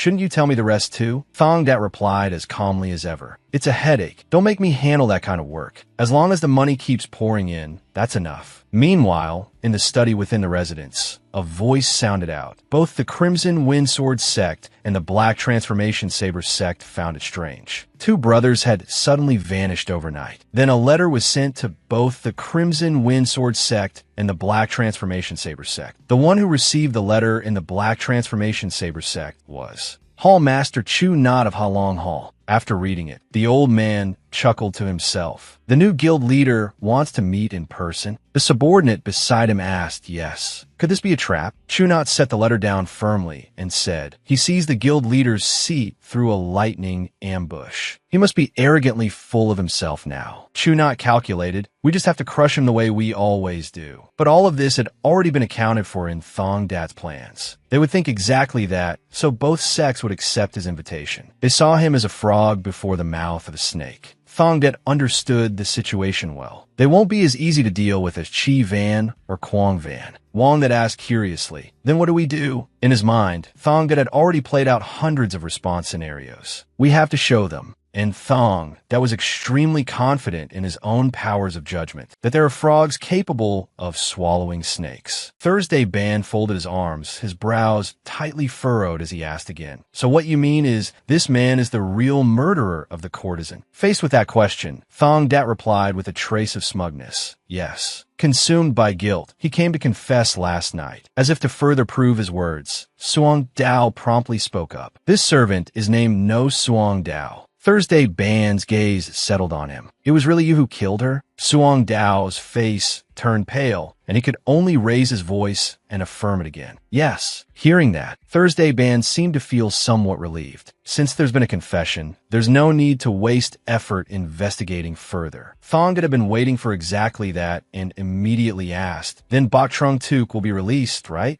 But no sooner had he said that than Thursday Ban cautiously challenged him. There won't be any future trouble because of this, will there? Thong Dat's face remained full of confidence as he declared, I live by my word. That made Thursday Ban laugh. You damned rascal. At least lick your lips before you lie. The man falsely confessing was one of Quang Van's subordinates, the one Thong that had spared in yesterday's massacre. Having personally witnessed Nangong Tuet Lin's abilities, he most likely would not dare go back on his word. After settling everything, Thong Dat arrived at the prison cell and signaled to the person inside. Get ready to come out. Trung Tuk looked up suspiciously before asking, what do you mean by that? Thong Dat looked down and explained softly, the culprit has confessed. Brother Bok will be released. The moment those words fell, the man sprang to his feet. What? The real murderer has been caught. But unexpectedly, Thong Dat answered in an utterly matter-of-fact tone. If you want the real murderer, go catch him yourself after you get out. Meanwhile, Thong Dat and Thursday Ban had another exchange. I heard the Red Tiger Guild has changed leaders. Thursday Ban's question quickly received an answer from Thong Dat. One of the two who came with me last time. His name is Wong Dat. At that, a smile appeared on Thursday Ban's face. I don't care about that, but there must be quite a few corpses now. However, Thong Dat, standing opposite him, made a firm declaration. None will be found. Thursday Ban nodded in satisfaction, then asked, that's how it should be. But why didn't you become guild leader yourself? Thong Dat replied at an unhurried pace. Too troublesome. If I want to become the emperor of the underworld, why would I need to also hold the title of guild leader? Those words made Thursday Ban fall silent in thought for a moment before he replied, even if you don't become guild leader, the money flowing into my pocket had better increase. Thong Dat gave a remark dripping with sarcasm. Why do I keep running into people who are mad for money? Then he added, come by my house tonight. I've just moved. The sudden invitation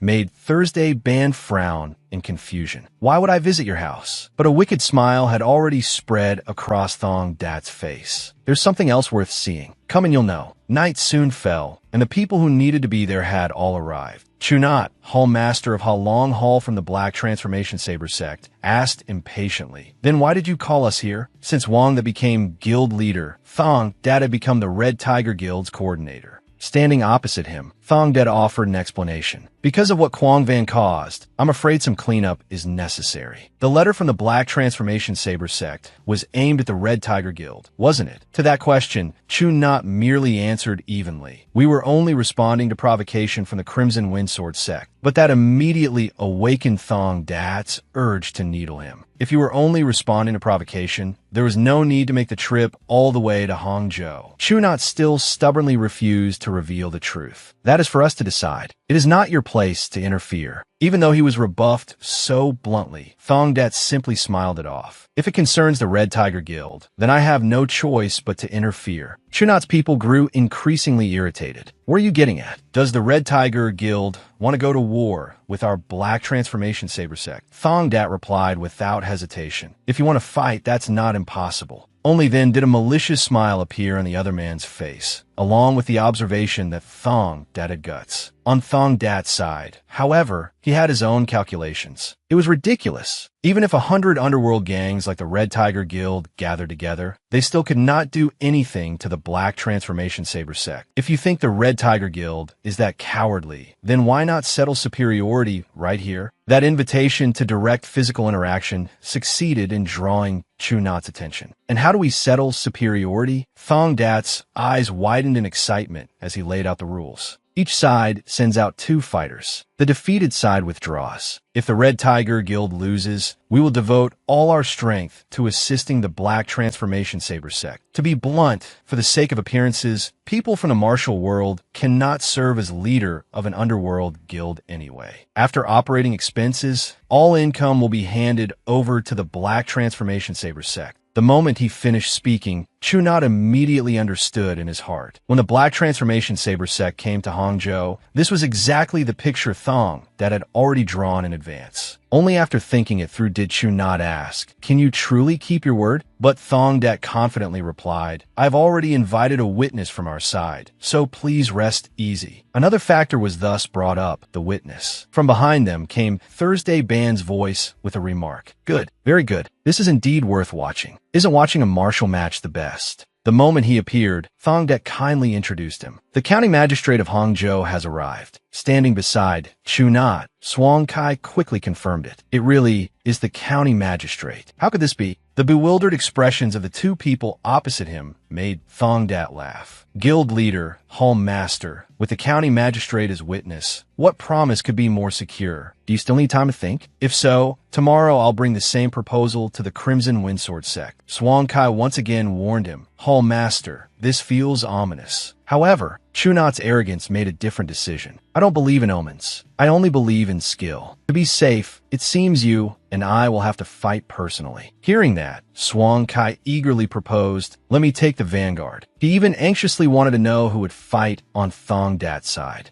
Du Sam glanced at the opposing side as he said, "Please go first." Tuet Lin, however, repeatedly declined. "Please let Hero Truong go first." The 2 of them kept trying to push the turn onto the other, forcing Thong Dat to cut in. "What are you 2 doing?" At that, Du Sam readily explained, "I only want to fight the strong. The one going first looks weaker." Being looked down on like that made Swang Kai's face flush red with rage. These people, their competitive temper forced Thong Dat to give a direct order. "You go first, then tomorrow we'll switch, and you can go later." Hero Truong has no objection, right? Truly, they were martial lunatics. Every last one of them was odd. Only after she stepped forward to face Swang Kai did he finally give a command. Then let the match begin. As though remembering something, Tuet Lin turned back and asked, "Can I kill him?" Thong Dat's expression turned extremely serious, though his words meant the exact opposite. Why create unnecessary trouble? She immediately understood and lunged forward, launching an attack at Swang Kai in the blink of an eye. He only had time to cry out in shock. The sword in Swang Kai's hand was cleaved in 2, while Tuet Lin's weapon was already pressed against his throat. That lightning-fast exchange drove Chu Not into a fury, while Thong Dat declared with satisfaction, "We can consider victory and defeat decided." Chu Not was so angry that his whole body trembled. What trick was that? But Thong Dat urged him once again, "Come on, next one. Let's finish this quickly." Behind them, Thursday Band had been thoroughly enjoying the fight from the start. The Black Transformation Saber sect was one of Zhujiang's 2 great mountain pillars of the martial world. Its deputy hall master was certainly no ordinary figure. It seems this young lady carries a major secret. Meanwhile, Chunat had already drawn his sword, and even the air around him seemed to change. Don't get cocky just because you won by luck.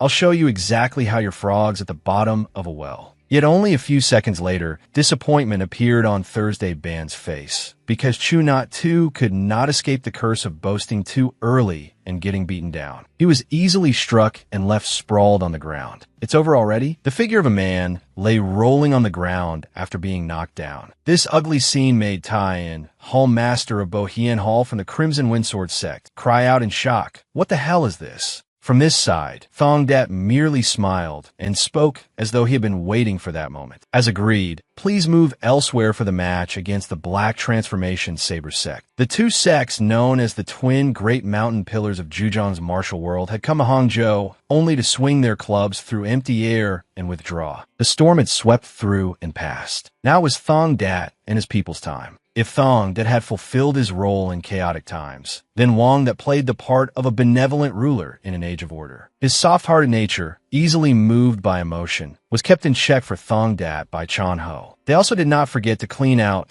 those useless elders who only dragged them down. Since its founding, the Red Tiger Guild was now enjoying its greatest prosperity. Truong Du Sam finally left the heavenly upper tower. Rumor had it that if he so much as brushed someone with his hand, they would become crippled, and so the drinkers there gradually vanished. Only after Wang that practically begged him did Truong Du Sam become a protector of the Red Tiger Guild. Amusingly enough, Tien Trung still remained a protector as well. Though there were things that annoyed him, he had now become a dog that knew how to obey. Thong Dat's position was coordinator. Yes, that was true, but in a whole month, the number of days he actually worked could still be counted on one hand. Aside from treatment sessions, he spent most of each day practicing martial arts. Thanks to his natural talent, the more he trained, the more enjoyable it became. That enjoyment, in turn, nourished his talent, creating a blessed cycle. And so, during this period after returning, the first winter finally arrived. At that moment, Thong Dat was standing in the courtyard with Du Sam. Many thank for agreeing to spar with me. Du Sam replied with complete courtesy. It benefits me as well. The more, the better. Those words made Thong Dat smile with delight. Then I shall make my move. Du Sam also assumed his stance in earnest. The two of them swiftly clashed. Then Human's comment rang out. Compared to before, your movement technique has improved. Thong Dat only replied to her modestly. It's still nowhere near truly astonishing. Next, Human turned to Tuet Lin and invited her to have some tea. Tuet Lin responded politely with a simple thanks. Human guided the conversation onward. I heard Big Sister won the championship at the Dragon and Phoenix Assembly. It may be a little late, but congratulations. Tuet Lin could not help but feel curious. How do you know that? Human smiled as she explained. Coordinator Dao told me about it. He sounded as proud as if he had won the championship himself. And how is Coordinator Dao's hand now? The young woman answered briefly. It's gradually improving. That really is astonishing. That person called the black-clad physician, thanks to him, he's recently been able to clench his hand and raise it to chest level. That explanation made Human feel somewhat relieved. My illness was also almost completely cured thanks to him. Because of that, I've been able to live a new life. Of course, all of that is thanks to Coordinator Dao. Hearing that, Tuet Lin only turned her gaze toward Thong Dat without replying. Then Human suddenly asked another question. Once Coordinator Dao is fully healed, will you leave? This time, Tuet Lin only gave a short explanation. If my master tells me to go, then I must go. Human smiled in response. That day hasn't been set yet, so couldn't you live a little more at ease until then? Even through the mask, confusion showed on Tuet Lin's face. What do you mean? Human explained gently. I mean, for now, try treating him a little more comfortably. You've already spent quite a long time together, haven't you? However, the girl still felt awkward. I am your arm, and you are my master. How could I possibly feel at ease? Tuesday Man smiled and pointed out a fact, but it's obviously much better than at the beginning. At that, Tuet Lin had to admit inwardly that, yes, that was true. She remembered how it had been at first. Just walking behind him had felt awkward. Helping him wash his face in the morning had felt awkward. Feeding him had felt awkward. Everything had been awkward. Only at night, when she could finally leave Thong Dat's side, had she longed for it so much. And yet now, at some point, everything had become natural. An unconscious question rose in her mind. He still hates me, doesn't he? Tuesday Man understood the uncertainty in her words and kindly asked back, "You want to know whether he hates you or not? I'll tell you how.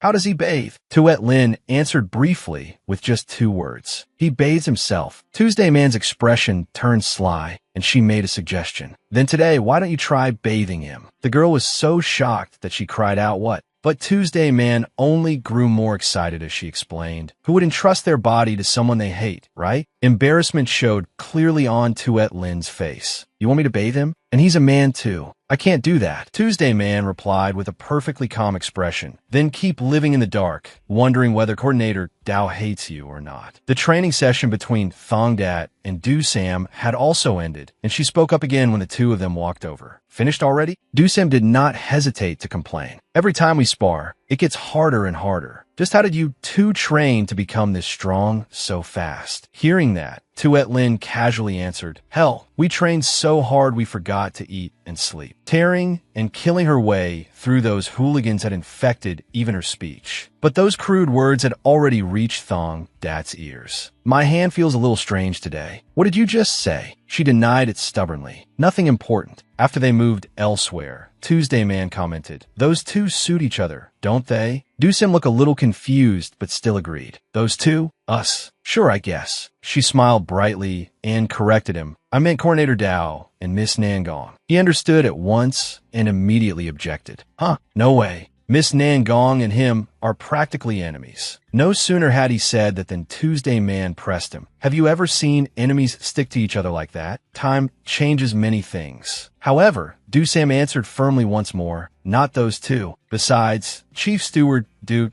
already has a natural connection with her." She changed the question. "Are those two seeing each other?" He still answered honestly with what he thought. "Hard to say. They probably haven't said it outright yet, but it's almost at that point." As soon as she heard that, she muttered with interest, "Is that so? Then things will only get more fun later. I'd better prepare some sweets." Elsewhere, Tuet Lin was pouring water into the bath while remembering Tuesday Man's advice. "Just try bathing him and you'll know. Who would entrust their body to someone they hate?" Her thoughts were interrupted only by a voice behind her. "Is it ready?" Flustered, she answered with a quick yes. Thong Dat's thoroughly masculine body struck Tuet Lin's eyes just like that. She observed him and thought to herself, ever since he started practicing martial arts, his body feels so much firmer and broader. Should I say I'll bathe him? And how would I even say it? He'll probably ask if I've gone mad. On the other side, Thong Dat suddenly asked, "Why aren't you leaving yet?" Tuet Lin was so flustered that she stammered, "Huh, I am going." She turned and hurried out. Madame Tien was just talking nonsense. Get a hold of yourself. But no one knew that Thong Dat was watching her retreating figure and thinking, no way, surely that's not it, right? The Fire Spirit Gambling House was one of the biggest establishments in Hangzhou, counting both the first and second floors. It had as many as 82 gaming tables. The silver flowing in and out each day alone reached 300 taels.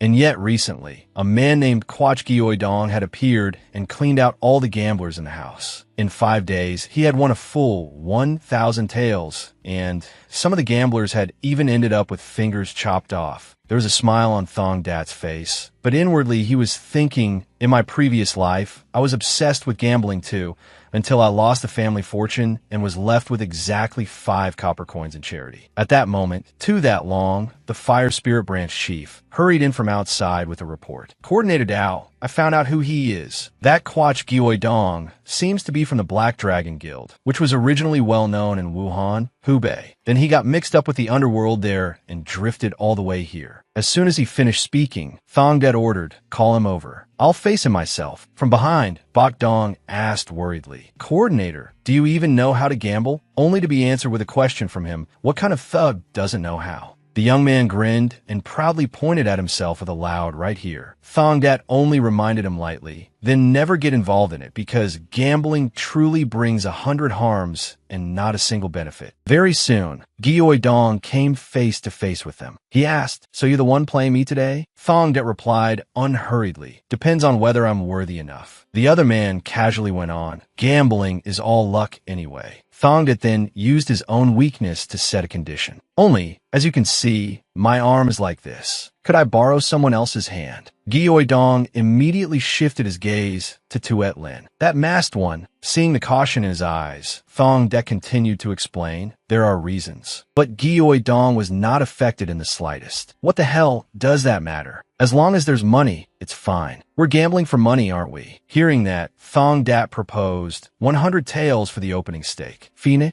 The man accepted easily, even saying the more the better. As for the rules of the money game, each side had 5 cards. If 3 of them added up to 10, 20, or 30, then the remaining 2 cards decided victory or defeat. Forming 10, 20, or 30 was called building a house. Thongdet added more rules. The floor bet is 1 tael. No upper limit. The other man merely agreed lightly. Saud's fine. Thongdet then looked at Tuet Lin. Why are you still sitting there? She blankly asked back. What should I do? Seeing that, Thongdet began instructing her. Pick up the 5 cards and show them to me. Only let me see them. Inwardly, he had already begun calculating. Just as expected, Kwach Gyeoidong's expression was very hard to read. Perhaps the hardest people to read were skilled gamblers. They paid attention to everything, from the smallest expression to the slightest gesture. From that, they learned habits and found fatal weak points. On the other hand, sometimes they would deliberately expose false tells. When I make this face, when I twitch my finger like that, it means my hand is bad, drilling that into the opponent's mind, only to reverse it at the critical moment. There could not have been a more suitable opponent for testing the poison heart art. After some time, both sides finally agreed to take a short break. Standing with Tuet Lin, Thongdet thought to himself, this tug of war is so dull. 2 hours have passed, and we've only won 15 taels. Several times he had an opening to bite, but strangely he never took the bait. And I've kept my face under excellent control. My hand doesn't know the rules, and she's wearing a mask too. Then he spoke to the person beside him. Hey, do you understand the rules yet? Tuet Lin answered honestly. After watching a few rounds, I got it. I can even tell good card from bad ones now.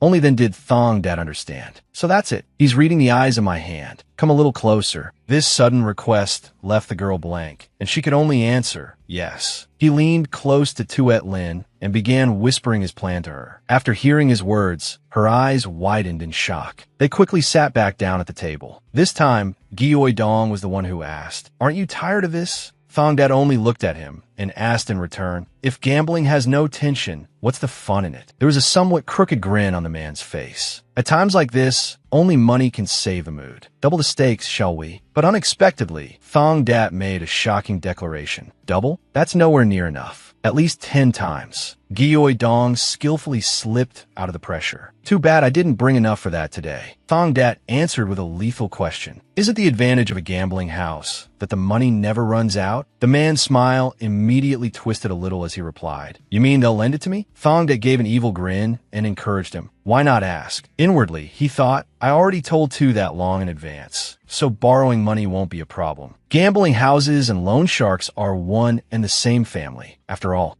On the other side, Gyeoidong had his own thoughts. Interesting. Up to now, I've never lost on a gaming floor. I've even cleaned out professional cheats before. Now that someone is openly pointing out his cards for me, there's absolutely no way I can lose. After winning several stacks of money, Gyeoidong made another comment. Looks like luck has come back to me. However, Thongdet calmly answered, that depends on who gets the last laugh. By then, the other man had already finished his calculations. This second round has to go my way. The corners of Gyeoidong's lips curved into a smile. Let's see. Tuet Lin's dazed, extremely ugly-looking expression entered his sight. Seeing that, Gyeoidong instantly understood. Such a rotten hand. Huh? A mask may hide your face, but not that, I suppose. Your master has some skill, but unfortunately, certain that his judgment was correct, he sharply raised the stake. 10,000 more. On this side, Thongdet followed along. I'll take 10,000 too. A smile appeared on his face, while inwardly he calculated. So you want to drag it out and warm up first. If I match your rhythm too well, you'll get suspicious. Better strike first. All the money was pushed forward along with the declaration. 10,000 accepted. All in.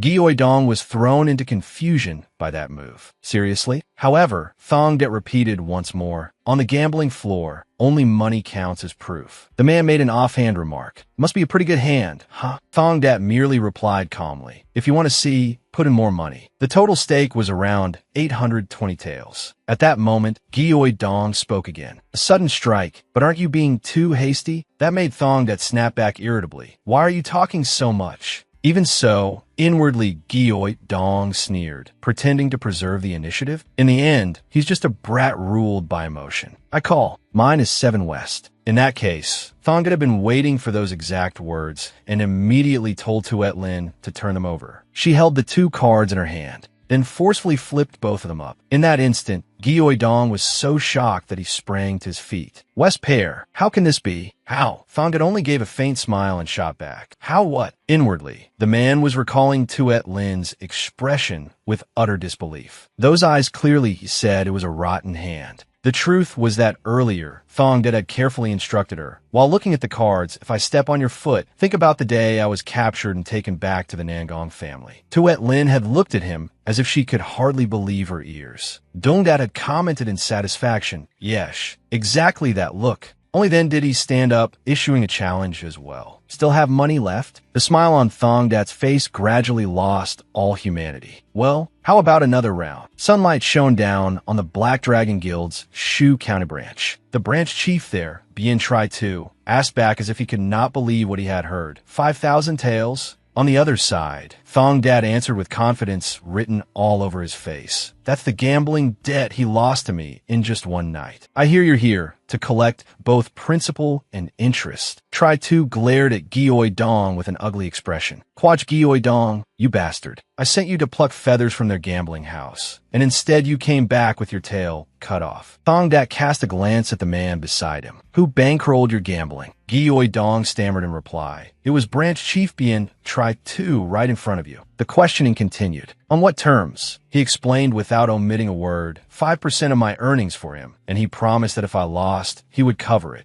The anger inside, Tri Tu flared even more violently after hearing himself exposed. You useless dog-brained idiot. Beat him to death, or do whatever you want with him. I have no intention of keeping my word to that bastard. Realizing he had been abandoned, Gioi Dong could only stammer in shock. Branch Chief. He got out only those 3 words before the other man cut him off. Shut up, you dog. Weren't you the one who said you'd never lose? Gioi Dong shouted back loudly. How the hell is there such a thing as never losing in gambling? Haven't I already brought you plenty of money before this? At that point, Thongdet also cut in with a provocative tone. So, you mean you sent someone to wreck a gambling house under the Red Tiger Guild's control and carry the money back here? In the underworld, that's called provocation. And now you even plan to refuse the money you lost. At that point, it goes from provocation to a declaration of war. Tri Tu hurriedly waved his hands in denial. What nonsense are you spouting? It's just that he won't pay up. Take him away. Beat him or kill him. Do whatever you want, just don't drag the Black Dragon Guild into this. The moment he finished speaking, Thongdat drove his foot straight into the wall beside him. Without loyalty or righteousness, a thug is nothing but trash. And you lack both. Pass a message to your guild leader. Prepare for war. The face of the Black Dragon Guild leader, Tu Tai Thuong, turned extremely ugly when he received the news. These idiots, for a little bit of money, they actually dared to strike at the Red Tiger Guild. When Tri Tu was questioned, he stammered.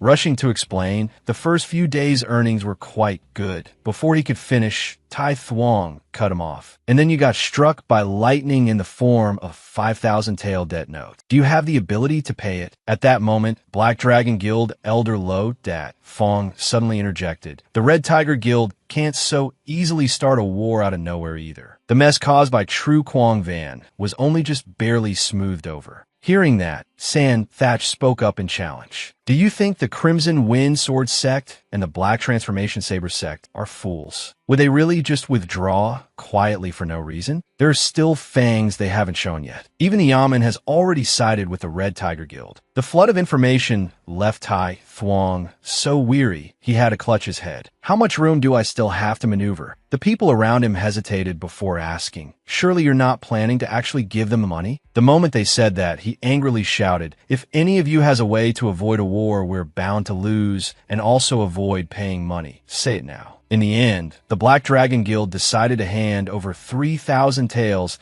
and cede the Jing Road gambling house. Looking at the pile of money laid out on the table, Thong Dat commented in satisfaction. 1,000 goes back to Fire Spirit Gambling House for its losses. 2,000 is our share. Wong Dat blinked in confusion and stammered. What? Isn't that money supposed to go to the Red Tiger Guild? Thong Dat shot back. Didn't we just gain new territory as well? He could only answer reluctantly. Well, that's true. Without wasting any more time, Thong Dat added, if you want to live like an emperor of the underworld, you need money. I'm heading to the Yamen for a while. Hearing that, Wong that could only click his tongue and remark, you're probably the first thug to treat the Yamen like a tavern and come and go as you please. Once he arrived at the Yamen, Thong Dat went straight to discuss things with Thursday Ban. 3 days from now, you're going to pay a visit to Vice Administrator Tang Tien, right? The man smiled and answered, that's right. I heard his birthday is coming soon. Since I've already invested in him, I should hold on tight. Only then did Thong Dat propose, take this money. I've read the heavenly signs, and the time is almost here. Byrne County Magistrate Thursday's existence deep into Vice Administrator Tang Tien's memory. At the mention of this matter, Thursday Ban could not help feeling weary. That old man is already wrapped around my finger. Who would care about someone the court has already cast aside? In short, as long as I don't need to spend real money soon, that's enough. I'm free today. Let's have a drink tonight at the Heavenly Upper Tower. Thong Dat raised his brows and asked calmly, tonight?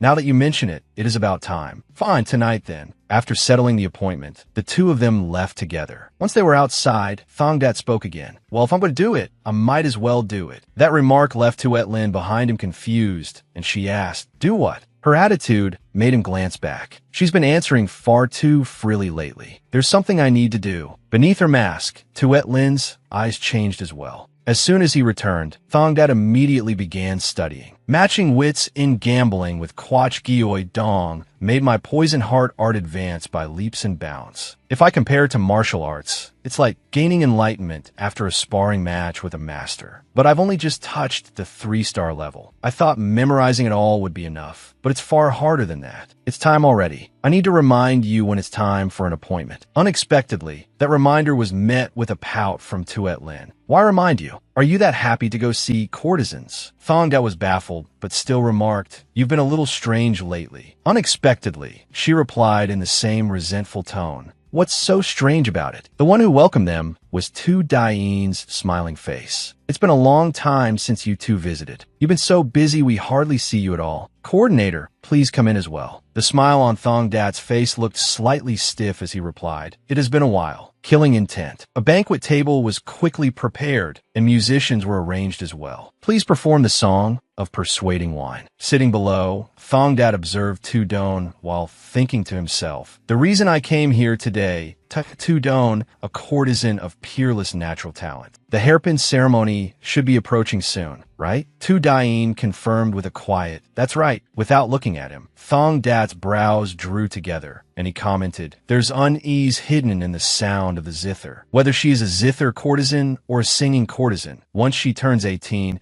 she must undergo the hairpin ceremony. That also means her first night with a man. The hairpin ceremony is also the chance to settle all debts with the brothel, because anyone who wants a courtesan's first time must pay the house a large sum. Song to Duong, one of the 3 great merchants of Hangzhou, was notorious for his brutality toward women. He paid 8 taels for one night with Tu Don. The problem was that on that very night, Tu Don had 2 fingers broken. She struggled to return to being a zither courtesan, but in the end, she took her own life. Thong Dat's eyes remained fixed on Tu Don, his heart surging without pause. At first, I intended to ignore it, but every time I came to Heavenly Upper Tower, it kept haunting me. This time, I've decided I won't allow myself any regrets. Here, take my 10 taels. Tuet Lin stared blankly at this sudden request, but only answered with a quiet yes. Tu Dain at his side was also startled and hurriedly asked again, Deputy Branch Chief, this? The explanation came immediately. Madam, let me have Tu Don's first night. Tu Don herself, who had been playing the zither, froze at those words. Then Thong Dat turned to Thursday Ban to borrow his cover. I don't want to make an enemy of that man surnamed Song, so let's just say you paid for it, not me. He asked in confusion me. Only then did he let out a satisfied breath. He had already arranged everything himself. Of course, I have no intention of actually spending the night. Just sitting in a room for appearance's sake is enough. Tu Dain beside him replied softly, "This matter has also weighed on my mind. If you are willing to do this, then I'm truly grateful." Thongdat glanced sideways when he sensed something strange. Tu Dain seemed to be radiating heat all over at that moment. She was smiling, but she was definitely furious. Why so suddenly? If only you had warned me first. Not only that, even Tuet Lin behind him was giving off the same killing intent, leaving Thong Dat visibly bewildered. What is this? Caught between two girls, he could only keep questioning himself. What did I do wrong? The water in the tub rippled, along with Thong Dat's thoughts. This was supposed to be the time to calm his mind and wash away the body's fatigue. This moment should have been the most relaxing. It should have been, at least. He glanced to the side and asked, "What is it?" From behind him, Tuet Lin explained softly, "I came to bathe you. Your hand is inconvenient. You can't wash yourself properly, can you?" Thong Dat frowned and replied with some displeasure. "It's not like this only happened a day or two ago. Are you only noticing now? You don't even dare look at me directly, so how are you supposed to bathe me?" She turned her eyes away and licked her lips in forced composure. "I can do it without looking." As soon as she said that, Tuet Lin placed a finger on Thong Dat's shoulder. Just that alone made it feel as if a current ran through her whole body. Sweat broke out on Tuet Lin's skin, and she hesitated visibly. At that moment, Thong Dat's voice broke through her thoughts. "Hey, are you planning to spend all day helping me bathe?" Those words were followed by a blow from Tuet Lin's direction. He stared blankly as the other party fled, unable to stop himself from calling after her. "Why did you suddenly follow me in here, just to hit me?" She could only answer, "I don't know either." After finishing his bath, Thong Dat quickly arrived in front of a room. He looked at the furnishings inside and lazily remarked, "This is really the best room in Heavenly Upper Tower? Put an extra mat on the floor. This is only to deceive the madam, so there's no need for you to sleep beside me." At those words, Tu Don suddenly raised a question. "Don't you like me?" Hearing that, Thong Dat continued explaining, "I only pulled you out so some vile man wouldn't get his hands on you, so you don't need to force yourself to share a bed with someone you don't." Unexpectedly, she cut him off before he could finish. "It's not as if I have no feelings at all." As if to prove her words, Tu Don boldly embraced Thong Dat from behind. Then she whispered softly, "In truth, everyone envies the madam, because she is the only one who has ever been held in Deputy Branch Chief's arms." Her hand caressed his robe, "And I do too." When the cloth slid to the floor, Thong Dat's voice sounded once more. "What kind of courtesan artist do you want to become?" Tu Don answered with complete sincerity, "I never had any grand ambitions. As long as I myself am satisfied with the sound of my zither, that is enough." He casually offered a comment. "For an artist, that is the hardest thing. You are quite greedy." She admitted it without hesitation. "That's right, so just a little more." Elsewhere, Tu Dain was marveling. Oh my, so a precious jade was hidden beneath that mask. Tuet Lin, her face flushed red, answered in embarrassment, "Don't tease me." Unexpectedly, a question was raised. "What do you think those two are doing right now?" Tuet Lin looked at her and asked back, "Don't you feel upset?" Tu Dain sipped her tea as she explained, "I can't say I don't." The more Tuet Lin heard, the more confused she became. "Then why did you hand her hairpin ceremony over to him? He's your man, isn't he?" Only then did Tu Dain ask in return, "Do you really think Deputy Branch Chief is my man?" Tuet Lin did not hide her thoughts at all and answered directly, "Because the only person who has ever spent the night with him is you, madam." In response, the other woman gave a bitter smile. "Life is so long. How could there be only me?" A woman blinded by love is unbearably ugly. From the first time we met, I already knew it would turn out like this. Hearing that, Tuet Lin lowered her head slightly and commented, "It sounds like fate." The topic suddenly shifted to her. If we are speaking of fate, then Miss Nam Kung's case is more fitting. Tuet Lin frowned and corrected weakly, "It's not fate. It's an ill-fated bond. And with him, it's the same. Also an ill-fated bond." Yet this reaction only made Tu Dain smile. She continued, "I fell in love at first sight." "And what about Miss Nam Kung?" Tuet Lin jolted and was caught off guard. "What about me?" Tu Dain then made her declaration. "You like him." It was as if Deputy Branch Chief subordinate had been struck right in her weak spot. Tuet Lin leapt to her feet. "No, I do not. Quite the opposite, if anything. Why would I ever like someone like him? Why does everyone like him so much? Hero Truong and his wife, the madam, the townspeople, even the county magistrate. In response to those words, Tu Dain only added gently, starting today, you will be the same. Tuet Lin stared blankly as if she could not believe her ears. What? Seeing that, she explained, Deputy Branch Chief always does the very thing people most long for at the very moment they are most desperate. He never acts as if he is bestowing charity, but he never pities anyone either. Tuet Lin's face reddened even more as she remembered Thong Dat's figure. Tu Dain's gentle voice continued, if you stay beside someone like that, sooner or later you are bound to lose your heart. The proof is this. You also feel upset when he is with someone else, don't you? Among all of us, the one who suits him best is probably Miss Nam Kong. Those words confused her so much that she had to ask twice why. The explanation was astonishingly simple. Because Miss Nam Kong has a family background, unlike a courtesan. This time, Tuet Lin finally bared her heart. I already cast that name away. Tu Dain's eyes never left her, not even while drinking. Time will prove it. After that, at the dining table, food was brought to Thong Dat's mouth, only to fall before it got there. Seeing that, Tuet Lin began scolding him. Eat properly. You're so clumsy. He turned toward her in confusion. Why are you nagging me? Hearing that, Tuet Lin only sighed and replied, if you can't even manage to eat a meal properly, am I not allowed to nag? Here, open your mouth wider. She cautiously glanced toward Thong Dat, then hurriedly looked away when her eyes accidentally met his. That tiny reaction did not escape Thong Dat's notice. This girl, sure enough, starting today, you no longer need to be my arm. That sudden declaration made Tuet Lin freeze. Neither hurried nor slow. He repeated himself once more. Go back to your own home. You don't need to be my arm anymore. Her movements turned sluggish. But your arm, no, the master's arm, still hasn't healed yet. However, Thong Dat gave an ironclad reason. You promised that you would leave when I wanted you to. Now is that time. As if to prove it, he even removed the brace from his arm. Thong Dat's hand was still trembling, in stark contrast to the firmness on his face. Even if it hasn't fully recovered, I can take care of myself now. I don't need you to look after me anymore. What? Do you still want to be my hands and feet? Tuet Lin tried to keep her tone calm as she replied, no, but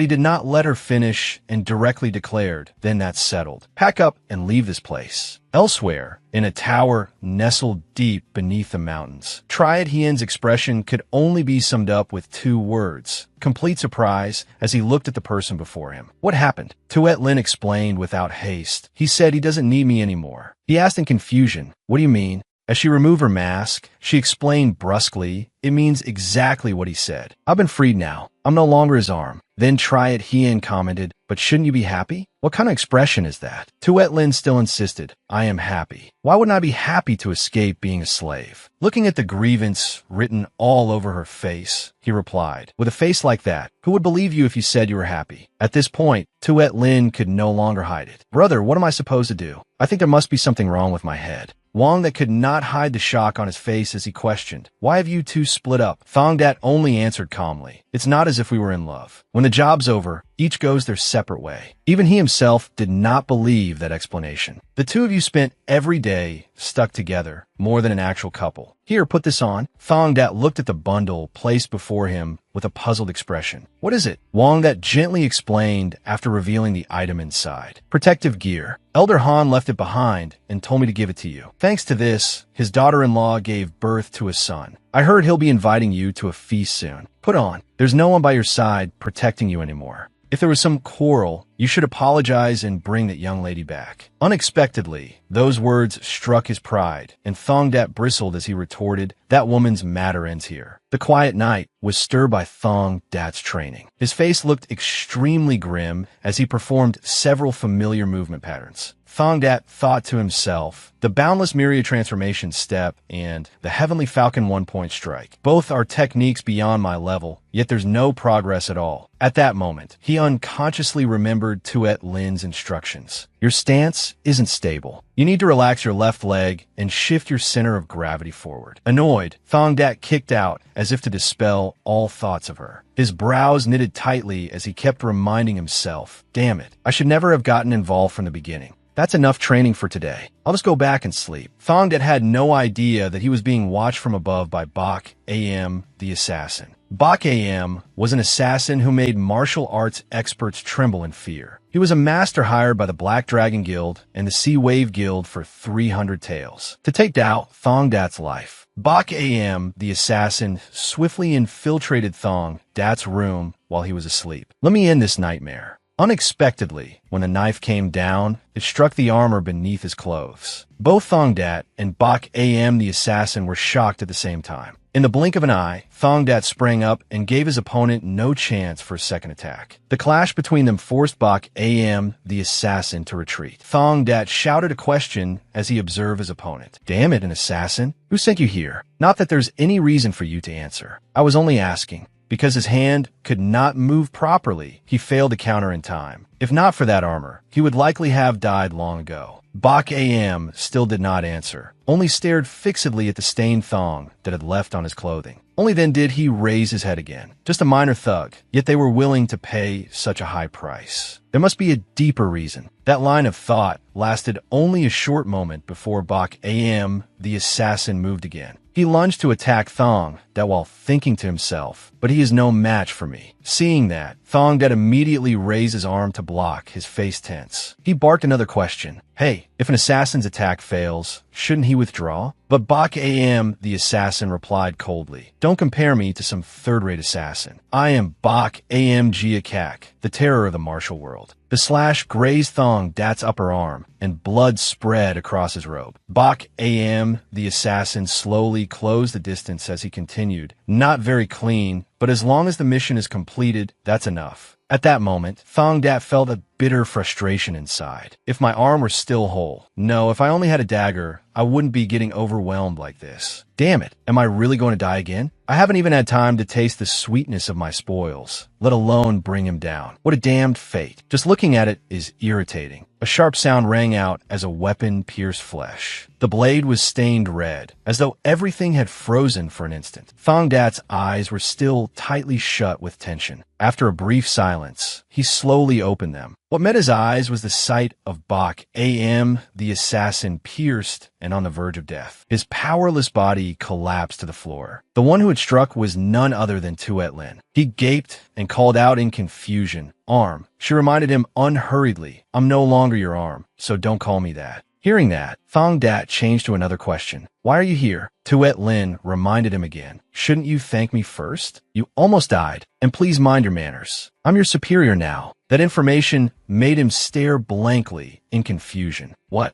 Only then came the explanation. "I've decided to become a protector of the Red Tiger Guild. From now on, be respectful." Thong Dat could not keep calm and raised his voice. "What are you thinking? Why would you become a protector of the Red Tiger Guild?" Unexpectedly, what she gave him in return was a question of her own. "What did you mean by driving me away?" Thong Dat snapped back, "Because I don't need you anymore now." Then Tuet Lin countered him with the facts. "You can't even eat by yourself, and you nearly died at an assassin's hands, yet you say you don't need me?" His brows drew together. "Fine, you saved my life, so from now on there are no deaths between us. Go back." Tuet Lin kept her even tone as she questioned him. "Why are you so determined to push me away?" The more he spoke, the more impatient Thong Dat became. "This is not your place. Among the 5 great martial families, does it make any sense for a young lady of the Nam Kung family to throw herself into the underworld?" At that moment, Tuet Lin remembered Triet Hien's words. "When it comes to matters of love, I fear I am a clumsy advisor. So perhaps the best thing is to let you do as you wish." Isn't that right? Worried about the Nam Kung family's reputation, Tuet Lin sincerely admitted, "If I said no, I would be lying." Only then did the corner of his mouth curl into a smile. Triet Hien gently declared, "There is nothing to worry about from the Nam Kung family. I will handle what comes afterward." She stated once again, "Brother already agreed to this." Thong Dat asked back as if he could not believe his ears. "What? Triet Hien did? Can you traffic people? Can you sell opium? Can you kill anyone on command?" Tuet Lin answered each question in turn. The guild leader said, "I don't have to traffic people or sell opium. And as for killing people, I've probably done that before anyway." He frowned and asked irritably, "Then why do you want to stay in the Red Tiger Guild?" Only to be questioned once more by Tuet Lin. "Why are you trying so hard to push me away?" That finally touched his limit. Thong Dat directly shouted, "Because you like me." A brief silence fell over the room. Tuet Lin's cheeks flushed bright red as she stammered. What? On his side, Thongdat only pressed. You heard me clearly, didn't you? She tried to keep her voice steady. Don't talk nonsense. I do not. But Thongdat did not let her continue and bluntly declared, don't forget that I learned the poison heart art. And more than that, your feelings are obvious enough that I don't even need the poison heart art to see them. Ashamed into anger, she raised her voice in reply. What are you saying? I'm still young. And so the conversation reached a dead end. Fine, clear away the corpse. Looking at Bak Am the assassin, Thongdat muttered a comment under his breath. This is driving me insane. Thongdat then made a suggestion. That mask, how about you put it back on? Hearing that, Tuet Lin answered with a question. Why? He looked over at her in confusion before explaining his thoughts. Someone might recognize you. She half closed her eyes and lazily assured him. It's fine. Thongdat had been utterly defeated in this argument and could only click his tongue. The topic was abruptly steered elsewhere. I heard you already became a protector of the Red Tiger Guild, so why do you keep sticking to me? Tuet Lin let out a sigh as she explained, because you're the most important person in the Red Tiger Guild. Don't tell me you're planning to charge into the Black Dragon Guild alone. The guard standing in front of the Black Dragon Guild's main headquarters cried out in shock when they saw Thongdat. You are, in a cold voice, ordered, go call your guild leader out here. The gate guard immediately grew flustered and stammered. The guild leader isn't here the moment. That answer was well within Thongdat's expectations. I see. Then pass along a message for me. Starting tomorrow, it's war. I'm leaving. The gate guard hurriedly called after him. What do you mean by that? Why are you suddenly talking about war? Thongdat merely glanced back and answered at an unhurried pace. I'm the one who was suddenly attacked by an assassin. If you had no intention of starting a war, you wouldn't have sent an assassin to kill me, would you? Even after hearing that, the guard still tried to explain. I don't know what you're talking about, but our Black Dragon Guild has its own rules. However, the aura around Thongdat had completely changed along with a threat. You people dared drag martial artists into this, and you still have a nerve to talk about rules. Just as he was about to leave, a voice rang out from behind him.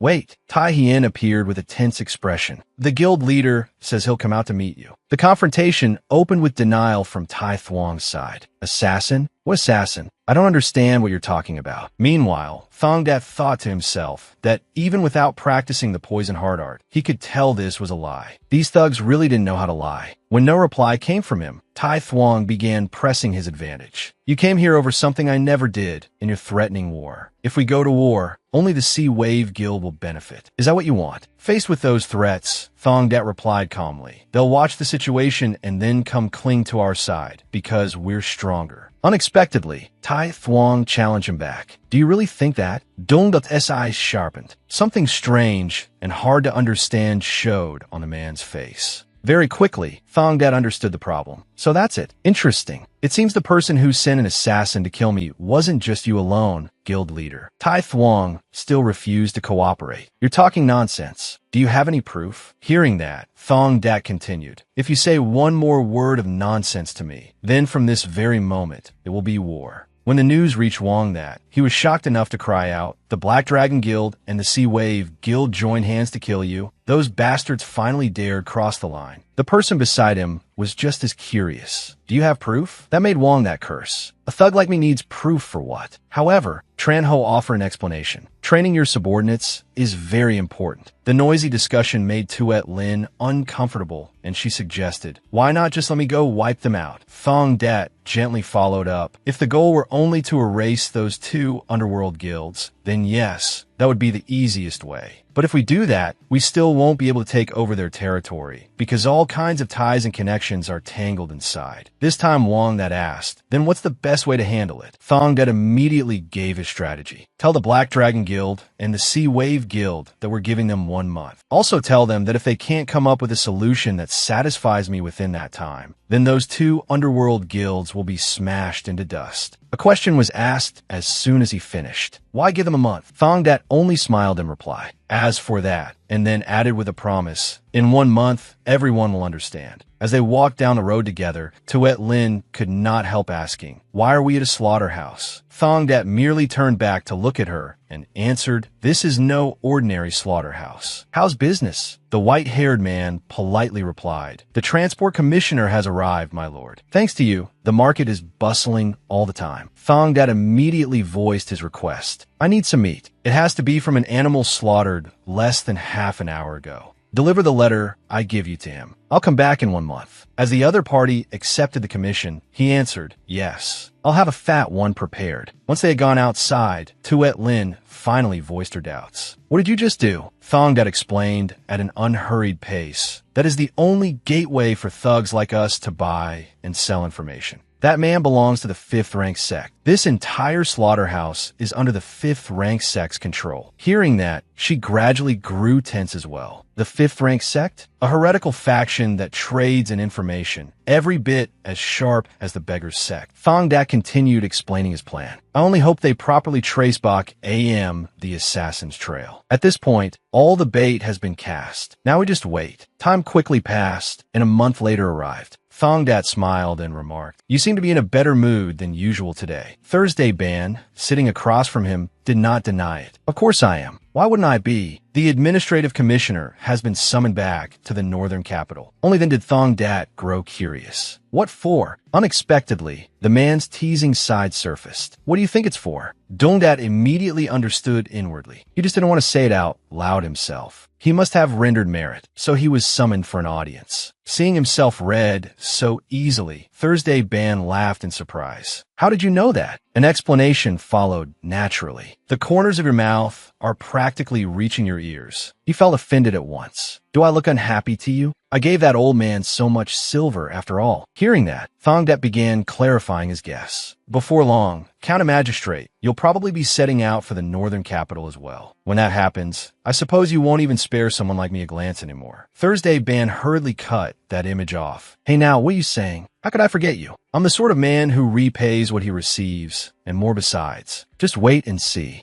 A smile appeared on Thongdat's face. "In that case, let me present you with a gift in honor of your promotion." Hearing that, Thursday Ban could not help feeling puzzled. A gift. Tuet Lin placed a letter on the table, while Thongdat explained, "This is evidence showing that the Black Dragon Guild and the Sea Wave Guild commissioned Bak AM, the assassin, to kill me." He stared at the item in disbelief. "What? Isn't Bak AM, the assassin, a force from the martial world?" Thongdat simply confirmed in a low voice, "That's right. I obtained the evidence through the 5th rank sect." Thursday Ban raised another question. "Wouldn't it be easy enough to arrest them and beat a confession out of them? Why didn't you handle it yourself? With Hero, Trong alone, you could have cleaned them out in no time." Only then did Thongdat explain, "Because of legitimacy. If the fact that those two guild leaders joined hands with the martial world is exposed, then both of their reputations inside the Sea Wave Guild and the Black Dragon Guild will sink to the bottom." While the girls sitting around them listened on, the two men focused only on their discussion. "So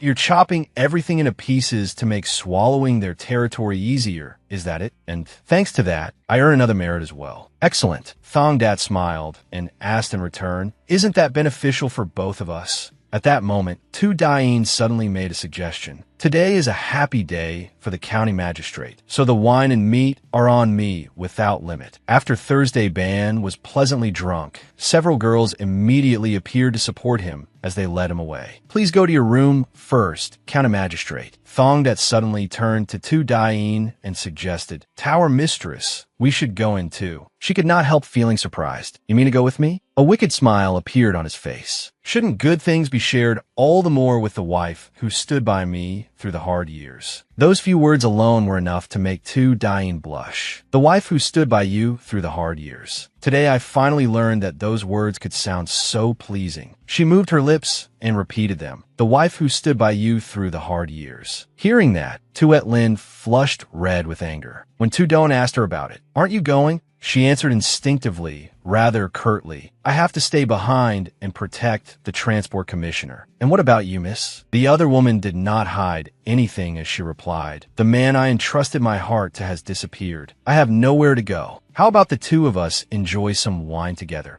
Tudon poured a cup of wine as she said, "There's nothing better than wine for chasing away a gloomy mood." On this side, Tuet Lin hurriedly denied it. "I'm not that gloomy." The two of them drained their cups together while Tudon answered, "Oh, come on. Your face clearly has the words gloomy mood written all over it." Tuet Lin finished the cup in her hand. Her head started to feel light, and she remarked, "I truly don't understand why people drink this stuff. Tu duan lauget in dao lai." Everyone says that at first. In the end, they all get hooked. "You're really beautiful, sister. The transport commissioner would probably like someone like you." Hearing that, Tuet Lin only answered sadly, "If he liked me, he wouldn't have gone to sleep with the tower mistress." Tudon explained at an unhurried pace, "The transport commissioner clearly likes the tower mistress, but he still went to bed with me too." She responded softly, "That was unavoidable," only to be struck right in the heart by Tudon's next words. "No man ever spends a night with another woman because it's unavoidable." At that moment, Tuet Lin suddenly asked, "Do you also care about those two sleeping together?" Tudon answered honestly, "Not that part. What bothered me more was the phrase 'the wife who stood by him through the hard years.'" She stared blankly when she heard the other woman's words. "Doesn't that mean an old wife?" A startled "what?" rang out while Tuet Lin began explaining. "In this world, most women call their older wives." A smile quickly spread across Tudon's face. "Sister, you're absolutely right. I like you now. What about you?" Tuet Lin nodded in agreement. "I find you likable too.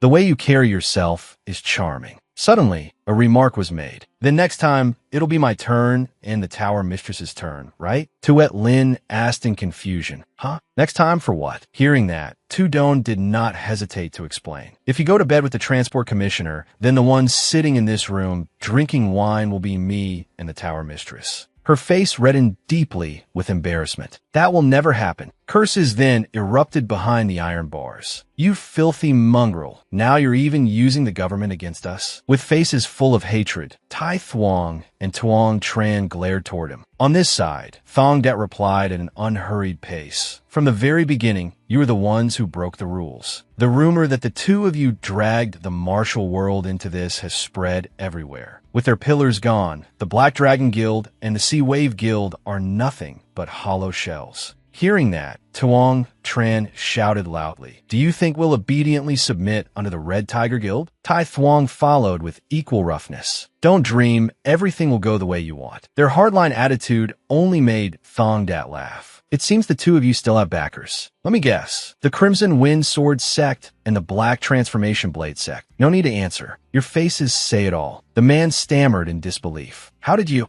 Only then did Thong Dat slowly explain. "I gave you a month, yet you still stubbornly dragged things out. Isn't it already obvious? I also confirmed that the two of you met them in secret at night. Only now did they understand. From beginning to end, they had been in this bastard's palm." Thong Dat continued asking at an unhurried pace, "What sort of agreement did you make with them?" Tai Thuong was the first to speak. "If they protect us from the Red Tiger Guild, we'll give them 50% of the profits. The Black Dragon Guild signed with the Crimson Wind Sword Sect, and the Sea Wave Guild signed with the Black Transformation Blade Sect. Same conditions for both." Hearing that, Thong Dat made a remark. "One time dragging the martial world and already caused all this, and now you're doing it again. You got guts, but in the end, it didn't deviate from my prediction." The second in command of the Black Dragon Guild spoke with a cold face. "I don't know why you're looking for me." On this side, Thong Det replied calmly, "I just came back from the prison where your guild leader is being held." The man frowned and questioned him. "That prison is under the guard of the transport commissioner's men." Thong Det simply explained, "He was imprisoned for daring to hire a martial world assassin to kill me. If this continues, it won't be long before the Black Dragon Guild becomes the Crimson Windsword Sect's money pouch. Can you endure that?" Hearing that, Branch Chief Hong finally replied, "It was the Red Tiger Guild that drove us into that corner." Thong Det stared at him and challenged him. "Even the underworld has its own rules. Yet those two sects want to ignore the rules and swallow all of Hongzhou's underworld whole." This time Branch Chief Hong faltered and could not answer.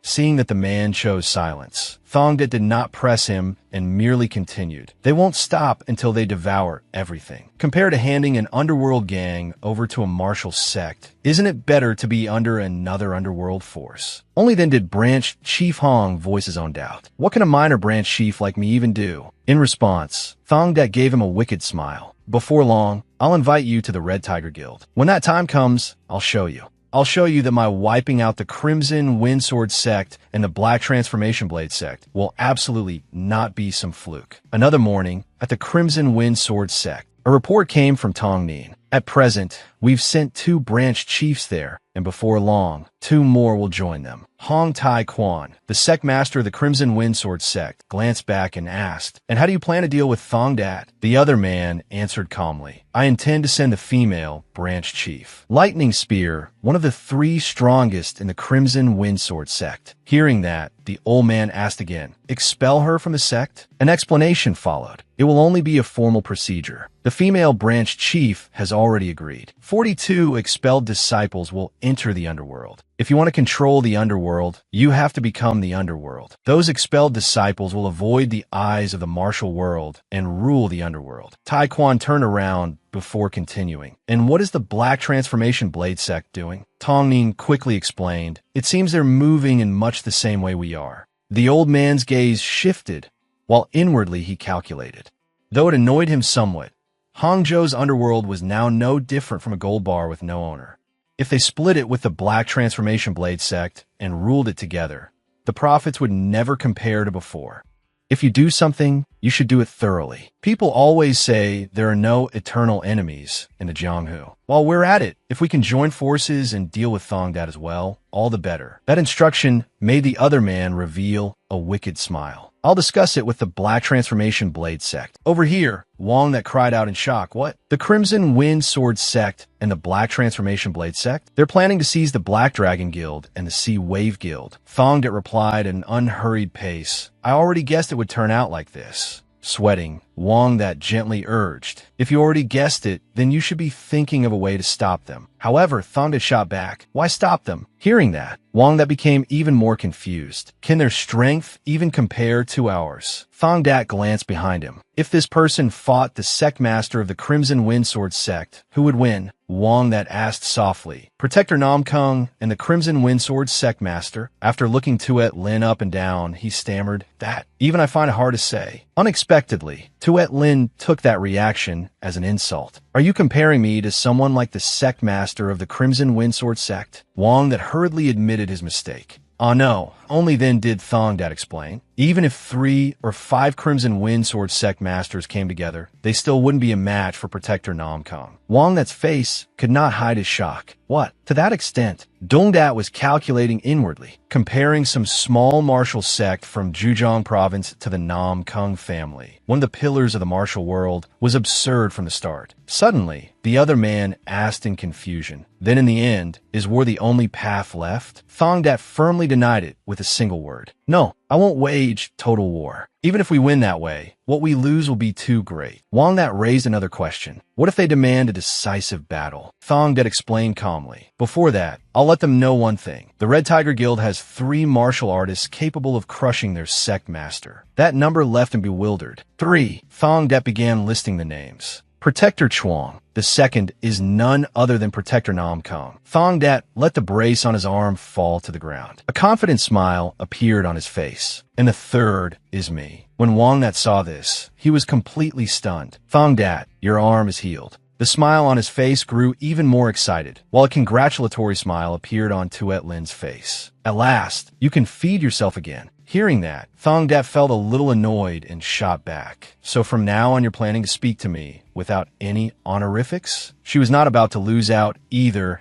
and immediately retorted, "I'm your superior now. Why wouldn't I be allowed to?" Then she added, "It's about time to train martial arts related to fist techniques, isn't it?" Thong Dat looked down at his hand. "I still haven't fully recovered." Remembering how confident she had looked just now, he asked, "Then why were you bluffing earlier?" She casually gave an explanation. "Brother Vong that worries too much." Thong Dat pushed open the large door in front of him. A group from Branch Chief Huang's side had evidently been waiting there for some time. Besides him, Tainan was also present. Only then did Thong Dat smile and make his declaration. "And my job is to put all those warriors at ease. They began discussing countermeasures, wondering whether they could force the Crimson Windsword sect and the Black Transformation Blade sect to withdraw. He softly reaffirmed, "That much I promise." The next to voice his doubts was none other than Branch Chief Hong. "After those two sects leave Hangzhou, what do you plan to do?" "Absorb us into the Red Tiger Guild." Thong Dat began laying out his plan. "You will merge under the name of the Red Tiger Guild. As long as you do not betray us, both your safety and your current positions will be guaranteed." The people below carefully discussed it among themselves. Suddenly he added, "But for 1 year, the revenue split between the branch and the headquarters will be adjusted." They could not help but wonder, adjusted to how much, exactly? As if he had been waiting for that, Thong Dat promptly answered, 8-2. Naturally, headquarters gets 8. That outrageous ratio immediately drew protests. "Are you trying to starve us to death? We'd be better off siding with the Crimson Windsword sect and the Black Transformation Blade sect." To their surprise, he merely replied indifferently, "Then do that." The expressions on their faces twisted instantly. Unhurriedly, Thong Dat asked in return, "Do you think the martial world understands the language of the underworld? At least half the people here will be purged, and then they'll simply take your seats for themselves. I've already guaranteed your lives, and you still want your income guaranteed too? Truly the mindset of bandits." His contemptuous attitude visibly displeased Tainan. "Transport Commissioner, do you want to recruit us, or do you want to make us your enemies?" Thong Dat answered him with unshakable logic. "Frankly, either outcome is fine. Whether the Crimson Windsword sect and the Black Transformation Blade sect take over your two guilds or not, in the end, the Red Tiger Guild will absorb everything anyway. In my Red Tiger Guild, there are 3 people who can kill the sect masters of the Crimson Windsword sect and the Black Transformation Blade sect, the 2 protectors, and me, Dao Thong Dat." Branch Chief Hong roared in anger. What kind of nonsense is that? But Thong Dat completely ignored him and continued stating his thoughts. "How else do you think I managed to kill the White Dark Assassin, the man whom even first-rate experts of the martial world feared?" From behind him, Tuet Lin merely let out a sigh and thought to herself, "He nearly died and still puts on this act." Only then did Thong Dat add, "Besides, the other side can't just launch an all-out war whenever they want. What they'll send are only their core combat forces." Branch Chief Hong asked again, "Why is that?" A simple reason was given. They have their own rules too. Compared to martial artists, the underworld is still made up of commoners. Do you think the authorities would just stand by? Thong Dat once more set out his reasoning. "Don't forget which side the counting magistrate is on." As they walked together, Tuet Lin finally ventured an opinion. "Aren't you pushing them too hard?" Thong Dat calmly explained, "If you tighten the screws now, then loosen them later, they'll be grateful." As she walked, she replied, "What if the contents of today's discussion reach those martial sects?" But he had already prepared for that. "That's exactly why I called them over. Once they hear that the Red Tiger Guild has 3 experts capable of defeating their sect masters, how do you think those 2 sects will react?" Tuet Lin frowned and considered it carefully. "They won't believe it, but they'll become wary, especially after already losing once." Thong Dat smiled and answered teasingly, "That disappointed look on your face." She gave her own guess. "Don't tell me you thought you could fight a sect master?" Hearing that, Thong Dat smiled even more brightly. "If you want to fight true masters, go back to your martial world. This is the underworld. These people only know how to swing blades wildly." Then it was Tuet Lin's turn to raise a question. Will it really stop at just the underworld? His steps halted at once. There was now a smile on her face. "After unifying Hangzhou, will you really be willing to stop?" Thong Dat did not hesitate in the least to confirm it. "You really do understand me well." Tuet Lin slowly stepped closer to him and commented, "How long have I been your right hand already?" He mocked her again. "If you love fighting that much, why are you in the underworld instead of the martial world?" Hearing that, Tuet Lin calmly declared, "Because I like you." Thong Dat's face froze for a moment at the confession. He stubbornly tried to steer the topic elsewhere. "What? The kind of liking between friends?" Tuet Lin coolly corrected him. "No, I like you as a man." The more he heard, the more bewildered Thong Dat felt. "Why are you suddenly confessing? This is embarrassing." Tuet Lin lazily explained, "It's something everyone already knows, so why hide it?" The master of Yin Tower and Tu Don both openly expressed their feelings. "Why should I be afraid to?" Only then did Thong Dat press her. "So now a daughter of the Nam Kung family has fallen for a hooligan like me?" Tuet Lin directly gave her own explanation. "Liking someone never needs a reason. It just happens. Asura blade came sweeping down from above. The fight was unfolding with extreme intensity. Sam's focus was plain to see, causing the person observing from afar to inwardly marvel. What is this? Her eyes were wide open, wholly concentrated on the battle before her. Tuet Lin followed with a finishing strike, and Sam frowned as he prepared to counterattack. Their weapons clashed violently. From a distance, this fight was being watched by a woman from the Crimson Windsword sect. I infiltrated this place to gauge the Red Tiger Guild's strength.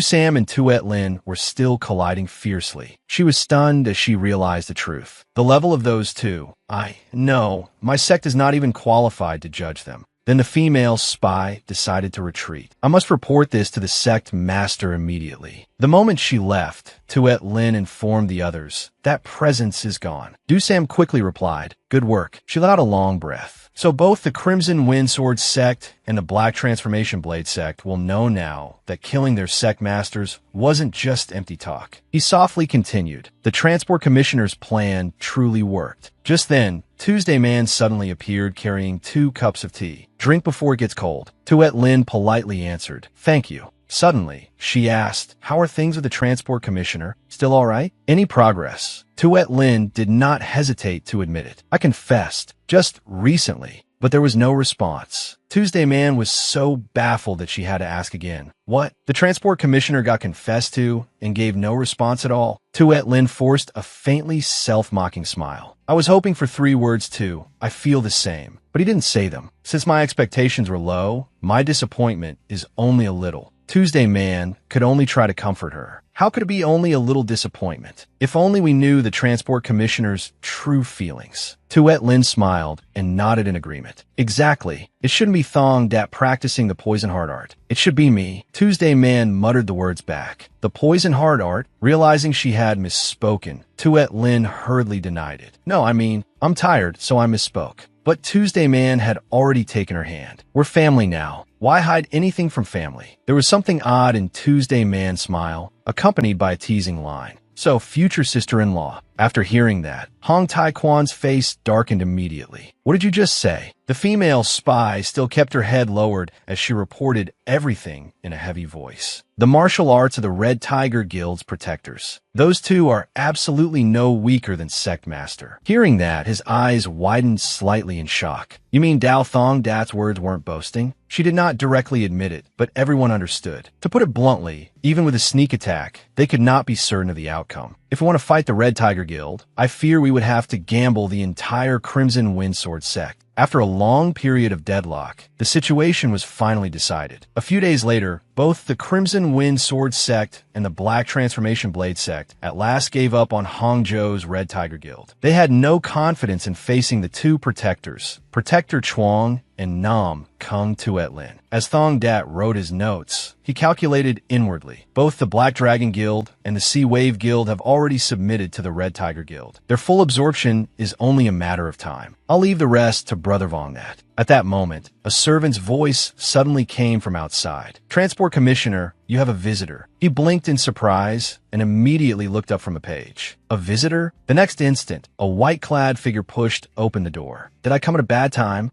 The moment he saw the man, the corner of Thong Dat's lips curled upward. Perfect timing. It was Nam Kung Triat Hien. Triat Hien strode over excitedly and grabbed his shoulders. You said your crippled hand was unusable, but it's really almost healed? Thong Dat answered with measured calm. Not fully healed yet, but almost. Seeing her beloved brother, Tuet Lin immediately frowned. Why are you here? It turned out Triad Hien had come in place of a carrier pigeon. I brought the thing this guy once asked for. For a moment, Thong Dat did not remember. The thing I asked for? Triad Hien waved the blue-covered book in his hand. The 3 Absolutes Blade Art. It's a blade manual that once belonged to the family. I thought if your hand has recovered, it might be useful. Seeing that, Thong Dat curved his lips in a slight smile. Don't keep feeling indebted to me. You already gave me the legwork and footwork techniques. But Triad Hien's loyal nature would not allow him to leave it at that. I owe you my life. How could that be enough? Besides, those martial arts weren't of much importance to the family anyway. If a genius like you can make them shine, that would please me too. Hearing that, Thongdat only answered modestly, "What genius?" Triad Hien looked toward Tuet Lin and smiled meaningfully. "In the letter Tuet Lin sent, she even said you were a genius far beyond me." Embarrassment instantly turned to anger, and she flared up. "When did I ever say that?" He kept his eyes narrowed, pretending to pull something from inside his robe. "Your letter is right here."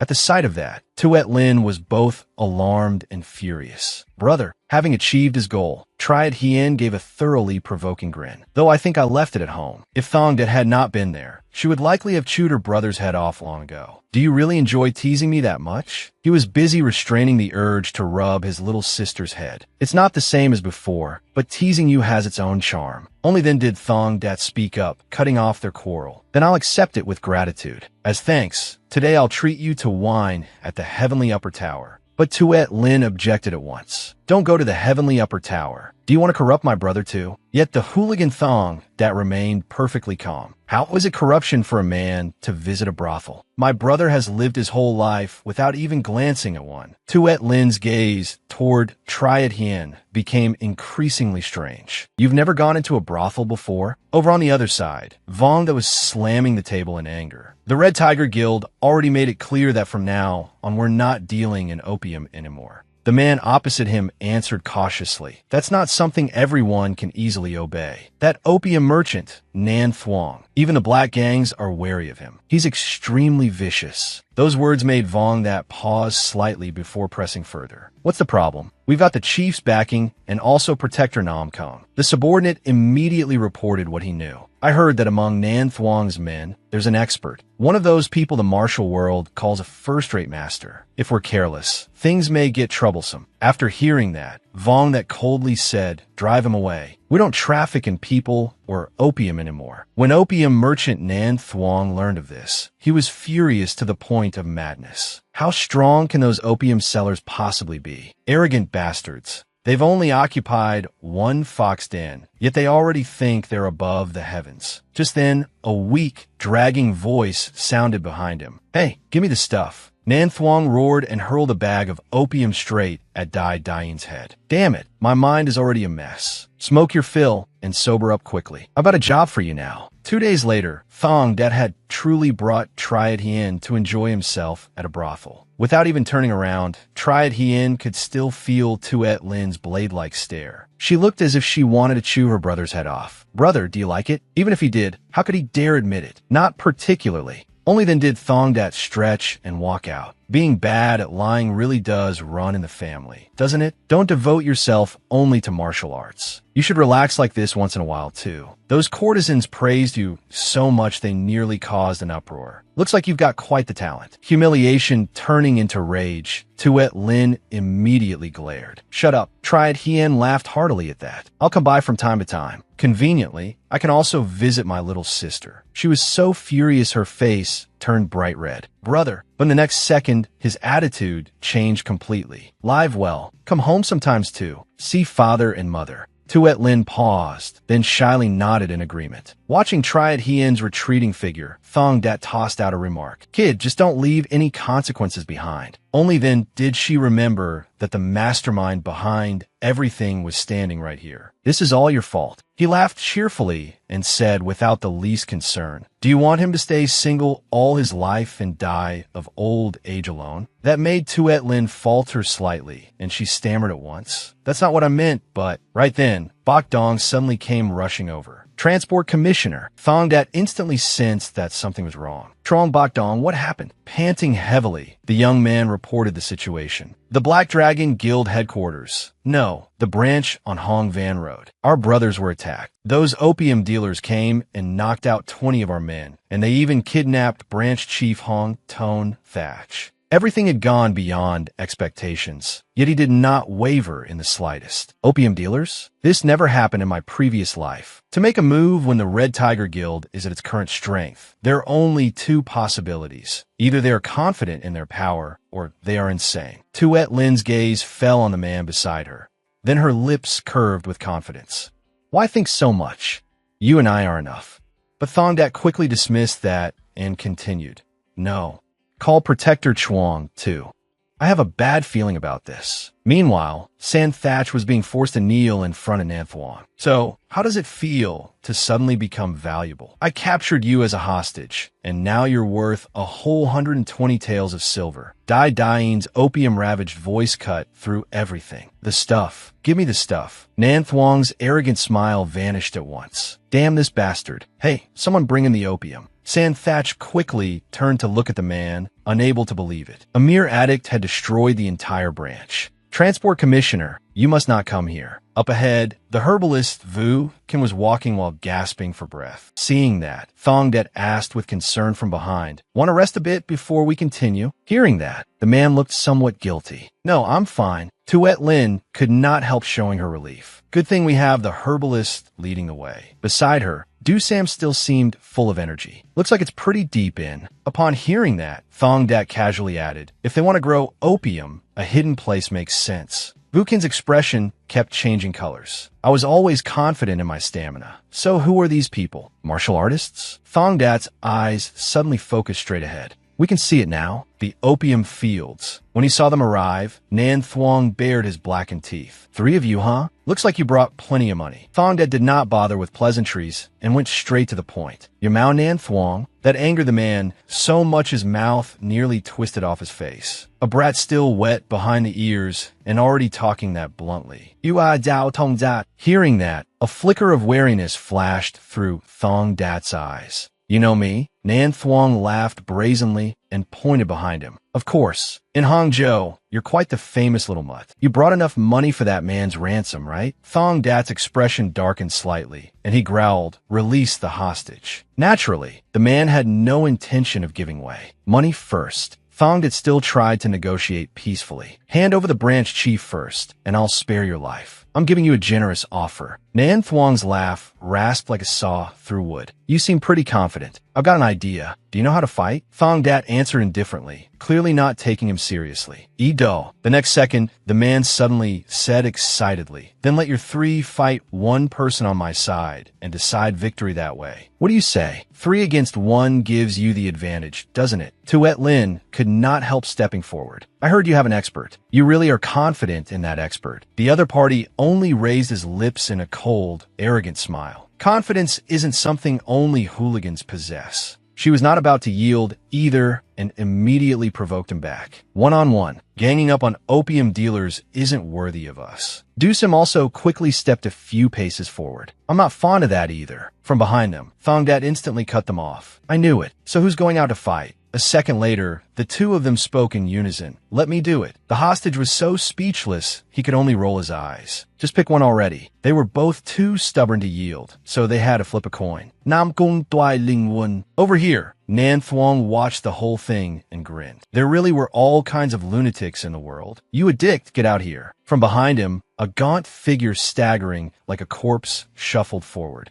The man made no effort to hide the cruelty on his face. "You'll keep your promise, right?" Thongda showed no sign of backing down and instead added fuel to the fire. "If you break your word, you'll end up a dried corpse." The corners of Nan Thuong's mouth stretched nearly to his ears. "Then let's begin." The moment he finished speaking, Tuet Lin shot forward at once. Their weapons clashed repeatedly, and dozens of rapid exchanges burst forth in an instant. Sensing that her opponent was evenly matched with her, her expression darkened slightly. She pressed in with short sword techniques, as long as she did not let him widen the distance. Yet in the very instant she slipped for half a beat, the proxy fighter suddenly slashed at her with his short sword. She reacted quickly and tilted her head aside to dodge. Tuet Lin rapidly retreated several steps to open the distance again. What was that just now? Its range was wider than it looked. The very next second, the proxy fighter closed in on her again. Tuet Lin's sword swung out as well, swiftly meeting his attack. His trajectory was hard to read, so there really was a reason for his confidence. This addict was a master. Meanwhile, Nan Thuong had already run out of patience. "What are you doing? Finish her quickly." The fight left him deeply uneasy. He had never seen that addict fight for this long before. Some people could not even survive one move against him.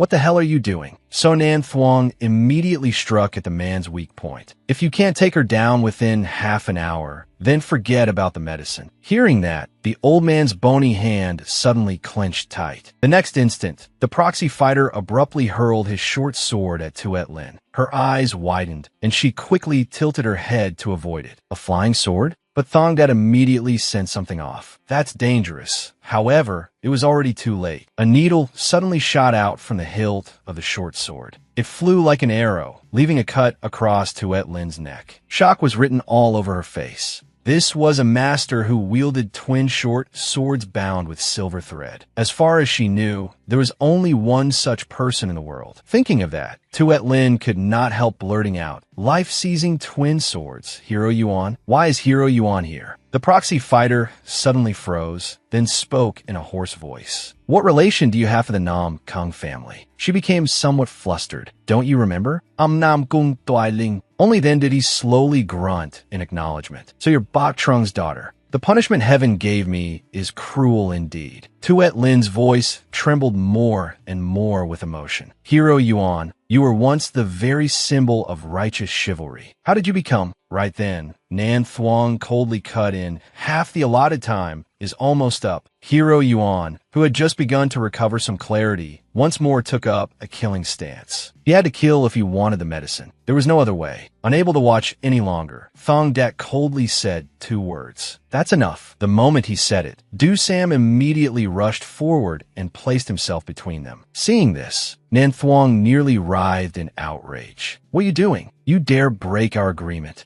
Seeing no one paying attention to him, Thongdat shot forward at once. "You're even more naive than I thought. Did you really think we were honorable martial artists?" He leaped into the middle of them and immediately knocked down Nan Thuong's subordinates. Only then did the man react sluggishly. The hostage, Thongdat had already moved to stand in front of San Thatch. "Let's see here. 50 men. Just enough for me to loosen up and help my arm recover." On the other side, Tuet Lin tried to push Du Sam away. "Hero Truong, why are you interfering in the match?" He not only refused to back down, he even stood shoulder to shoulder with her. "It seems the two of you have some history, but this is no longer a normal spar. Do you want to stay alive or not?" Hearing that, Tuet Lin's brows knitted in firm resolve. "Yes, absolutely." Receiving the signal, the two of them charged Hero Yuan together. Understood. Meanwhile, the old man's craving was surging like a tidal wave. If Nan Thuong died, he would never get the medicine again. At that thought, Hero Yuan's eyes turned white with killing intent. That could not happen. Very quickly, his 2 short swords flew toward them. Tuet Lin immediately recognized the move. The two of them worked together in perfect coordination, their blades flashing like a storm. As she defended, Tuet Lin clenched her teeth. Even in the throes of withdrawal, he still had this level of strength. This was truly Hero Yuan, the life-seizing twin swords. The next second, Du Sam stepped ahead and knocked one of the short swords away. His eyes swept toward Hero Yuan with killing intent. Using numbers against a senior goes against reason. But I trust senior will understand. Even so, the old man remained standing there, his face dark and heavy. Meanwhile, Thongdat was so exhausted he had begun breathing through his mouth. Around him, the smugglers lay scattered all over the ground. That really wore me out. The sight nearly made Nan Thuong wet himself. All his earlier arrogance was gone. Without the slightest restraint, Thongdat gave him a slash. "Where do you think you're running?" The two of us seemed to have a lot to discuss. Over here, Hero Yuan suddenly coughed a few times as if being strangled. The next instant, he collapsed to the ground and stopped moving. Only then did Tuet Lin finally relax. That was close. Du Sam also let out a breath and gave Hero Yuan a once-over. If not for the medicine weakening his stamina, I'm afraid one of the two of us would have suffered serious injuries.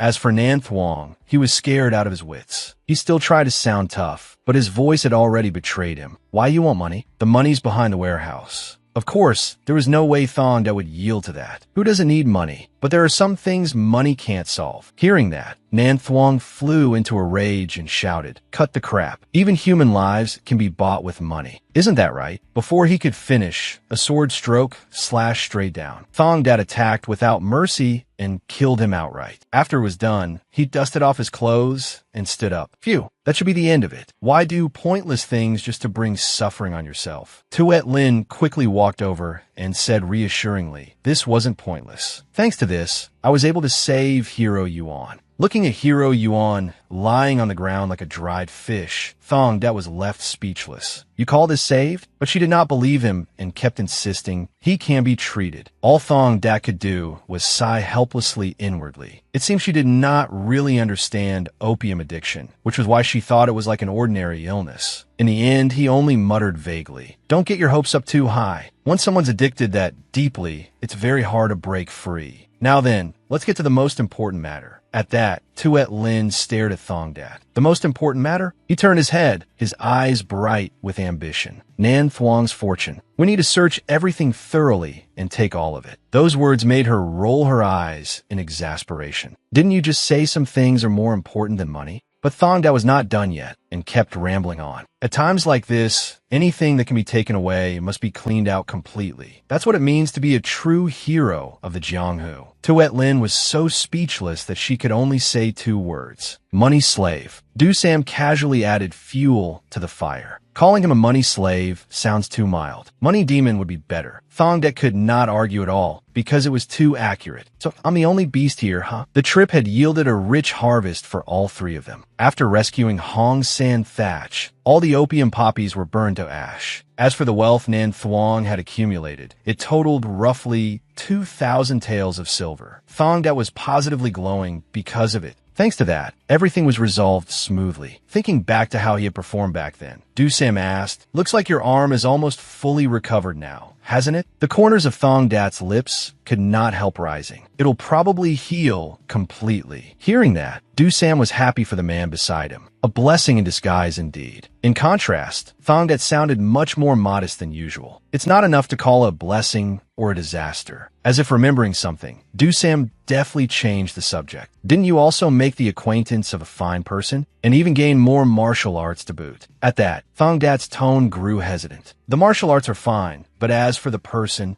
Before he could finish, the person beside him dropped a shocking remark. "It's Protector Nam Kung, isn't it? You like her?" Those words shocked Thong Dat so badly his eyes nearly rolled back. "Me? Why would you think that?" Du Sam, who was famously afraid of his wife, always believed Tuesday Man without question. "My wife said so, and she's never been wrong." Thong Dat still refused to admit it no matter what. "Then this time she's completely wrong." Du Sam's face practically had the words, "I don't believe you" written across it. Some things are obvious even without mind reading. Thong Dat felt like even 100 mouths would not be enough to argue his way out of it. That reckless girl must have said something. "Well, it doesn't matter if you two know." Meanwhile, Tuet Lin was checking on Hero Yuan's condition. "You're awake?" It took him a moment to gather himself before he spoke again in a hoarse voice. "Why didn't you kill me?" Of course, for someone outwardly hard but inwardly soft like her, how could she bring herself to do that? "How could I kill Hero Yuan?" Hero Yuan's thoughts were no longer clear because of his addiction. The world benefits from having one fewer addict. Tuet Lin still tried her best to encourage him. "You can recover." But the old man stubbornly wished only for death. "Please, kill me." Thong Dat walked over and bluntly said, "If you want to die that badly, why not finish yourself off?" Hero Yuan's voice was hoarse, but there was still a trace of trembling in it. "I'm a coward. I don't even have the courage to kill myself. So anyone will do." Hearing that, Tuet Lin felt so aggrieved that tears burst from her eyes. "How did you end up like this? You were once the foremost hero of the martial world. The man even the 10 great experts of the martial world were wary of. A man who possessed peerless martial arts. How could someone like you? Why did you fall so low?" Hero Yuan's eyes were bloodshot as he roared emotionally. "That very martial art, that very path of chivalry, is what made me like this. If only I had been a little weaker, then my family, my wife, and my 2 daughters might still be alive. In the vast Jianghu, where good and evil were hard even for him to distinguish and grudges piled upon grudges, Hero Yuan's tragedy had been the inevitable result of the righteous path he walked. The villains he had punished in the past had nursed bone-deep hatred, and then they resorted to the cruelest method of all. They turned their blades toward his innocent family. But that cold-blooded culprit vanished without a trace, and 10 years of searching for his enemy passed in vain. Though he possessed martial arts capable of shaking the world, he could not protect even a single loved one, nor could he take revenge. The stain of humiliation and resentment could not be washed away. Because of that, Hero Yuan strayed onto an evil path, and now his addiction was flaring up again. The medicine. Give me the medicine. Medicine. The scene terrified Tuet Lin. Hero Yuan, please endure it. But he had long since lost control, smashing his head against the floor over and over. Give me the medicine. Please, give me the medicine. I'll do anything you want. Please, give me the medicine. After so many years sunk in hatred and torment, the hero he once was no longer existed. Meanwhile, Black Cloak was busy working when Thong Dat came over to bother him. Why did you bring a corpse here? Thong Dat set Hero Yuan down and got straight to the point. Aren't you Black Cloak, the man who can bring the dead back to life? The other man only needed a glance to understand the situation. If you dug up a grave and brought me a corpse to revive, that would still be more possible than curing that addict. The poison of opium has seeped into his very bones and marrow. If he were an ordinary man, he would have died long ago. Thong Dat refused to give up and continued negotiating. Just try. If it doesn't work, then so be it. After thinking it over for a while, Black Cloak finally agreed. Even if the result is bad, you'll still pay the full treatment fee, right? When they returned and learned the full reason behind it all, he could not help getting angry. Even the underworld has rules against touching someone's family. Those bastards are no better than animals. Tuet Lin, sitting opposite him, was just as furious. If he had only taken revenge on the right person, Hero Yuan would never have been driven to such collapse. Thong Dat's expression darkened more and more. So even the beggar's sect couldn't find him? Then he's probably not hiding in the martial world anymore. As he spoke, he suddenly let out a long breath. Seeing that, Tuet Lin could not help growing curious. What are you thinking? Weariness was clear on Thong Dat's face. Getting involved in too many things is never a good idea. Hearing that, she immediately pressed him excitedly. What do you mean by that? Can you solve Hero Yuan's problem? Though he did have such an idea, he was still hesitant. There is one place worth trying. Tuet Lin could no longer hold back and snap. Then try it. What are you hesitating for? Thong Dat's face practically had the words "what a waste" written all over it. It cost money, that's why. She stubbornly wanted justice for her idol. I'll pay. How much? How much is it? But how could he take money from Tuet Lin? Forget it. Seeing him head outside, she looked after him. Where are you going? In the end, Thong Dat finally compromised. To spend my fortune, my precious wealth. He quickly went to the Hangzhou slaughterhouse chief to seek help. No wonder such a huge sum suddenly came rolling in. I'm afraid I can't help. That man was a fairly notorious figure known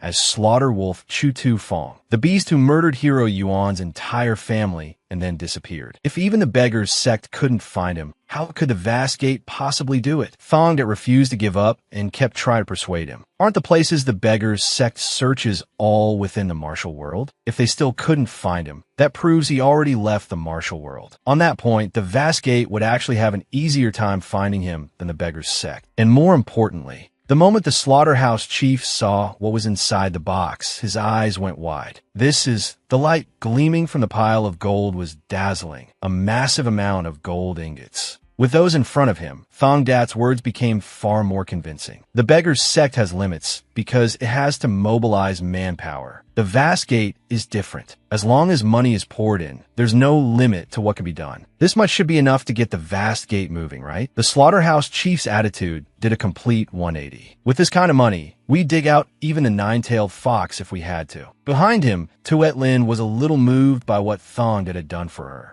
Night fell, and the surroundings were so quiet that only the chirping of crickets could be heard. Thong Dat and Tuet Lin were sparring in the darkness. Seeing his performance, she was very satisfied. Now you can be considered fully recovered. Hearing that, he politely gave a small nod. So what? Dealing with you alone is already enough trouble. Those words made Tuet Lin both happy and grateful. Well then, even if you're a martial prodigy, the gap between your inner energy and mine is still worlds apart. That left Thong Dat standing standing there blankly. Who knew what he was thinking? Tuet Lin stared at him, then let out a breath. Thong Dat, if you want to climb higher, inner energy isn't optional. It's essential. Maybe we should find some spiritual medicine for you. As if remembering something, she quickly asked, how is Hero Yuan's condition? It's been 4 months already. Thong Dat did not answer directly and only said vaguely, you'll see faster if you come take a look yourself. Hero Yuan had managed to stay alive and was tied up like a trussed chicken. Please kill me. Thong Dat walked over and looked at him with an infuriating expression. 2 months ago, you were going mad begging for opium, and now you've even forgotten about that. Hero Yuan had already struggled himself tired, so he could not even be bothered to move. You're torturing me. I'm an opium addict. People say that once you're addicted to opium, you're addicted forever. The first thing I'll do once I get out of here is run straight to an opium den.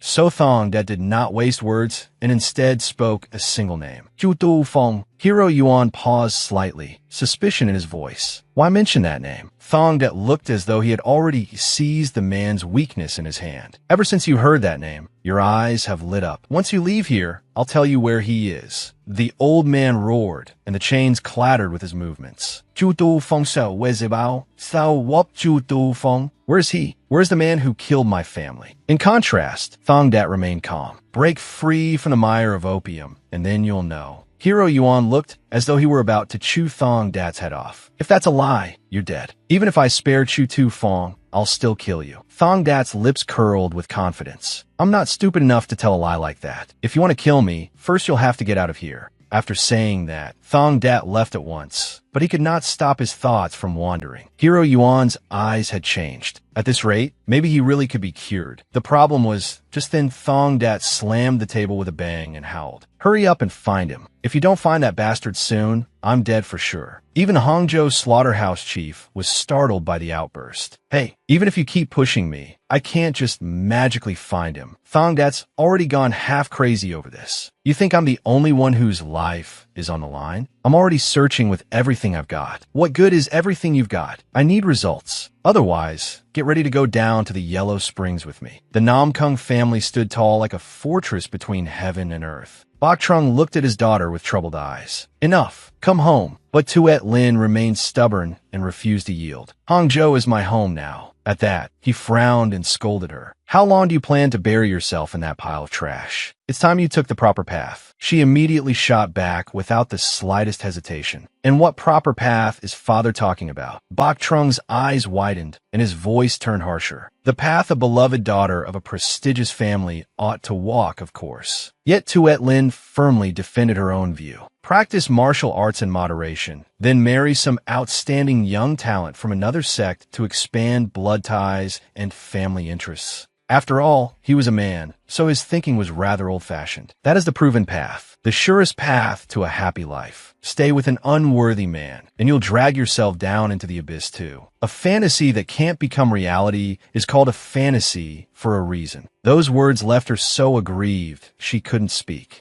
Father, just as the atmosphere reached a boiling point, Triad Hien suddenly pushed the door open and stepped in. Tuet Lin, are you in here? Father, may I borrow Tuet Lin for a moment? Bok Trung's tone was still as gruff as ever. Borrow her for what? His gaze swept over the two people in the room. A spar. I want to see how much she's improved lately. Hearing that, Bok Trung agreed at once. Good. That's an excellent way to face reality head on. Use your body to feel just how much time you've wasted in that cesspit. Still irritated, Bok Trung followed them out to the sparring grounds. Did you look into it? The strategist at his side immediately replied in a low voice. There are several marriage prospects that look quite good. They have no reason to refuse an alliance with the Nam Kung family. But will Tuet Lin listen?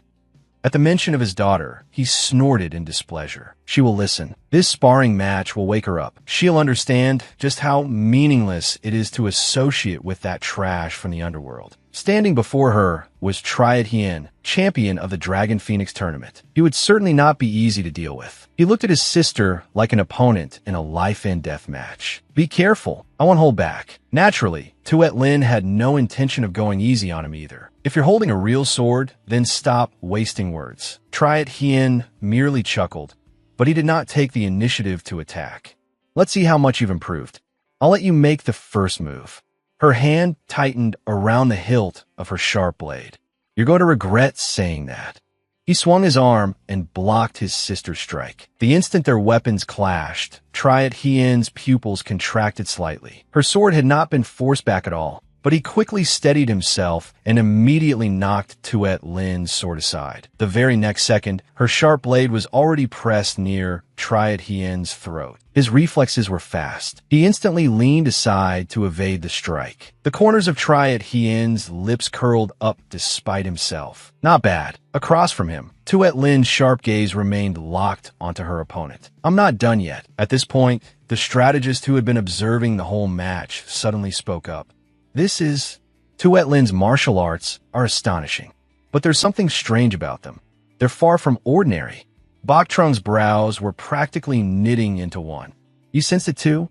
The man beside him had long since sensed the unusual current of spiritual power in Tuet Lin. "Yes, when she uses the imperial step, there's a trace of another movement art mixed in." Bok Trung stared without daring to look away. His attitude completely changed. Even the 72 forms have already diverged from their original shape. After watching for a while, they soon grasped Tuet Lin's strategy. She was not ruining the original form of the martial art. She was filling its gaps in her own way. At that, the strategist could not help but laugh a few times, then nodded in satisfaction. "Even I fear I couldn't fight so fiercely back and forth with the young master and the young miss." Even so, she still could not match Triad Hien's strength. "You've improved," he said. Tuet Lin hugged her arm and glared at her brother in dissatisfaction. Saying that to the loser is just mocking them. His voice carried a trace of teasing. "You thought you could beat me?" She rolled her eyes in irritation. "I thought you turned lazy. Did you forget what happened in Hangzhou?" At that, Triad Hien laughed heartily. "On the contrary, it became motivation for me to cling to training. If I practice hard, then I can properly enjoy my brief breaks." Hearing that, Tuet Lin stared at her brother. "You're planning to go to Hangzhou again?" He looked utterly unconcerned, as if preparing for a pleasure trip. "Of course. My closest friend is there." Just then, Bok Trung slowly walked over. "So neither of you has been idling around all this time, have you? If you had put that effort into the family instead of that rubbish heap, you would have improved far more by now." Tuet Lin could not bear it any longer and angrily retorted, "Father, do you even know what place it is you keep calling a rubbish heap?" His expression immediately darkened. "What?" She clenched her trembling fists, shaking with pent-up grievance. "I met the life-seizing twin swords, Hero Yuan himself. I'll tell Father exactly what has happened all this time, so Father can understand where true righteousness actually lies." Hearing this, all color drained from Bok Trung's face. "Hero Yuan got addicted to opium?" Tuet Lin's voice rang out low and heavy, each word thick with anger. "That's right. That trash Father keeps talking about is the one treating Hero Yuan. And do you think that's all? To find Chu Tu Fong, Hero Yuan's enemy, they brought 3,000 taels to Vast Gate." That number left him stunned. 3,000 taels? She clenched her fists tighter, her attitude resolute. "What has our Nam Kung family, what has the United Righteous Path done for the greatest hero in the martial world? Everyone just says it's a pity and flaps their lips. But has anyone spent even 100 taels of silver? With people like us, do we really dare claim we're more righteous than they are? So who's the real trash now? Until now, I've lived like a hypocrite who only talks about chivalry with my mouth. From now on, I won't live that way anymore." Tuet Lin's words choked Bok Trung with fury. "You!" Suddenly, Triad Hien walked over and draped an arm around his sister's shoulder. "Looks like there's no longer any Nam Kung Tuet Lin of the Nam Kung family here. Come with me to Hangzhou, where Thong Dad is." Meanwhile, the Hangzhou slaughterhouse chief had finally tracked down the villain's whereabouts. In Yingcheng County, Hubei province, they're the Yuan family slaughterhouse. He works there as a butcher under the name Du Kai Min. Thong Dat's spirits instantly lifted at the news. "Are you sure?" The man thumped his chest and guaranteed it firmly. "I confirmed it again. No mistake." Thong Dat was so delighted he looked ready to jump on the spot. "Old sir, you've saved this lowly one's life." The slaughterhouse chief casually brought up the reward. "Then all that gold belongs to Vast Gate now, right?" But Thong Dat was perfectly clear-headed. He gave no answer and simply turned to leave. "Settle that yourself. I'm going." The man's face instantly drooped like a steamed bun gone soggy. You talk like that? 3,000 taels isn't pocket change. Talented people really are arrogant. On this side, Black Cloak had completely cured Hero Yuan. The poison miasma has been fully removed. Whether you fall back into opium again is entirely up to you. Thongda was very satisfied and immediately held out a cloth pouch to him. You've worked hard. Take this. Hero Yuan was a little surprised, not understanding why the other man was handing it to him. Money.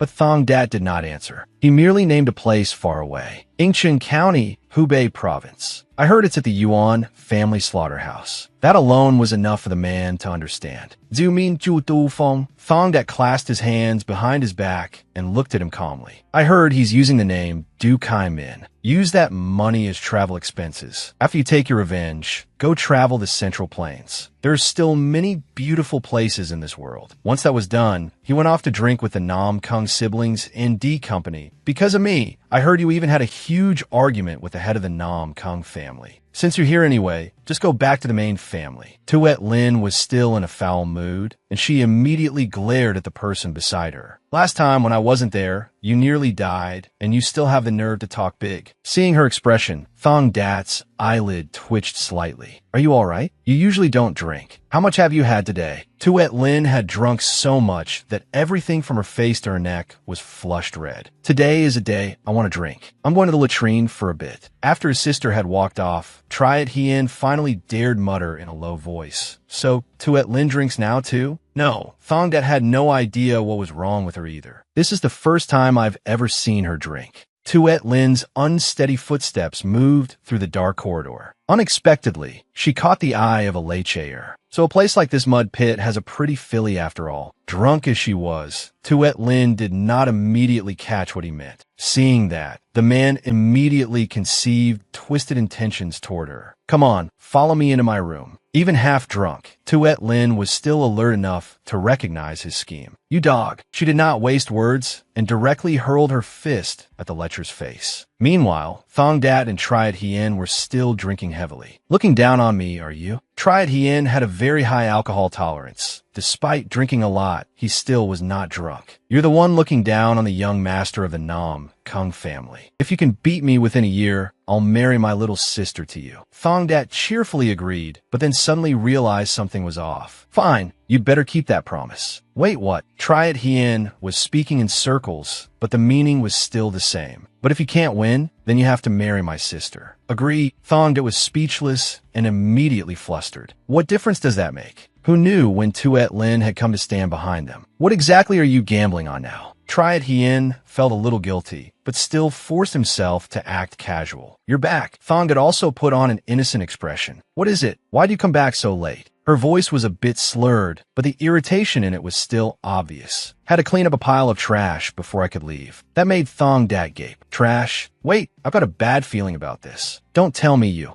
Before he could finish, two aggressive men shoved open the door to their room. It's this room, big brother. It's that bitch. She broke my nose. Seeing this, Thong Dat could only complain inwardly. I knew it. The thug immediately cursed right to Tuet Lin's face. You're a pretty little thing, but if you broke my little brother's nose, you'd better take responsibility. Got it? She was no weaker in spirit and instantly shouted back. Your little brother touched my body first. That only made the man even angrier, veins bulging across his face. You little slut, do you even know who I am? The moment he finished speaking, a cup flew past his face. Seeing his own people being bullied, how could Thong Dat just sit still? You dare touch our protector? What the hell are you? That remark made Deco suddenly cover her mouth and giggle, while Tuet Lin's face turned even redder. The man's expression twisted hideously, and he immediately drew his sword. You think you can provoke heaven-breaking Divine Lord of Thunder Peak and still walk away safe? In contrast, Thong Dat remained very calm, only slowly rising to his feet. Heaven-breaking Divine Lord? Did you plaster yourself in gold leaf to come up with that title? Seeing this, Triad Hien immediately offered, shall I handle it? But Thong Dat flatly refused with complete confidence.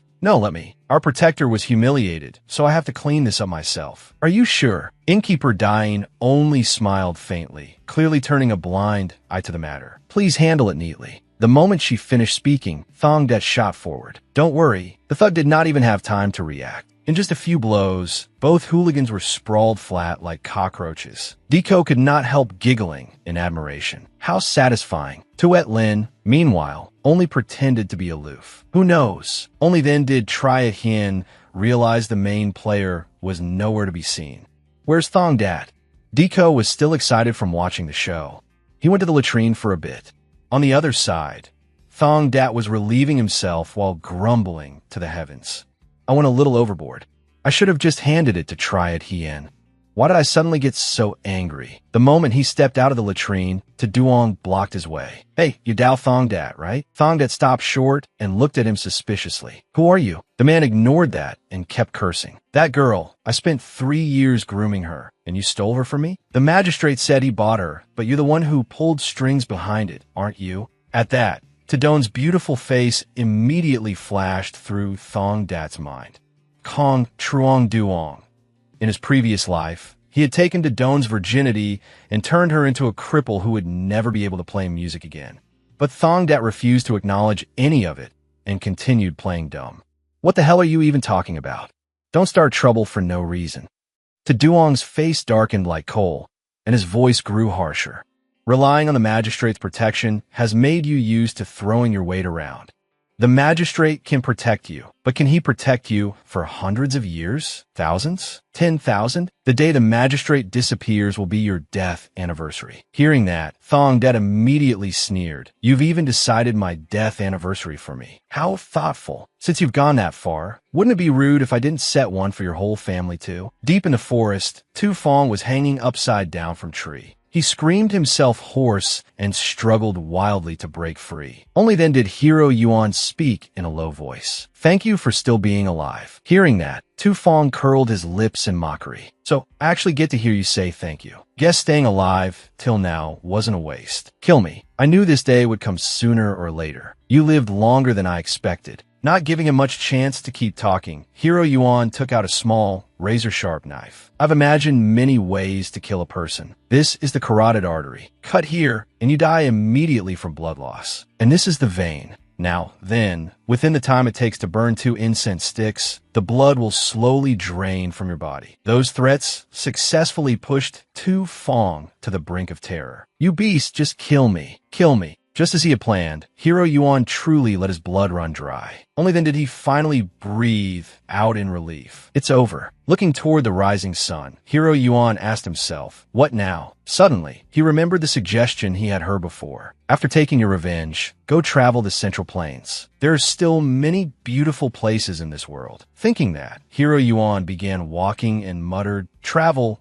At the same time, in Thursday band study, he smiled and announced, it probably won't be long before I head to the northern capital. Thong Dat, sitting opposite him, replied at once, slower than I expected. Leaning back in his chair, Thursday Band spoke with a teasing note in his voice. The Forbidden City was never the kind of place where it's easy to secure advantages. This is already fast. Thong Dat laughed and pretended to sound aggrieved. Now that the troublesome magistrate is gone, I thought I'd finally get to train in peace. What a shame. Thursday Band frowned and immediately rebuked him. Our connection isn't so shallow that it would end just like this, is it? At those words, joy spread across Thong Dat's face. You want to continue your connection with a thug like me? Thursday Band was someone who remembered kindness well. You saved my life, bribed me, and even helped me seize a thread for advancement. Of course I want to continue. After that conversation, Thong Dat wandered back alone. His face looked gloomy, and he secretly thought to himself, just leaving like that, why does it suddenly feel so empty? In his previous life, he had been the sort of man who never had a single real bond. Suddenly, from afar, a familiar voice rang out. It's been a while. He was rather surprised by the person who appeared before him. Hero Yuan. It seemed matters had been settled smoothly. Hero Yuan answered unhurriedly. Thanks to you. Seeing the man's current appearance, Thong Dat blurted out, did you come all the way here just to let me know? After a few seconds of silence, Hero Yuan expressed his plan. I intended to do, as you said, and travel the Central Plains. But when I was a wandering hero, I already went everywhere. So, I came to look for work. Thong Dat was taken aback by the decision. Look for work? Hero Yuan did not beat around the bush and asked directly, if your guild doesn't mind, will you take me in? Thong Dat cannot process it all at once. No, wait. You're the greatest hero under heaven. I heard your martial arts are on par with the 10 great masters of the martial world. The man sighed, his eyelids lowering slightly. That's excessive praise. My body isn't what it once was. Dongdat frowned, looking deeply conflicted. What do you mean it isn't what it once was? Even drugged out of your mind, you could still withstand attacks from Tuet Lin and Protector Jang. Thongda did not agree right away and added a probing remark. You know what kind of consequences this will bring, don't you? Hero Yuan closed his eyes halfway and personally laid his old identity to rest. That greatest hero under heaven died together with his family, and that opium addict died together with Emonan Thuong. The one who brought this corpse back to life was you. Shouldn't you take responsibility for that? News of the man he wished to recruit had already reached the royal court. You want to join the Red Tiger Guild? Wasn't he supposed to be some terrifying master? Tuet Lin at his side immediately confirmed it. That's right, a master even stronger than I am. Her words only made him more bewildered. But why would someone like that enter a place like the Red Tiger Guild? Thongdat folded his arms and cutting glibly. What, does Big Brother Guild Master here look down on the Red Tiger Guild or something? The royal court had immediately come out with an explanation. No, to put it more accurately, that was how it seemed to them. There were already 2 top experts here, and now an even more terrifying expert than those 2 had joined as well. Knowing they were hesitating, Innkeeper Dine softened her voice almost pleadingly. I'll do my best not to cause trouble. He could not help laughing. What trouble could you possibly cause? Just then, he deliberately reminded her once more, so you've really thrown away the title of righteous hero? The one place a hero can never exist is the underworld. The old man shot Thong at a sidelong glance. And yet you seem to be living just fine. His jaw nearly dropped. What kind of hero am I supposed to be? Not stopping there, Innkeeper Dine insisted. In all my life, I've never seen anyone with as much of a heroic heart as you. Vongnat caught in the middle while the 2 bickered cut in enough already. But don't think you can turn back into a hero now. In reply, the old man only gave him a smile full of confidence. I promise. The next day, a grand sedan chair arrived in front of Thursday Ban's residence. He was about to leave, yet still felt reluctant to go. The newly appointed magistrate, Song Min Van, stepped forward with clasped hands to greet him. You've worked hard during this time. Thursday Ban gave careful instructions, one after another. From now on, I'll be counting on you. And what I told you before, you still remember it, right? The man answered with only 4 words. It is Dao Thongdat. He seemed fairly satisfied and did not forget to add, take good care of him. If you establish ties with him in advance, he'll be of great help to you. Min Van obediently accepted the order. I will remember it well. After handing over his duties, Thursday Ban also had to depart. Then I'll leave it to you. Once he disappeared from sight, the man curled his lips into a crafty smile. Min Van regained his dignified bearing and waved a hand to command his subordinates. The one who needed to leave has left. Everyone back to your posts and attend to your duties. Just then, someone happened to stroll over leisurely. At last, the stone pressing on us has been removed. He turned at once and hurriedly bowed with respect. Greetings, uncle. To Duong praised him, though with a trace of scheming behind it. The magistrate's robes suit you. Min Van clasped his hands and lowered his head slightly. Only thanks to you, uncle, am I able to wear these robes. A satisfied smile rose on his face. It had cost 300 taels to place Song Min Van in the magistrate's seat, and Yang Xiu Fan's resignation had also helped greatly. Heaven truly was on his side. A few days later, outside the Yamen gates, a guard snarled as he blocked the way. The magistrate says he will not see you. Thongda was rather surprised by that attitude. Why? The guard related clearly. He got angry and said, why should a magistrate meet with underworld thugs? I heard Magistrate Duong personally asked the new magistrate to look after your matter. At the time, he even said he would, so I don't know why he suddenly changed like this. He trudged back, his heart full of suspicion. Damn it, there had to be something wrong. When Vongnat saw Thongdat return, he looked somewhat concerned. You don't look happy. Did something happen with the new magistrate? He answered calmly and briefly. I didn't even get to see him. He said he doesn't want to meet underworld riffraff. Thongdat frowned, and his mouth fell open. What's that supposed to mean? Unable to explain it, he could only sigh. Forget it for now. Where did everyone go? Vongnat guessed knowingly. The 3 of them are probably sparring again. Ever since Protector Yuan arrived, haven't they been at it every day without rest? Hearing that, goosebumps rose on his skin. They really were battle maniacs. Suddenly, one of the men burst in from outside the door. Guild Master, this is bad. At once, a sense of foreboding rose in him. What is it? The man went pale and stammered out. It's just that, before he could finish, a voice like rolling thunder rang out. The Red Tiger Guild Master and his core leaders immediately dropped to their knees. By order of the magistrate, you are under arrest for inciting murder. The corners of Thong Dat's lips lifted in amused interest. So their opening encounter with the new magistrate was not going smoothly at all. The soft morning light filtered gently into the holding cell. Even now, Vong that still could not make sense of it. What exactly is going on here? By the new magistrate's official order, most of the Red Tiger Guild's men had been thrown into prison overnight. He could not hold back any longer and said it outright. Does that new magistrate want money? Thong Dat, beside him, immediately explained, if money were really the goal, then the method is far too crude. The more cornered Vong that felt, the more furious he became. Then why arrest us? What did we ever do to him? Right then, a voice full of delighted laughter drifted over. So all you famous Red Tiger Guild hoodlums really have been locked up together. He looked rather surprised at the newcomer. Lord Kong. By now, he had already noticed the suspicious point. The new magistrate is Tsong Min Van, correct? He's your son. To Duong curled his lips, almost praising him. Sharp eyes. More accurately, he's my younger brother's son. Even at a disadvantage, Thong Dat's voice remained firm. Lord Song, please think rationally. For the sake of a single courtesan, is it truly wise to make an enemy of the Red Tiger Guild? But the man had clearly prepared for this. Your underworld gang's crimes are far more than one or two. At the very least, I'll have you rot in prison for 10 years. Hearing that, his eyelids lowered slightly. Lord Song, at your age, you should take care of yourself. If we stop here, we can pretend this never happened. To Duong frowned tightly, showing no intention of sparing them. This man's already locked up and still hasn't come to his senses. We'll see whether you can keep that arrogance once you've rotted in jail. That night in the prison, Vong that still could not help feeling uneasy. Will Magistrate Duong come save us? Thong Dat brushed aside that slender hope. How would he even know what's happening here? Vong Dat's tone softened a little. Then how do we break out? Thong Dat shot him a sidelong glance. Break out for what? No need. The man ruling Hangzhou by day had personally come looking for trouble, so they ought to let him know as well just who ruled Hangzhou's night. In a candlelit room, Duong was basking in satisfaction and delight. Everything is prepared. At this rate, once we get to court, they're finished. There is already a whole pile of people prepared to testify against them, and the Crimson Windsword Gate had even sent down experts as well. Min Van chimed in flatteringly.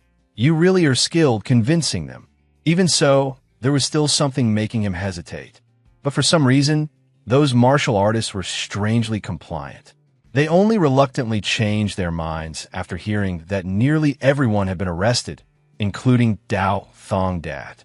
Among them, there must definitely be that woman, Tame Dien Thuong. He fell silent for a moment, then muttered, I heard the Crimson Windsword Gate was once driven out by the Red Tiger Guild. Can they really take over Hangzhou's underworld properly? Unlike Min Van, Duong appeared unconcerned. Their center is Dao Thong Dat, cut off from all contact with the outside. There's nothing he can do. Back in the dark prison cell, the guard who had helped pass messages to Thong Dat carefully whispered, This is the information you asked for. Thong Dat took it, and a smile immediately curled his lips. Thanks. The guard declared confidently, It's nothing. If you need anything else, just say the word. They had overlooked one thing. In the past year, there was not a single person in the Yamen who had not accepted bribes from the Red Tiger Guild. From constables to runners, even the jailers, most of them stood on the Red Tiger Guild side. Naturally, there were also quite a few supporting the new magistrate. After reviewing all the information, Thong Dat muttered, Just as I thought. They're planning to use false testimony in court. They prepared more than 10 fake witnesses. Hearing that, Vong could not help but be startled. What? That magistrate is that shameless? Among the witness list, Thong Dat paid special attention to one man in particular, Assistant Administrator Dong Feng Cat. In reality, the man was practically second in command of the Yamen, yet he had already gone over to the new magistrate's side. Vong sighing kept ringing in his ears. Then what are we supposed to do? Yet Thong Dat spoke as casually as ever. What's so complicated? We do it the old way. No witnesses means no testimony, right? That night, Fung Cat walked through the Yamen estate while thinking to himself. The Red Tiger Guild was finished. In history, no underworld gang had ever defeated the authorities. The bribes they had stuffed into his hands were certainly plentiful, but standing on the right side mattered far more. Suddenly, a figure appeared behind him. Hey, acting on instinct, Fung Cat curiously turned his head to look back. No one knew what exactly happened, but he immediately began screaming at the top of his lungs. A moment later, he collapsed onto the ground, stammering as he demanded, What is this? Who are you? His collar was yanked up violently, and he was cursed out. You filthy pig dog, betraying the Red Tiger Guild and thinking you'd stay safe? At that point, Fung Cat could only beg, I'm sorry. Hearing that, Bok Dong found it utterly unconvincing. Say that to Commissioner Dao, you pig dog. Tomorrow, go find Commissioner Dao and kowtow to beg forgiveness. If not, we'll be back. As soon as the young man left, the old official ground his teeth furiously. That damn Dao Thong Dat. The next day, while Thong Dat was sitting around at ease, his ears itched terribly. So you dare lay hands on a senior Yamen official and think you'll remain unharmed? It turned out Fung Cat had been standing there cursing since early morning. I've no idea what you're talking about. Where's your proof?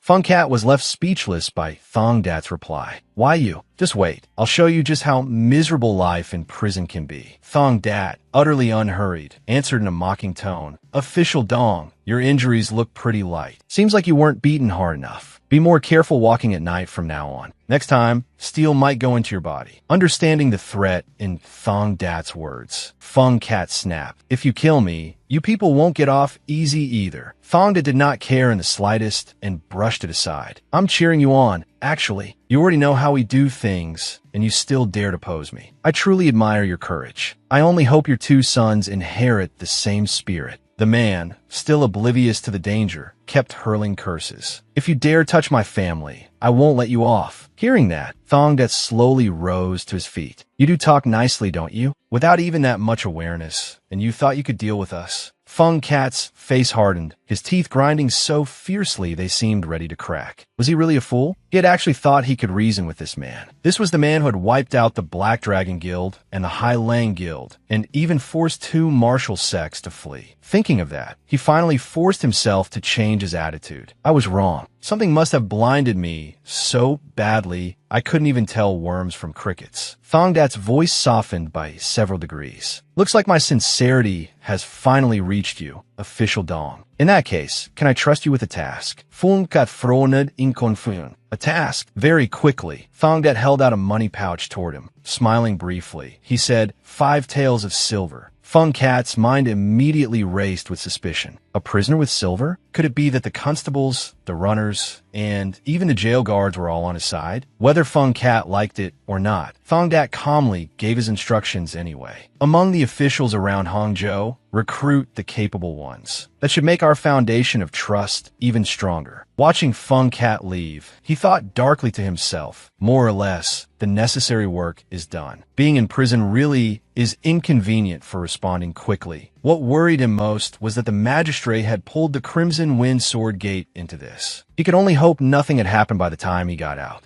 That evening, in an unlit room, Dain Thuong's voice rang out. You vermin, did you think I'd back down because I was afraid? Without Dao Thong Dat here, you're all nothing but trash. The disciple restraining her tightly tried hard to remind her. Calm down, senior sister. If you kill more than 3 of them, this could become a serious matter. At that moment, the person sprawled on the floor below had already been beaten until he coughed blood. News that the Red Tiger Guild had been attacked reached Thong Dat's ears. What? He could not hide his shock. Were there deaths at headquarters? The jail guard listed several familiar names. Vong Bak, Du Trung Man, and also Truong Bok Dong. It's been confirmed by Red Tiger Guild men who were on the scene. Hearing that, Thong Dat seemed violently shaken. He collapsed to the floor, without realizing it. Trong Bok Dong was dead. A friend of mine who had become my subordinate and always stayed cheerful. I could have given him a seat as a branch chief, but I never did because I thought carelessly that I could always give him a better position later. So Trong Bok Dong had remained just a familiar street thug. Because of that, this time he had not been arrested with the others. Since he had not been thrown into prison, I kept sending him on errands outside. Back then, Bok Dong had laughed and said, being able to run errands for Commissioner Dao and not getting locked up too. That's pretty lucky, isn't it? Vong Dat looked at him anxiously. Dung dut. But by then, he no longer wore his usual calm expression. Those pig dogs have crossed the line. A few days later, just as the sun showed itself, the yamen drums sounded. A court clerk loudly announced, "From this moment, the trial of the underworld gang Red Tiger Guild begins. Everyone rise." Tu Dan watched the excitement below the court. "Madam, will Commissioner Dao be released today?" Tu Riang glanced behind them and reminded her. Young hero Triad Hien from the Nam Kung family came along as well. Beside them, Tuesday Man immediately sniffled and cut in, "I can't bear seeing my husband, innocent as he is, thrown in prison." Hearing that, the young woman did her best to reassure her. Commissioner Dao already guaranteed it. If that's the case, then let's trust him for once. After a short while, daylight had fully brightened in the east. Thong Dat and the Red Tiger Guild members were brought out in shackles. The instant she saw him, Tu Dan frowned and sighed. They all look as thin as if they'd starved for 10 days. In contrast, Tu Riang remained extremely optimistic. As long as everyone's still alive and well, there's nothing to worry about. Up above, Min Van picked at his ear and said, "Looks like it may rain soon. The verdict is already obvious, so finish this quickly." The judicial office read out the charges against Vong Dat, the 4 protectors, and Dao Thong Dat. Murder, disposal of corpses, assault, even harming innocents. Every filthy crime under heaven had been pinned on them. Immediately afterward, Advocate Tong Chi Man stood and proceeded according to protocol. The evidence will speak for itself. The crowd below began to murmur. "Isn't Tong Chi Man Hangzhou's #1 advocate?" Someone nearby frowned in confusion. How did the Red Tiger Guild manage to hire him?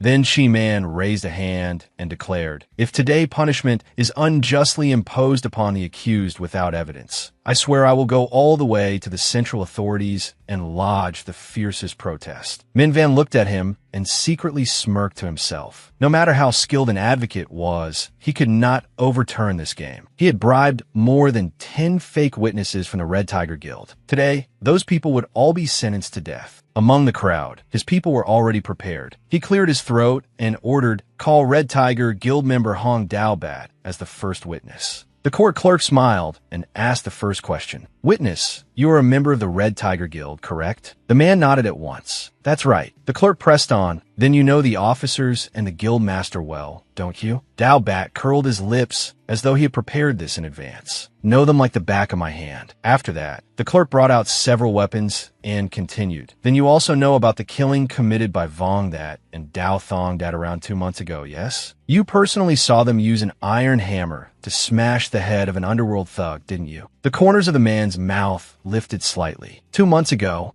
Sorry, that was so long ago, I can't remember. The clerk gaped. This was not the answer he had expected. "What?" Daobat scratched his head and waved a hand, pretending to be stupid. "After 3 days, I forget everything. The other day, I had such a good time at the pleasure house. I even forgot where I live." The clerk snapped in disbelief. "But 10 days ago, you clearly told me you saw it." The man rolled his eyes around.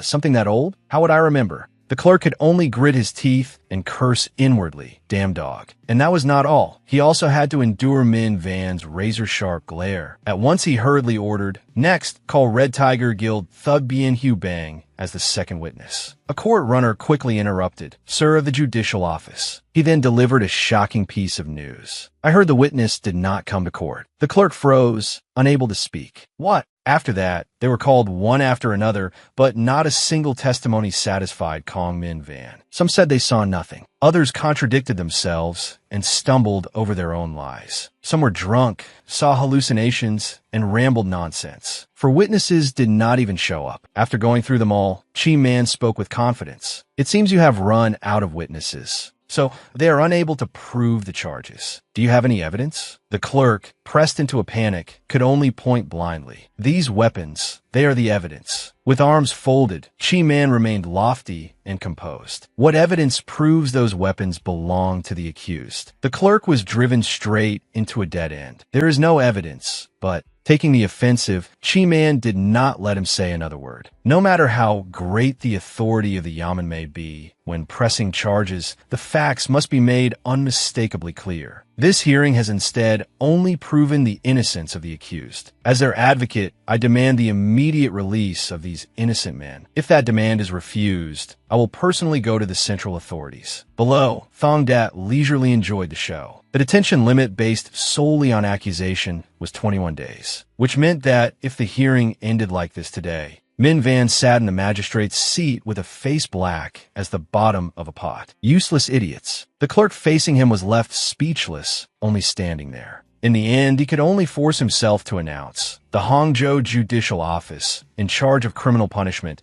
declares the accused not guilty. Hearing those words at last, Tu Dan finally let out a long breath of relief. Thank goodness. Tu Riang ran over to Thong Dat as soon as he was released and asked about it. How were the witnesses dealt with? He rubbed his wrist, then calmly explained, the members who weren't arrested made a move. There were also some we couldn't get in touch with, but by coincidence, they couldn't come today anyway. How's the situation with the Crimson Windsword sect? One man in the group quickly reported a total of 126 people were sent to the Red Tiger Guild, spread across the headquarters and 15 branch halls. Thongda did not choose to rest and immediately got to work. It's time to begin the purge. We finish everything today. Each person takes 4. The other 3 heard that and smiled knowingly. He clenched his hand, not forgetting the fresh grudge. I heard they killed several of our children just to seize our branch hall. Today I'll kill every last one of them. And this is only the beginning. Since the Crimson Windsword sect dared lay hands on us, they cannot be spared either. Tuet Lin glared and added, of course. Why even say it?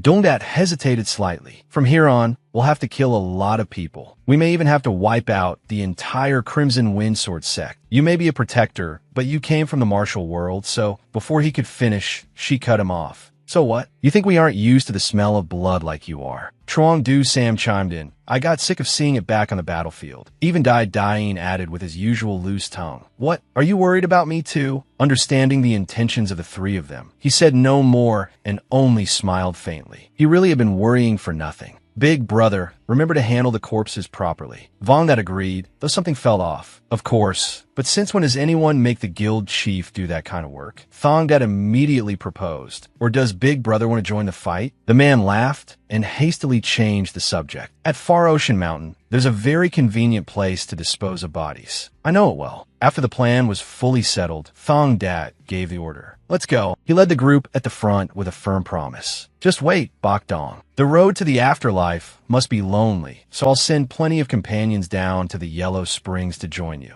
On a fine morning, at a certain private residence. Tuet Lin was rather surprised by Triad Hien's appearance. Did you come on purpose because of our interrogation? He waved a hand. I was passing by. Then his face darkened. Something serious has happened in the martial world. She looked puzzled. What serious matter? Triad Hien's expression sank as he announced, the 10,000-year 3 yellow ginseng has appeared. Tuet Lin's mouth fell open in shock. The 10,000-year 3 yellow ginseng. Meanwhile, Thongdat behind her looked utterly confused. The 10,000-year 3 yellow ginseng. He recounted everything. I heard that in Gudian County, Fujian Province, a mountain gatherer digging for ginseng unearthed the 10,000-year 3 yellow ginseng. She hurriedly asked, and then Triad Hien's voice turned heavy. The 3-wheeled battle demon, who has been active in Fujian, seems to have killed the gatherer and stolen the 10,000-year 3 yellow ginseng. The news spread, and martial artists are now flooding into Fujian. My uncle and the hall master have already departed. I happen to be on schedule, so I stopped by for a moment. Even after hearing all that, Thongdat still looked lost. What exactly is the 10,000-year 3 yellow ginseng? Tuet Lin frowned at him oddly. You don't even know that? Triad Hien laughed and smoothed things over. Thong, Dad isn't from the martial world. It's only natural that he wouldn't know. The 10,000-year 3-yellow ginseng is a spiritual medicine that increases internal energy. If taken properly, it can raise one's internal power by roughly 120 to 180 years worth. Only then did Thong Dat jolt in astonishment. Just by eating it, your internal energy increases that much. Try it, Hien nodded. Yes, for martial artists, it's worth risking their lives for. Only then did Tuet Lin grow even more bitter with frustration. The 10,000-year 3-yellow ginseng has appeared, and all I can do is watch. Thong Dat, emboldened by her manner, said, "Is now really the time to worry about whether mountain ginseng has good medicinal effects? Move already. From this moment on, it's time for punishment." Over at Lightning Spear's side, she was already prepared to receive them. Dao Thong Dat, who had been acquitted and released, was on his way here. All the better. When a mountain has no tiger, the fox claims to be king and goes mad. The Crimson Windsword sect had once fled from the underworld. If they turned their backs a second time, their pride simply would not allow it. When Thong Dat arrived at the gate, a loud cry was already heard. "The Hall Master has arrived." He and the people under his command were all radiating murderous intent. The pupils of Lightning Spear shrank at once. The two first-rate protector experts were nowhere to be seen. She frowned and probed. "You came alone?" Thong Dat curled his lips. "Half of me coming is already enough. But you don't have the skill to deal with even that. Before we begin, let me ask one thing. Who killed Truong Bokdong?" To Lightning Spear, that name sounded completely unfamiliar. "Who is Truong Bokdong?" He replied unhurriedly, "The one with the mole beneath his nose." At once, she sneered disdainfully. "To me, all of you look like the same insects." Thong Dat swept his gaze across her. "Lying, are you, woman?"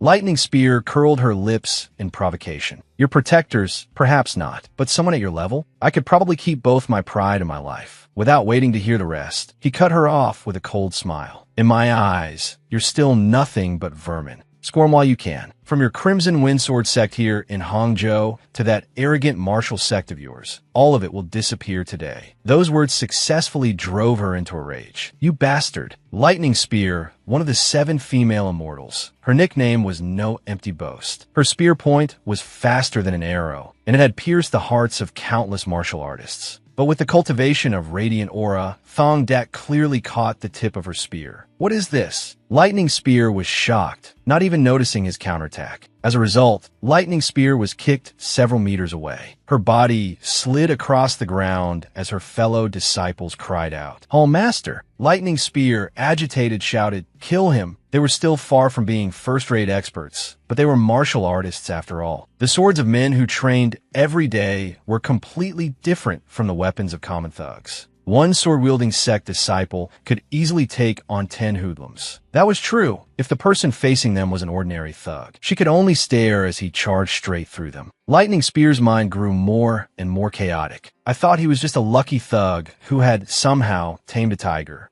But the real monster turned out to be the man standing right in front of me. Blood sprayed in red streams like water bursting from punctured pipe." Thong Dat looked down darkly at Lightning Spear's motionless body. After taking his revenge, he only said one cold word. "Cloth." One of the men with him immediately answered, "Yes, yes." As Thong Dat wiped the blood from his body, everyone present shared the same expression, terror. One of them secretly thought, "I thought losing both hands would make him weaker. Who knew I was completely wrong?" Instead, he's become much stronger. He spoke softly. "You know where we're heading next, right?" The man hurriedly nodded. "Yes, this subordinate knows." Then Thong Dat added, "Make the preparations. Don't let innocent people get dragged into this." At the same time, in a majestic and splendid place, Dain also seemed to be nearly finished handling matters. "I don't like killing small fry like you, but what can I do?" With a stern face, the old man said lightly, "I'm one of the Red Tiger Guild now, too." The 3 protectors who had become part of the Red Tiger Guild all struck without mercy. If compassion was mistaken for weakness, then the bloodshed would only increase. Du Sam carried things out without the slightest change in expression, while Tuet Lin looked at the world with naked disgust. One easy battle after another, as simple as snapping a child's wrist. Every one of the 126 people sent by the Crimson Windsword sect died. Not a single one was spared. Meanwhile, Song Min Van was still seething in the yamen. They were actually released just like that. Min Van frowned anxiously. "Then what do we do now?" To Duong was so furious, he nearly decided to act recklessly. At this point, the only option left is bloodshed. Have the Crimson Wind Sword sect deal with all the ones who were released. The magistrate preserved enough reason to object. If martial artists kill commoners, this will become a huge incident. Even if they are from the Red Tiger Guild, Taduong didn't care. That's your problem to solve. Why do you think I spent so much money pushing you into that position? Min Van had no choice but to obey the order handed down. Yes, then before long, I'll meet with someone from the Crimson Wind Sword sect. Suddenly, a trembling voice came from outside. My lord, this lowly one has something to report. Annoyed, he growled, what is it? The strategist pushed open the door and stammered. It seems that the people from the Crimson Wind Sword sect who were sent to Hangzhou have all been wiped out. He jerked in shock, as if unable to believe his ears. What did you say? Wiped out. The man continued. There are no sect disciples to be found at either the headquarters or the branch halls of the Red Tiger Guild. According to witness accounts, Dao Thongdat and the three protectors slaughtered all of them. Taduong shouted furiously. Say something that makes sense. How could a tiny gang possibly? But the strategist wasn't finished. And also, the people trying to contact the Crimson Wind Sword sect's main sect have not been able to find anyone either. Only then did a chill finally crawl down his spine. What? The sect's name plaque was stained red with blood. Just when the world was happening in Hangzhou, after slaughtering all of Lightning Spear's men who blocked his path, Thongdat casually commented, this martial sect isn't anything special, but it's pretty big, isn't it?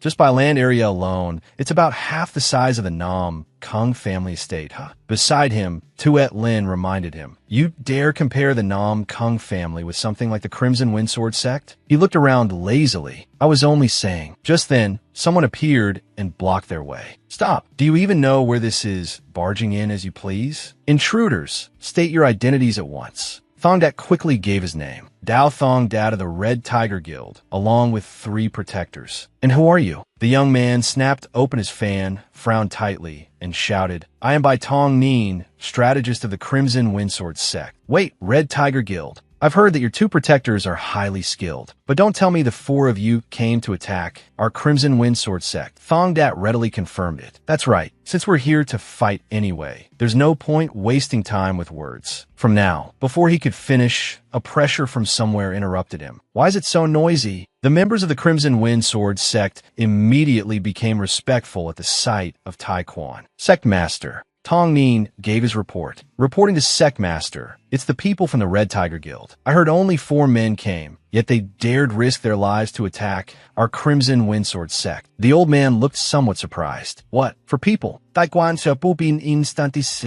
Only 4 people, and they dare come against the Crimson Wind? Crimson Wind. His voice sounded like a broken record, making the strategist suspicious. Sect Master, shall we give the order to attack? Taekwon spoke with difficulty. Immediately have all the disciples under your command put down their weapons. Everyone else stared in confusion. Even Thong, that had not expected this. Taekwon's attitude became noticeably more humble. Could we go inside and talk first? The children under me are ignorant. I'm afraid they failed to recognize honored guests. It turned out Tai Quan had locked eyes with Dai standing among them. Hero Yuan, I pay my respect to the number 1 hero under heaven, the life-seizing twin swords, Hero Yuan Dai. 3 years ago, when I went to Hunan, I happened to see you with an elder of the Beggar's sect. If I had known you were coming, I would have welcomed you grandly long ago. I never imagined that Hero Yuan would be the one backing the Red Tiger Guild. The old man corrected him sternly. Not backing them, placing myself among them. I'm now living as a hoodlum of the Red Tiger Guild. Hearing this, Tai Quan felt a profound sense of unreality. No, what weakness had they seized that someone like Hero Yuan would become a thug of the Red Tiger Guild? The words grated on the ear, and Thongdat warned him, watch your mouth. Do we look like the sort who sees people's weaknesses and force them around? Beside him, Tuet Lin frowned and judged. He got half of it right. At that point, Dain stepped forward. Recognizing me does not change the situation. The side that moved first against the Red Tiger Guild was your Crimson Windsword sect. Sweat poured down Tai Quan's body like a spring. If I hadn't recognized Hero Yuan, this place would already be a sea of blood. Even if my more than 700 disciples managed to drag them down with us, it would still amount to sect annihilation. Before he had the chance to think further, the old man added directly, "And there's one more thing I need to correct. Even if I were not here, you would still have met with great disaster." Those words made Tai Quan lift his face in confusion. "You mean the other three here are also experts?" While Dai Dain was speaking, Tuet Lin had already slammed the table. "If those two joined hands, even I would have a hard time." She abruptly turned to Thong Dat and said, "That's a bit too arrogant. Have you forgotten? The two of us joined forces before and captured Hero Yuan." Dusam did not miss the chance to boast. "Back then, you lasted about a quarter of an hour, didn't you?" The old man offered a slight defense. "My body wasn't in normal condition then." Tuet Lin, itching for a solo match, threw down the challenge. "Then if you're in normal condition now, why not fight again? There just so happens to be a marble-paved sparring ground." Though old, Dai Dain still had plenty of fire left. "If you two want it, I don't mind." Sitting between them, Thongdat tried helplessly to interject. "No, what are you people even?" To his surprise, the old man roared in earnest, "Be quiet. This is a matter of pride." And so, the battle among all three officially began, to last 1/4 of an hour. On the arena outside the main hall, the stone slabs flew apart like they had been blasted. She adjusted her footwork, stomped down hard, and used that force to launch straight toward Dai Dain. The instant Tuet Lin's sword reached him, the old man blocked it head-on. 1/4 of an hour. That was all the time needed for the Crimson Windsword sect sparring arena to be reduced to flat ground. Thongdat stood outside without lifting a finger. "Before your sparring arena gets completely smashed, hurry and stop them. It seems 1/4 of an hour has already passed." Tai Quan was startled and stammered. "Me? If I step in there now, I'll be turned into minced meat on the spot." At that point, Thongdat finally had no choice but to step in himself. With one hand, Thongdat caught Tuet Lin's arm. With the other, he restrained Truong Du Sam. The fight ended with Thongdat's announcement. 1/4 of an hour has passed. Everyone stop. Dai Dain ran over and proposed, "This match doesn't count." Tuet Lin sheathed her sword and agreed. "This match doesn't count. They look just like children," and he laughed helplessly. "Honestly, you people." Then he returned to the matter at hand. "Now, let's get back to this conflict between the Red Tiger Guild and the Crimson Windsword sect." By then, Tai Quan had already dropped to his knees and bowed to the ground, admitting fault. "We committed a grave mistake." Thongdat walked toward him step by step and called softly, "Sect Master." Too frightened to raise his head, Tai Quan answered, "Yes." Thongdat showed no mercy and directly laid out the crime. "A mistake is stepping on someone's foot or saying you'll take 3 strips of cloth and bringing out 5 instead. But disciples of the Crimson Windsword sect killed 3 of my people. Can that be called a mistake?" Tai Quan remained in the same posture, but his voice trembled. "I am sorry. We committed a capital offense." But Thongdat then extinguished the last spark of hope. Actually, there was no need for the sect master to apologize. Since the fight already broke out earlier, we never had a chance to talk. Tai Quan froze for a moment. Perish together? Ridiculous. We couldn't even touch their sleeves. The Crimson Windsword sect is about to become a mountain of corpses and a sea of blood. Thongdat continued. "We came here intending to destroy the Crimson Windsword sect. Are we supposed to hear the word sorry and simply go back?" Tai Quan still tried his best to reduce the losses. "The Crimson Windsword sect will present suitable compensation to atone." Just then, Thongdat named his price. 3,000 taels of silver. Tai Quan raised his head in shock. 3,000 taels? But he was not only asking for money, he also demanded power and advantage. From today onward, the Crimson Windsword sect must obey every order given by the Red Tiger Guild. To put it simply, just treat yourselves as one of the Red Tiger Guild's branch halls. Tai Quan frowned, unable to accept the condition. The Crimson Windsword sect is to become some lowly branch hall of a gang. Those words displeased Thongdat. You still find a Red Tiger Guild laughable? The pressure coming from him made Tai Quan's hair stand on end. And so Tai Quan cowed out and accepted the proposal. How could I possibly? Satisfied, Thongdat sat down beside him and said softly, "From now on, every single word you speak must be wagered with your life. I've already lost a friend, so I have nothing left to hold back for. 3,000 taels. Besides that, the Crimson Windsword sect and all 700 of its disciples are now under the command of the Red Tiger Guild. As Thong Dat poured wine, he thought to himself, I hadn't originally planned to massacre them all. If they had resisted to the end, things would have been different. But perhaps they did not want that either. To become part of the underworld is to live a life closer to death and the abyss than any other. Even so, he gently set his wine cup down on the wooden tray. Standing before Bokdong's grave marker, Thong Dat made a promise. I'll come visit again. Back at the Red Tiger Guild, he had something on his mind. The 10,000-year 3 yellow ginseng. The 10,000-year 3 yellow ginseng. The moment Tuet Lin heard that, she asked, what about the 10,000-year 3 yellow ginseng? Thong Dat sighed and explained, ever since I heard about it last time, I haven't been able to forget it. It's like I remember something, but also don't. As he said that, he suddenly shouted. Rubbing his chin, Thong Dat put on a thoughtful look. I remember now. I know where the 10,000-year 3 yellow ginseng is. When the 10,000-year 3 yellow ginseng appeared in the martial world, the death toll reached 500 over that single ginseng root alone. In my previous life, when I heard that story, I laughed and called them all lunatics because back then I paid no attention to the martial world. In the end, the person who got the 10,000-year 3 yellow ginseng was M.O. Thatch. Pointing at his own face, he laughed and said, that ginseng root is already in my stomach. At the time, heavy rain was pouring down and the river had overflowed all the way to Thursday Huin Lake. Mixed in among a heap of corpses, the 10,000-year 3 yellow ginseng ended up falling into the hands of an old fisherman. That bloody battle killed 500 people of the martial world, only to end with an old man gaining a better chance at long life and freedom from illness. Compared to turning it into a tonic for some old man, wouldn't it be better if our protectors used it instead? We could even split it up and eat it together, give Zetien a bit too, right? The problem was how to bring this up. He couldn't talk about his previous life. Was he supposed to happily blurt out, I've lived 2 lives already? At that thought, a glint flashed in his eyes. A moment later, a loud voice rang out in the royal study. Big brother, you know I have divine powers too, right? Hero Yuan folded his arms and nodded. That's right. I've benefited from it quite a few times. Truong Du Sam chimed in grandly. The Transport Commissioner's divine powers at Heavenly Excellence Tower are famous too. Tuet Lin listened and still couldn't believe it. You people seriously believe Thong Dat's words? You really believe that fellow dreamed of where the 10,000-year 3 yellow ginseng is? Hero Yuan faced her and answered boldly. Of course I do. When have I ever suffered a loss from trusting Thong Dat? Tuet Lin froze, then found herself speechless. No, but even so, this matter.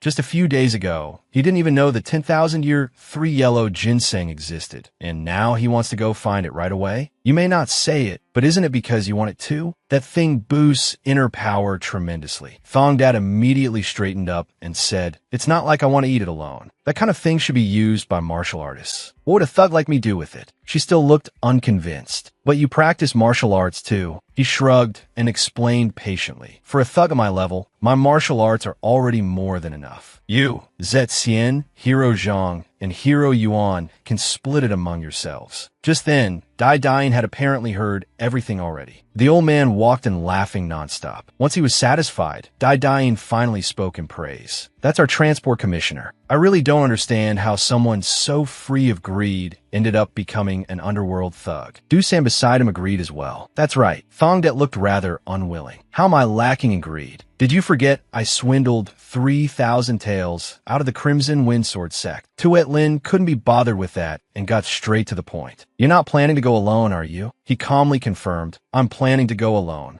The moment he said that, she exploded and grabbed him by the collar. Idiot, do you know how many people in the martial world are chasing after the 10,000-year 3 yellow ginseng? I'm going to. I need to see this so-called divine power with my own eyes. His plan had just picked up another complication. Troublesome. Without even waiting for anyone's approval, Tuet Lin turned and instructed the others carefully. Then while I'm away, I'll leave things to all of you. You understand the plan already, right? The old man smiled reassuringly. Don't worry. Everything has been prepared exactly as instructed. Azure Cloud Escort Agency was one of Song to Duong's enterprises and also the largest escort agency in Hangzhou. One of the men from the agency was knocked rolling onto the ground, gasping for breath. He scrambled back up and still barked proudly. Do you know we're from Azure Cloud Escort Agency and still dare lay hands on us? Aren't you afraid of the consequences? At that, Black Cloak glanced at the nearby corpses and asked, "Want to end up like them, with only your head left rolling around?" Hero Yuan, standing inside, silently assessed the situation. People in this line of work, the escorts and guards, did have some skill after all. They weren't just ordinary mountain bandits. From above the cliff, the old man had heard them muttering, "Leave the goods and withdraw."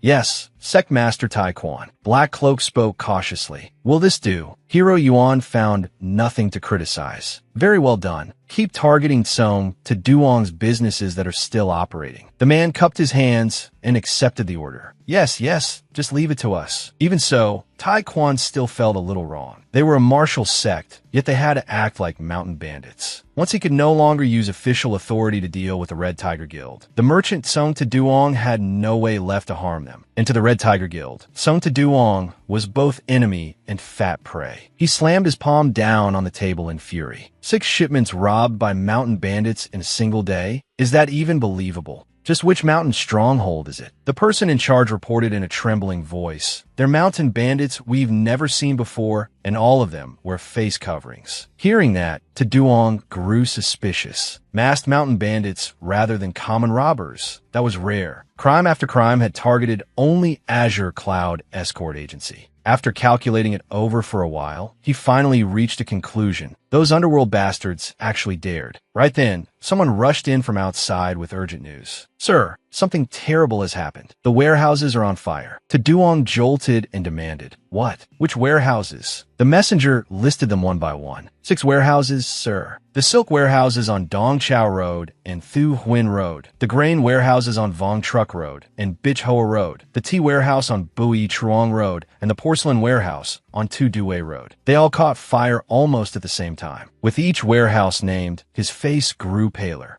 Duong's roar shook the heavens. "No matter what, we must secure evidence. This is definitely the Red Tiger Guild's doing. Investigate thoroughly. We must arrest them." The news quickly spread outside. "You heard Azure Cloud Escort Agency's goods were robbed, right?" Even the constables joined in the gossip. "Yeah, I heard their warehouses were burned too." One of them put on airs and gave an order. "Take a few bailiffs with you. At the very least, make a show of investigating and then come back." The other yawned lazily. "We have to go into the mountains? My knees have been hurting lately. That's rough." The first man reminded him softly, "If you act too openly lazy, it won't look good." The lazy constable replied, Yeah. Who told him to go provoke the Red Tiger Guild when things were peaceful? The yamen had long since been bought by the Red Tiger Guild. Song to Duong would slowly cook through inside the great cauldron called Hangzhou, where the Red Tiger Guild was already lighting the fire and simmering the meat. Meanwhile, on the other side, as they searched for the 10,000-year 3 yellow ginseng, Thong Dat took his first steps into the martial world. The young man was being yanked around rather roughly by the collar. He struggled to speak and begged, "Help." Tuet Lin frowned as she recognized him. "You're the one from Heavenly Excellence Tower who kept clinging to me, aren't you?" The young man hesitated, then blurted out, "You're that crazy woman from back then." Being called that made her furious. "Who are you calling a crazy woman?" Just then, someone dared interfere. "What are you doing? How dare you touch one of my disciples?" "I am Bui Tien No, Hall Master of the Independent Operations Hall of the Southern Righteous Sword Sect. State your name and background." Tuet Lin threw the man to the ground and snorted coldly. "So you're martial artist too?" "Iam Nam Gung No Zet Daiga Gu Tu Dui Ling." Tien No curled his lip in disdain. "A thug? You injure someone from my Southern Righteous Sword Sect here in Jiangxi and still dare act so arrogant? Your guts are truly sky high. With a face like yours, if you're a thug, then are you just some prostitute for a bunch of thugs?" Tuet Lin ignored the insult because something else mattered more. Southern Righteous Sword Sect. That name sounded familiar. Then she remembered. So it was the Southern Righteous Sword Sect. To think she would run into them here. He added in a mocking tone, "Get over here now. I'll teach you a lesson slowly." She replied lightly, full of contempt, "Just you?" A quick glance says there are about 6 of you. All of you get out here. Dealing with you one by one is a waste of time. At the same time, Duong was receiving even more bad news. Squads 12 and 18 were taken out too. How How do they know to set up an ambush? The shipments were moved secretly at night. So how do they know? Azure Cloud Escort Agency's transports have been completely isolated in Hangzhou. Even the shipments returning from outside were robbed clean before they could even set foot back in the city.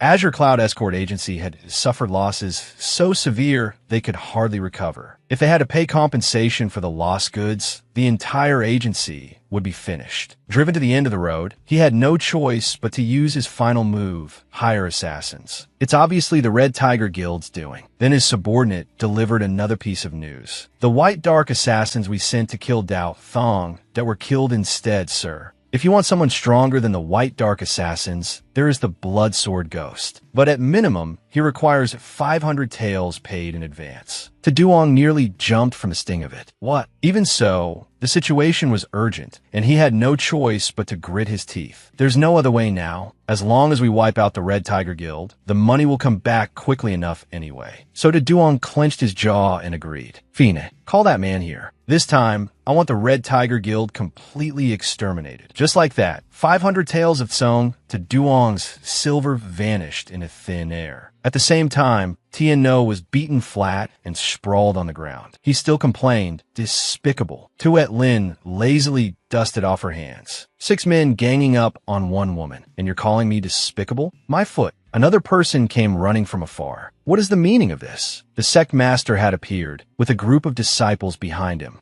He raised his voice the moment he saw Tien No beaten black and blue. Hall Master Bowie, are you all right? The man stammered, calling out to the sect master. Thongdat, standing off to the side, finally spoke. So it's the usual thing. Beat the young and the old ones come out, dragging in even more trouble. Maybe we should just slip away. But the hot-blooded Tuet Lin feared neither father nor son. Stand still. I'll handle it. The sect master clasped his hands behind his back and demanded directly, was it you who made Hall Master Bowie like this? Tuet Lin, on the other hand, had no desire for extra talk. We're going to fight anyway, so just come at me. Hearing her tone, he visibly grew irritated. I've truly never seen such a wretched brat. Do you know who this is before you, duh? But she did not even let him finish. Isn't he the sword master of the Southern Righteous Sword Sect? He used to be a martial retainer of the Nam Kung family, then left to found his own sect so he could live well on his own. The sect master was startled when his glorious past was brought up. What? It sounds like this woman knows me. Without another word, Tuet Lin applied the rule of the right hand. A brutally powerful slap landed squarely on his cheek. The sect master was stunned to be smacked the moment he appeared. Tuet Lin frowned and cursed him out properly. You dog, are you looking to die? Who are you calling a woman? Huh?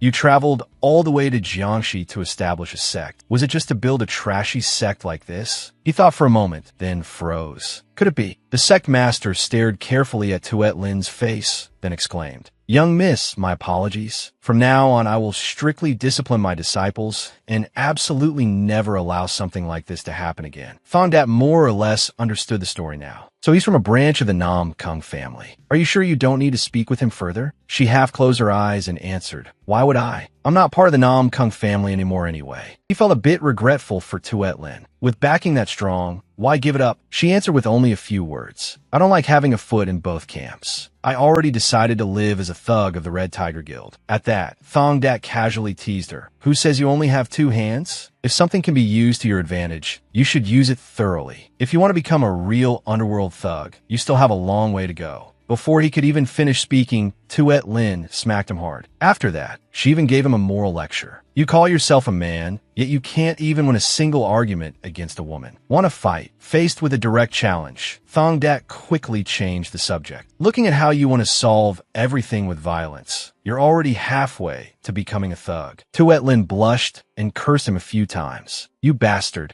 But contrary to Tuet Lin's wishes, in a martial world, it was not easy to erase the mark of the Nam Kung family from herself. Everywhere she went, people recognized her. Isn't that Miss Nam Kung? Never thought we'd meet her here. Even the people of Hangzhou recognized her at a glance. She really does look exactly like she did when she was little. There were even enthusiastic admirers cheering her on. So the Nam Kung family is joined in too, where they would ask things like, is your uncle doing well? Faced with all this, Thongdat offered a terrible idea. How about putting the mask back on? Tuet Lin could not be bothered. Forget it. Do you know how suffocating that thing is? Suddenly, someone called out to her. Sister Tuet Lin. Among the group of youngsters before her, the one in front was from the Hong Fu family, Hong Fu Chin Nin. With her was Taemon Tong Lit of the Taemon family. It really is Tuet Lin. Be Sai Tam, Huang Fu Jing Uk Sai. I never thought we'd meet you here, Tuet Lin. Also among them was Zhuge Tan of the Zhuge family, who ran over and hugged her. Long time no see. It's been 2 years, right? Not long ago, I even visited the Nam Kung family. I was so disappointed not to find you there. Tuet Lin could only sigh indulgently. Tan, you're still as noisy as ever. Only after 3 seconds of reunion did she notice Thong Dat. But who is this? Tuet Lin answered boldly at once. A friend from Hangzhou, from the Red Tiger Guild. Zhuge Tan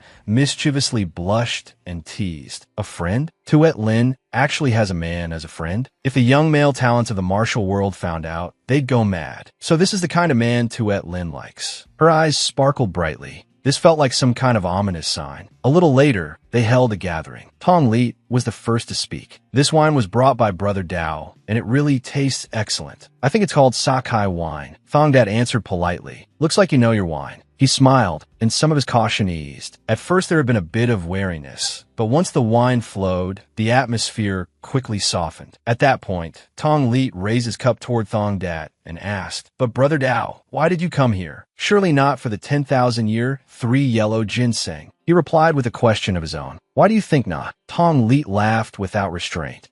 "Just look at the martial artists gathered here. Do you think the odds of you getting the 10,000-year, 3 yellow ginseng even amount to 1 part in 100? Thong Dat slowly shot back. "If we're talking about odds, I don't think Brother Taemon's chances are much different from mine."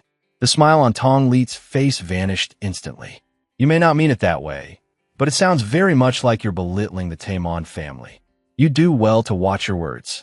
Thong Dat paid no mind and countered, "What about you, Brother Taemon? Do you know me? If I'm just from some nameless group in Hangzhou, then the Red Tiger Guild is not a martial sect. It's an underworld gang." Tong Lit gently set his cup down on the table. "An underworld gang? You mean street thugs?" Dong Dat nodded in confirmation. "That's right." Tong Lit's attitude changed at once. "Tuet Lin, why are you traveling with a thug from an underworld gang?" She shrugged, looking utterly unconcerned. "Why shouldn't I?" Before Tong Lit could answer, Chin Yusi frowned and cut in. "A person should associate with those of equal standing. If you mingle with underworld thugs, what will your uncle think? Even the dark factions of the martial world are looked down upon. Street thugs from an underworld gang are trash among trash." Thong Dat's laughter rang out, shattering the mood. He curved his lips in a friendly smile, but his words were daggers. "This gentleman really is filthy-minded." The young man jerked in disbelief. "What? Filthy-minded?" Taking full advantage of the moment, Thong Dat pressed further. "You saw that Tuet Lin and I seemed close, so you got jealous, didn't you? The moment your sore spot got touched, you started biting."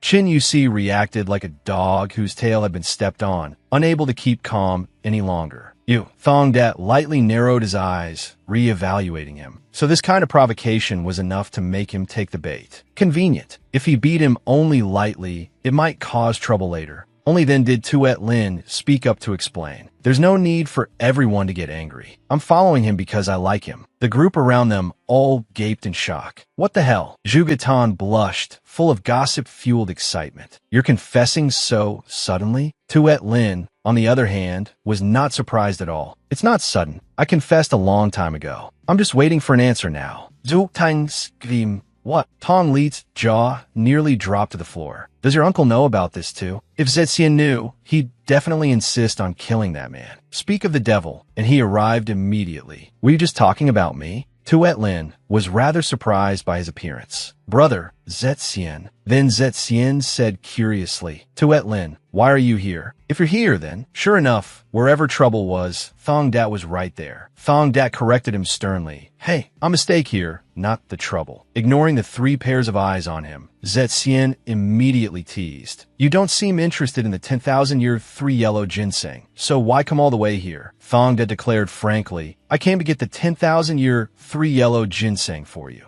Only then did Zetien notice the others. "Why does everyone look like that?" Chin Yusi asked uneasily, wary of Thong Dat. "Is something wrong?" "Be big brother. Do you know what sort of person this man is?" "He's a thug from the Red Tiger Guild, an underworld gang in Hangzhou." Zetien did not seem surprised at all. "Of course I know that. That answer nearly left Tong Li speechless. You knew, and you still befriended an underworld thug like him? At those words, Zetsuyen's face darkened. Are you questioning me for befriending an underworld thug? Tong Li shouted as if he had lost his composure. Of course, you are the young heir of the Nam Kung family, the victor of the Dragon Phoenix tournament, the #1 rising talent of the Orthodox path. How can you be friends with some lowly thug? That is not only a disgrace to the Nam Kung family, it could become a disgrace to the entire Orthodox path. By this point, Zetsuyen more or less understood. No wonder the atmosphere had been so strange. Then perhaps the disgrace of the Orthodox path is your shallow gaze, seeing only the surface and never what lies within. Tong Li, insulted, grew agitated. What did you say? Zetsuyen then gave them a free lesson in judging people. Thong that has more loyalty than any so-called hero and more integrity than any member of the Orthodox sections. If Thong that were not broad-minded, none of you would be sitting there now. After hearing that, Tong Li was utterly baffled. What is that supposed to mean? Is that hooligan really stronger than all of us? Zetsuyen answered without the slightest hesitation. He is stronger than you and stronger than me as well. After getting praised for free all this time, even Thong that spoke up to stop him. That's enough. They're just immature kids who don't know any better, so they spoke carelessly. Don't mind it. But unexpectedly, Zetsuyen stubbornly insisted, no, I can't let it slide. From now on, show Thong Dat proper respect. He's not only my lifesaver, he may even become my brother-in-law. Hearing those sensitive words, Tuet Lin choked on her water. Brother-in-law? Tong Li could not help blurting out in disbelief. You want to marry Tuet Lin off to some hooligan? She shot him a sidelong glance. Why are you suddenly saying something like that? Zetsuyen took the chance to tease her. Didn't Tuet Lin confess already? She's my little sister, after all, so take good care of her, before her lovesickness could truly make her collapse. Tuet Lin flushed red and shouted, it's not that serious. At that moment, Zhugetan had had enough of the entertainment. Enough with all that boring nonsense. Eat first, though I do want to hear the details of that confession. Thong Dat's eyes lit up, yet doubt flickered in his heart. Of all the women here, once she learned I was a hooligan, she was the only one from whom I sensed no wariness at all. Then he spoke to her. Her name was Zhugetan, if you remember correctly. The Zhuge family was one of the 5 great families of the martial world, a household possessing both strength and intelligence. And Zhugetan was immensely proud of that heritage. But even she could never surpass Nam Kung Tuet Lin in martial arts. No matter how hard she tried, Nam Kung Tuet Lin was always far ahead of her. Recalling those days, Zhugetan sighed. Even so, we're still only the daughters of martial families. No matter how outstanding we are, we cannot escape the path already laid out for us. Resting her chin on one hand, she looked toward Tuet Lin. That was what I always thought. And yet she found a man she likes by herself, roamed the martial world with him. And that man even manages to interest her.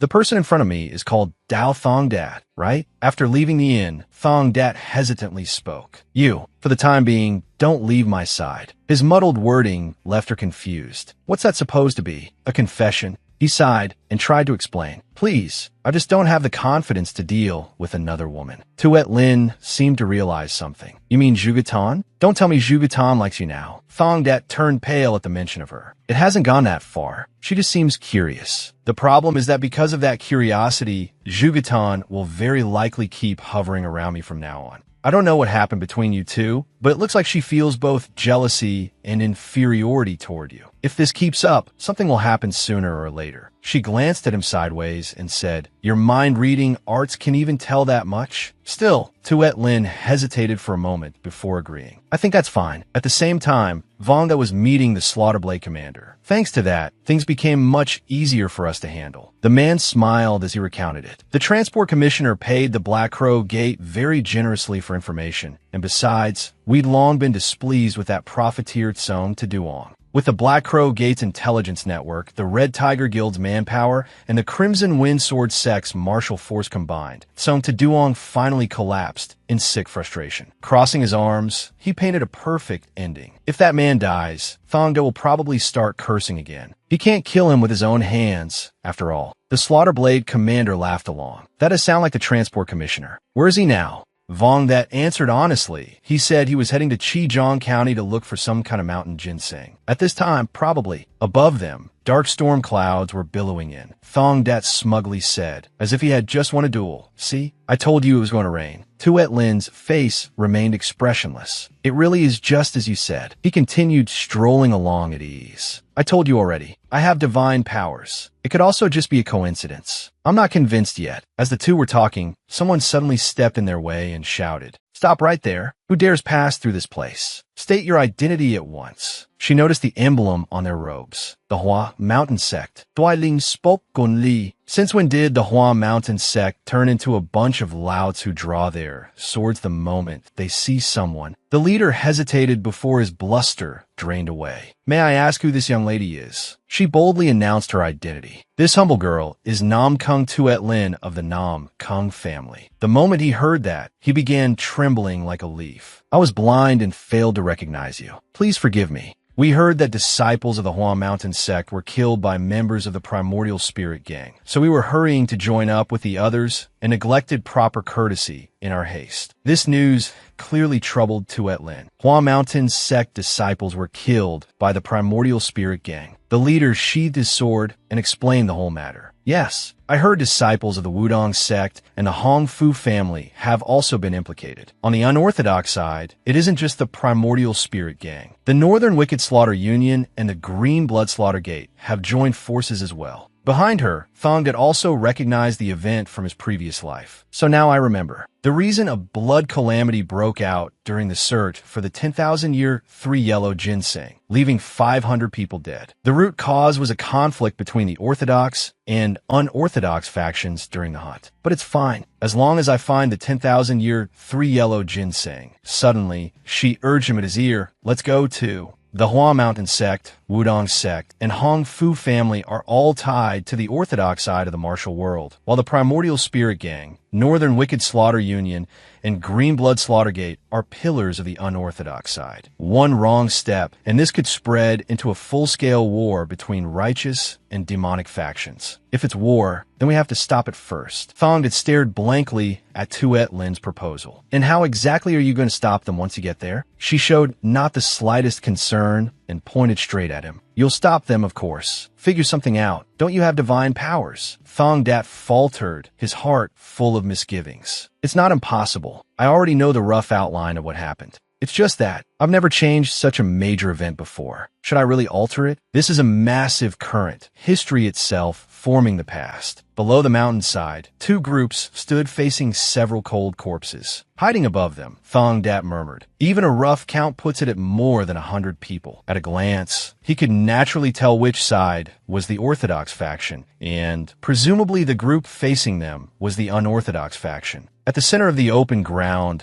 lay 5 corpses. One wounded man appeared to be the sole survivor of the clash that had produced those dead bodies. Someone from the Orthodox side cursed, "Shut up. You expect us to believe our Tan men attacked first for no reason at all." The wounded man glared back. "Why would I lie?" Thong Dat frowned as he watched them argue noisily. "You're obviously with the unorthodox faction and in league with them. You filthy bastards." That instantly provoked the other side. "Who are you calling filthy? If anyone's filthy, your orthodox lot are even worse." Tuet Lin assessed the situation. So in short, the orthodox and unorthodox factions have already fought, and the only survivor from the unorthodox side insists that the orthodox side struck first. The situation hung by a thread. If even one person drew a sword, this battlefield would turn into an Asura hell at once. At that very moment, a calm voice rang out. "Stop!" She looked over and saw that Thong that had vanished from her side. He had actually gone down into the middle of the tense standoff. "Damn it, looks like I have to play peacemaker, a role that never suits me." Someone from the Orthodox side asked, "Who are you?" Thong did not state his full name. "Just an ordinary martial artist. I happened to pass by and overheard your conversation. It seemed to me that if there were even the slightest mistake, a vicious battle would erupt. So I came to tell you that all of you are so angry you seem to have missed the strange points in this matter." The man frowned at those words. "Strange points?" Thong Dat quickly replied. "Not just one or two. First is the distance. A fierce life and death battle clearly took place, and yet the corpses are all less than 1 zhang apart. That is extremely strange. Someone from the unorthodox side roared carelessly. If they killed each other together, that could happen. Even so, he calmly explained, if it were only 2 or 3 people, perhaps. But all 5 bodies lying this close together? Everyone here has killed before. Don't tell me none of you can see how unreasonable that is. In the middle of this crisis, yet another person appeared. There truly are far too many strange points. I'm Zhugetan. May I ask this young master's name? Thongdat jumped slightly when she pretended to make formal inquiries. Just a passerby, surnamed Dao. Zhugetang Lauget openly. So you're someone who does not wish to reveal his identity. Then I shall call you young Master Dao. Faced with her clever handling of the situation, he could not help praising her inwardly. What a smart woman. She pretended this was our first meeting to help conceal my vague identity, while also using the Zhuge family's name to give my words more weight. Thinking that, Thongdat went along with it. An honor, Miss Zhuge. Do you find anything strange about these corpses as well? She stepped forward and pointed out a few more flaws. If the first suspicious point is the distance, then the second is the state of the bodies. You there, the survivor, how long have these people been dead? He frowned and estimated the time. About a quarter of an hour. Why are you asking that? The moment he finished speaking, Thongdat immediately confirmed it. He lied. Zhugetan spoke up and exposed him. If it has only been a quarter of an hour, then why is there no trace of blood color left in the corpses? They look as though they have been dead for a full 2 hours. The wounded man snapped back irritably. You can tell that just by looking. To his shock, Thongdat had already moved, drawing his sword and slashing one of the corpses on the ground. The wounded man was horrified by the action. What are you doing? Only after hearing that did Thongdat continue. Exactly. If they died only a quarter of an hour ago, why is there not even a single drop of blood from a freshly opened wound? The final point is the shape of the injuries. By now you should all have calmed down a little. Take a closer look at the bodies. The orthodox side frowned, seemingly unable to believe it. The wounds. Without taking much time, Thongdat broke it down in detail. If you look closely, you'll see that most of these wounds were not caused by any of the weapons present here. Murmurs immediately rose from the crowd. What? Even the unorthodox side paused for a moment. No, that's actually true. Once enough people agreed, he flicked his gaze behind him. At this point, the answer is easy enough to guess. Someone killed those 5 elsewhere first, then brought them here and arranged them to look like this. Even after being exposed, the wounded man still stubbornly argued. I saw it. I saw it with my own eyes. The Hua Mountain sect disciple was the one who started it, and I'm the only survivor. Thongdat clicked his tongue and shook his head. Looks like there's something wrong with your eyes. You should visit a clinic and get them checked. Unable to bear it any longer, the man decided to risk everything. You bastard. The moment the words left his mouth, the wounded man's sword slashed toward him. Thongdat did not hesitate and directly disarmed him, then drove a kick straight into his stomach. You can't even beat a traveler passing by, yet you dare claim you survived that battle? Even a dog passing by would laugh. Watching this scene from outside, Zhugetan's eyes widened. So he practices martial arts too? Even I might not have reacted easily to that sudden strike, yet he handled it as effortlessly as flowing water and drifting clouds. As a result, her admiration for him increased by several more degrees. No wonder Tuet Lin took an interest in him. Once the matter was settled, a man cupped his hands and spoke. I am Hoatai Van of the Green Blood Slaughter Gate, young Master Dao. It seems you had some purpose in involving yourself in this matter. Thongdat answered vaguely. What profit would I gain from it, that you speak of purpose? The man looked somewhat unconvinced. Then was it merely out of kindness? Thongdat added another layer of blunt honesty. The lie was so obvious, yet all of you were being fooled, so I stepped in. Tai Van admired that ability somewhat. Let's say that's true then, but how did you know he was lying? Suddenly, Thongdat snapped and cursed in irritation. You could tell a glance. It's in those eyes on that face. Are all of you blind that you couldn't see it? Why keep questioning me with such stupid nonsense? The man was stunned by that outburst. Stupid nonsense? Thongdat wore a disdainful expression as he confirmed it. Getting mixed up with martial world people never leads to anything good.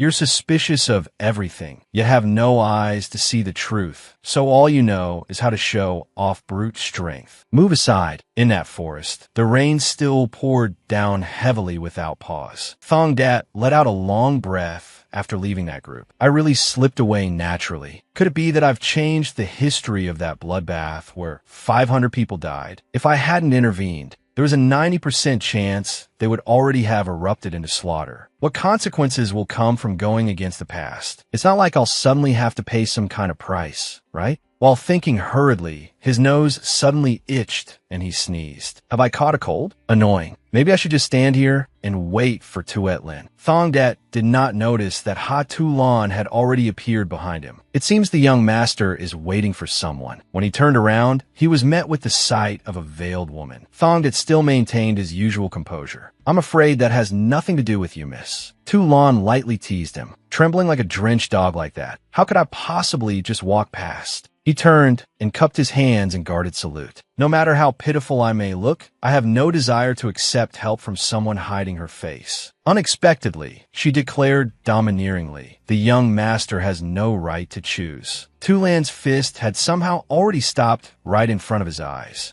After that, it took Thongdat several hours to wake up. Where is this? There's the sound of rain and the sound of trees. So I'm inside a house. It even feels like there's a blanket over me. Tulan suddenly spoke. The young master truly has a cautious nature, doesn't he? He sat up. The clothes on his body were gone, and she had even cared for him like this. It seems you don't intend to kill me after all, miss. She explained unhurriedly, because a clear head makes it easier to distinguish friend from foe. Hearing that, Thongdat unconsciously raised a hand to rub his head. How long has it been since I was last knocked unconscious? Unpleasant memories came rushing back. Back then, the gap in martial skill between me and Tuet Lin had been too great. I cannot even resist before blacking out. Because of that, I know this woman is a female master whose strength completely overwhelms mine right now, perhaps even greater than Gwen Dai Daien's. Suddenly, Tu Lan leaned close as though she wanted to devour him alive. Could it be that inside that body, an old master is residing? Since he was clearly familiar with this kind of situation, he showed no panic at all. That gaze, coldly analyzing the situation while already grasping exactly what kind of person I am. She formally came to a conclusion. Young master, you are a very dangerous person. Thongdat hurriedly raised a hand to stop her. Wait, you clearly cared for me, so you must not intend to kill me. Then what is your purpose? Tu Lan paused, then softly asked, is it true that the young master is not a member of the martial world? The question made his mind race at once. So, she was there earlier too. Thongdat therefore pretended to hesitate before saying, it's true, I'm not part of the martial world. She still retained her doubts. With martial arts that high, yet you say you are not from the martial world. That is truly hard to believe at once. He immediately offered a rather concrete example. And yet someone like me was subdued so easily by you, miss. Just how high is your martial skill? Tu Lan answered shrewdly, high enough that I need not fear a naked man. Only then did Thongdat realize it and cover himself. Miss, are you the one who instigated the conflict between the orthodox and unorthodox factions? She replied seriously without even sparing a glance. If that were true, do you think the young master would still be alive now? Then about what happened earlier. Were you really just passing by and casually resolved it? Thongdat nodded in confirmation. Yes. At that point, Tu Lan changed the subject again. Who is the person you were waiting for? He smiled and deliberately kept it hidden. A secret.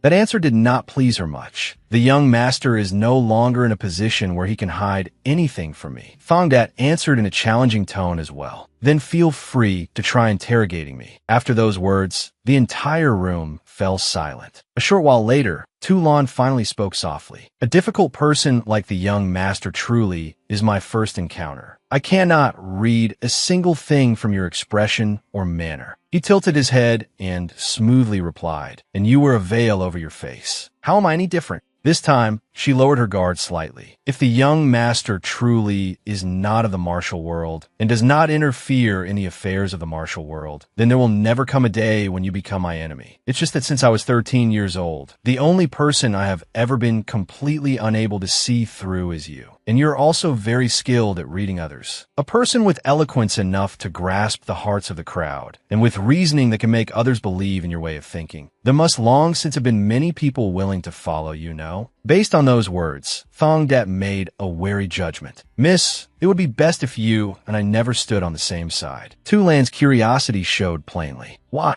He explained briefly, because our enemies would be too pitiful. I've been thinking this whole time about why you wear a face veil. Now I'm certain. You wear a face veil because you're simply too beautiful. Just a smiling glance, and that beauty already pierces right through the veil. She was calm enough not to fall into the honeyed trap. Are you trying to flatter your way out? Thong Dat put on a teasing expression. Is that not allowed? Behind the cloth veil, I could not clearly see Tu Lan's expression. I still haven't found a reason to kill you right now, young master. As long as you clearly tell me where you live and what you do, I'll let you leave. That was simple enough, but he insisted on making it complicated. I have a condition. She gave a cold laugh, as if she found it ridiculous. A condition? Young master, do you think you're still in a position to bargain? Unexpectedly, Dong Dat remained perfectly calm. Don't make this difficult for both of us. It's nothing hard. Just let me see Mrs. Face once. After running into a great beauty, his next ordeal was dealing with Tuet Lin. Where on earth did you run off to and only come back now? Do you know how worried I was? Pale-faced, he spoke with difficulty. Sorry, I was suddenly kidnapped. The moment she heard that, she became agitated. Kidnapped? Who kidnapped you? Which bastard was it? Dong Dat recounted everything. I don't know her identity either. She was a woman wearing a veil from below her eyes downward, and a supreme master to the point that I had no power to resist. It seems you've guessed who it was, haven't you? Tuet Lin suddenly fell silent. If it was a veiled woman who was also a supreme master of the martial world, there was only one person it could be. The strategist of the Northern Wicked Slaughter Union, Tu Lan, the perfect hand. The name gave him pause. The Northern Wicked Slaughter Union was part of the unorthodox faction. What a surprise. He had thought she belonged to the orthodox faction. Seeing him so distracted, Tuet Lin looked a little concerned. Looks like because you stopped the great war between the orthodox and unorthodox factions, you caught her interest. Even Tu Lan showed up in person. Then Tuet Lin hesitated before asking, but don't tell me. Tu Lan, did you see her face?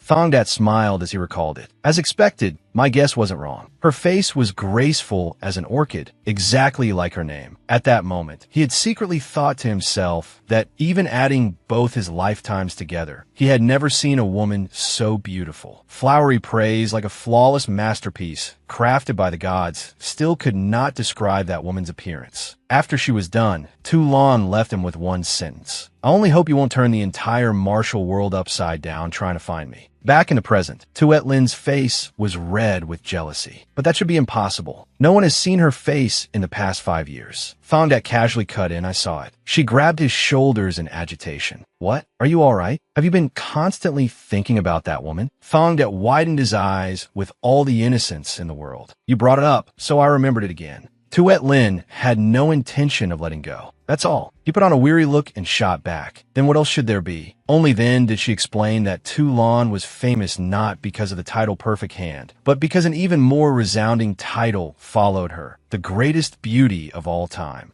Ever since more than 30 rising talents of the Orthodox faction had killed themselves out of excessive infatuation with her, she had begun covering her face with a veil.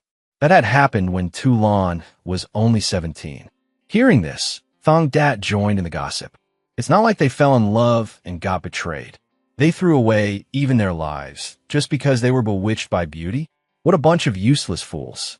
Tuet Lin's face darkened, still unable to believe him. You really weren't affected at all? 30 people committed suicide because they admired Tu Lan, but even more rising talents were reduced to cripples. He folded his arms, ignoring her attitude. She really is beautiful, but beautiful to the point that she doesn't feel real at all. That just makes her seem distant. Your face is the kind that feels real. That's exactly right, and the prettiest too. It was precisely this teasing manner of Thong Dat's that drove Tuet Lin mad. She immediately started hitting him. Why are you hitting me? I don't know. Blushing, Tuet Lin tried to explain. I just suddenly felt annoyed. A few days later, on Little Mysterious Lake in the secluded valley of Green Mountain, the old fisherman Mo Thatch of Little Mysterious Lake was ready to cast his net. Maybe because it had rained all day, he had caught nothing. Was this going to be his final haul? While pulling it up, he felt that something was off. Why is it this heavy? It took Mo Thatch a while to row his boat back to shore. Exhausted, the old man looked at what he had just hauled up. What rotten luck! It was a shriveled corpse, still clutching a ginseng root tightly in its hand. Mo Thatch had intended to do a bit of good. It seemed he would have to bury it somewhere dry and sunny. But then he noticed something. That's mountain ginseng.